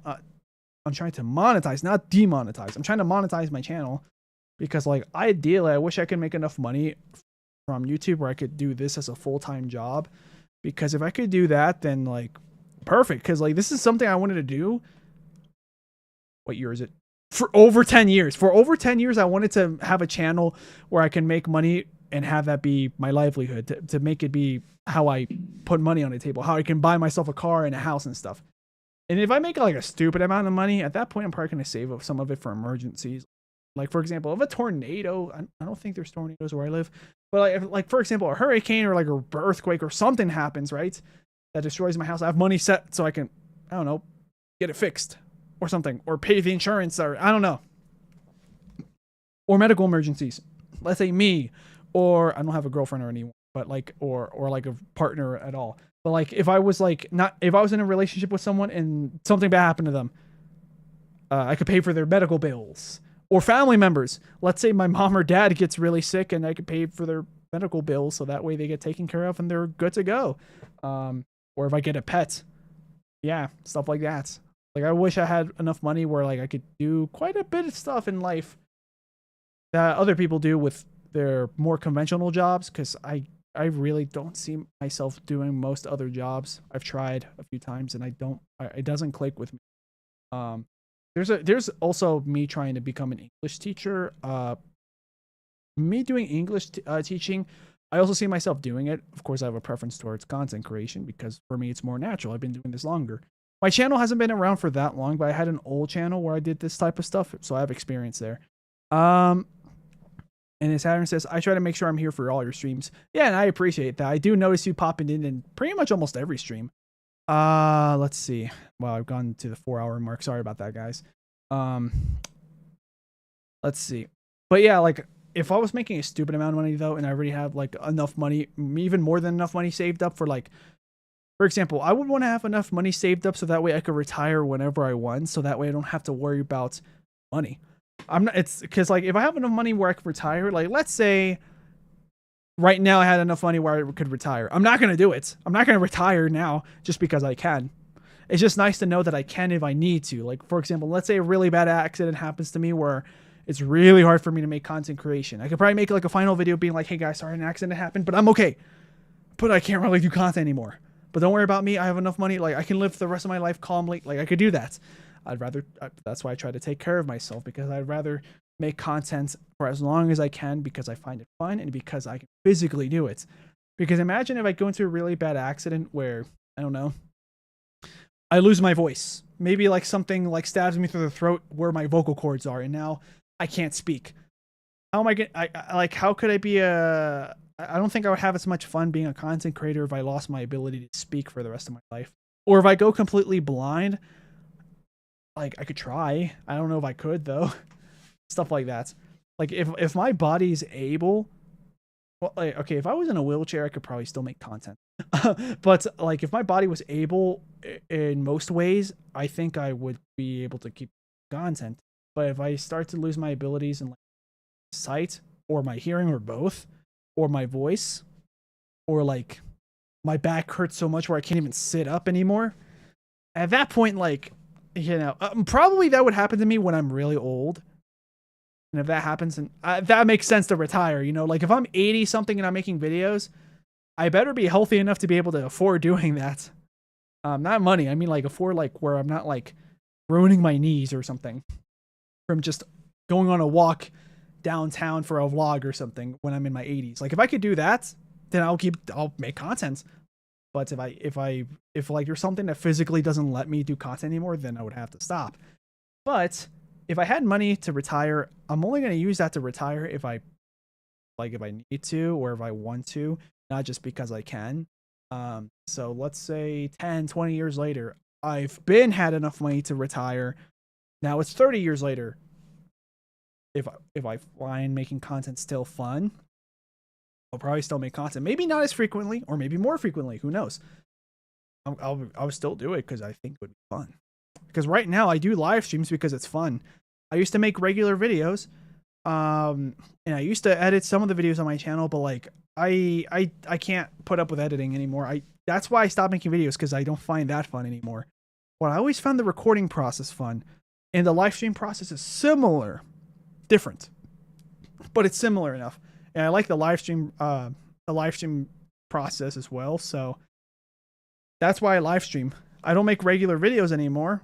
I will at some point if I can make enough money where I can hire an editor, because I'm not sure if you guys noticed, but for a while before I started making my live streams, a lot of my videos were being edited by someone else, Crimson Typhoon, and he's a good guy. He's a good editor and a good guy all around. Yeah. We would communicate sometimes back when, I mean, he would sometimes communicate with me and we're cool. Yeah, he's a cool guy. And like his edits are good. Yeah. And since I really don't like editing, he takes care of the part of the process that I don't like doing, and then everything else I like doing. The thumbnails, sometimes I like doing, sometimes I don't. Depends on if I can think of an idea for the thumbnail. And it depends if I can make the idea look good. But recording, I like a lot. Uploading and putting the tags and everything that I have to do to make it into an actual YouTube video, yeah, it's all right. It's not super fun, just me putting the title of the video and in the description and stuff, but it's not bad. I don't mind it. Yeah, like I would like to be a YouTuber, like full time and everything. It just depends on if people are watching, enough people to the point where like when my channel is monetized and stuff and making money. Yeah, I've been streaming for 4 hours. I pointed that out 4 minutes ago. Yes. Or yeah, about 4 or 5 minutes ago, I pointed out that I've been going at this for 4 hours. Yeah, I just gone on rambles. This is the only downside. Like I could put tags and stuff, not tags, like timestamps on the VODs so people know when this part happened and stuff. But I can't be bothered because like it takes a while for me to do that. Not that long, but like it feels very similar to the editing process. Yeah, because I had some people on my Discord server suggest, hey Sleengo, maybe you should put like timestamps on your VODs.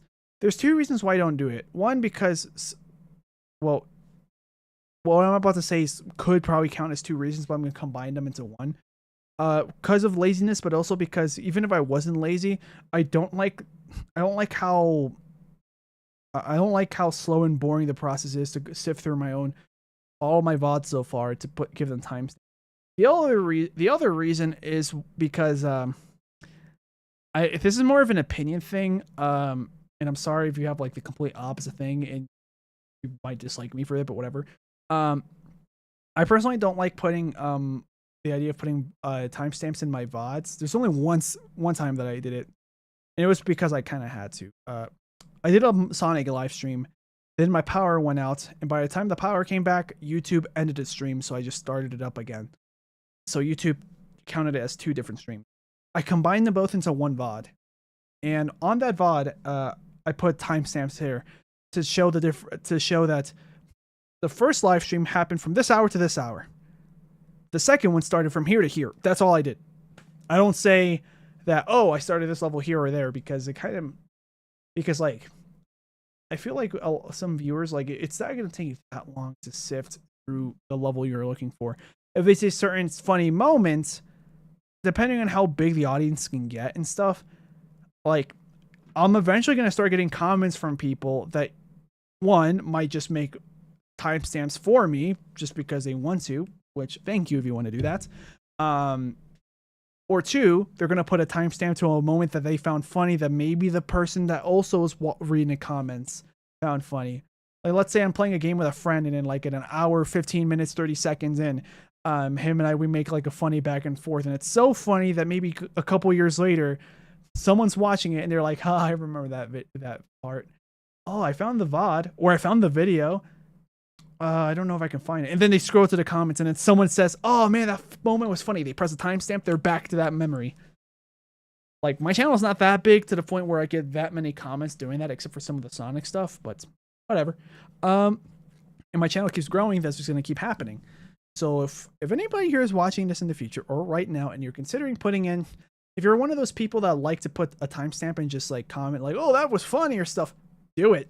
I don't mind. I like it when I see those comments, even when it's not on my own channel. Like, I'll watch other YouTubers. I'm like, I love these comments, because like, when I'm done with a video or almost done, I'll look at a timestamp. I'm like, yeah, that was pretty funny. I do remember that part. Or if I come back to the video like a year later, oh yeah, I remember that now, after I press the timestamp and get to the part that they're talking about. I like that. Like, that's one of the reasons why I like YouTube.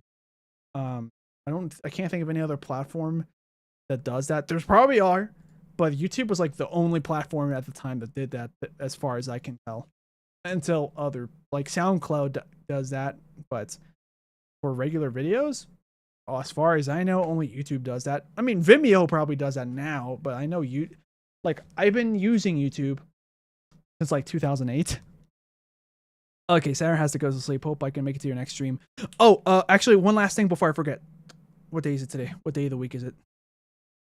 Today's Tuesday. Okay, so on Thursday, I'm going to be doing Sonic Heroes, the Team Chaotix. Yeah. I don't know what time yet, but I'll make an announcement tomorrow, which is Wednesday. I'll make an announcement on my YouTube channel if I can remember, but I'll definitely make an announcement on my Discord server of when the stream will happen. So, yeah. Anyway, yeah, thanks for stopping by, Saturn. Hope you have a good night. I'm about to wrap this up anyway, because, well, I have been streaming for over 4 hours, 10 minutes. Team Chaotix has an amazing theme. That's good. I mean, I like the theme for Team Dark, so, yeah. For the credits. Yeah, the only reason why I pulled up the lyrics was because the chat was telling me, hey, you should pay attention to the lyrics. It turns out that the lyrics weren't like that lore heavy or anything as I thought they were going to be from the looks of the comments, but I did it anyway just in case if they were going to be lore heavy. But no, the lyrics were pretty direct. But yeah, normally I just like the vibe. Magnify was in Shadow 2005, which is the best song in the entire series. Well, we'll have to see once I get there. That's going to be the next main game, although I'm probably going to I'm going to go to Sonic Advance 2, though, after Heroes. So, yeah. And then after Advance 2, I'll be playing Shadow 05. After Shadow 05, I'll be doing... Not Sonic 06 yet. I'll be doing Rush. Don't know how many Sonic Rush. I just do... oh, yeah, Who I Am. Yeah, I heard that title. Don't think I know how it sounds like, but I heard of that title. But yeah, then we'll be doing Sonic 06. Like, I have a whole list somewhere on my computer. I have a list of the games I'm playing. But okay, I was talking about something before we got to stream. CJ Sulzer or Suitor is a real guitar hero. He plays a solo, but on it, I think. Okay, yeah, I don't know that many guitarists by names or anything, which is I listen to a lot of rock music. Yeah, or metal, like. But like, if someone tells me, "Oh, so and so from this so and so band," I probably heard their songs before. I just can't tell you who did it and stuff. I can't tell you the name of the person who made the solo. Oh wait, there's multiple solos, and this guy did it, and this guy did it. I didn't know that. Yeah. Like the only band I can probably tell you like band members and who did what in some of the songs is Metallica, but like I'd probably be wrong. Yeah. Maybe Slipknot. Anyway, so that's the plan. So tomorrow I'll be posting a announcement on when on Thursday I'll be doing Team Chaotix for Sonic Heroes, and maybe we'll beat it in one sitting. Doubt it, but we'll see. And if we do, then we'll probably just spend the rest of the time streaming, chatting until we hit the 3-hour mark or 3.5 or whatever. And then we'll do one more Sonic Hero stream sometime, probably next week, which will be, come on, camera, focus. There we go. Then we'll spend sometime next week with the final stream for Sonic Heroes, which should be the final story. Because I have all the Chaos Emeralds. Like, I have everything checked off for that except for beating the Team Chaotix story. Yeah. Okay. That is everything, guys. Yeah. If you're watching this live stream right now and you're not subscribed, I mean, you could feel free to press the sub button.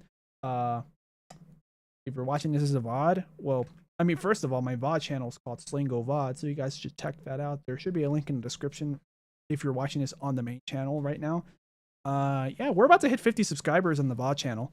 So, guys, if you guys genuinely want to come back to my streams and revisit them, you could check them out on that channel. Okay, now that is about it. So I'll see you guys on the next live stream, which will be in 2 days, Thursday. See ya. I'm really hungry.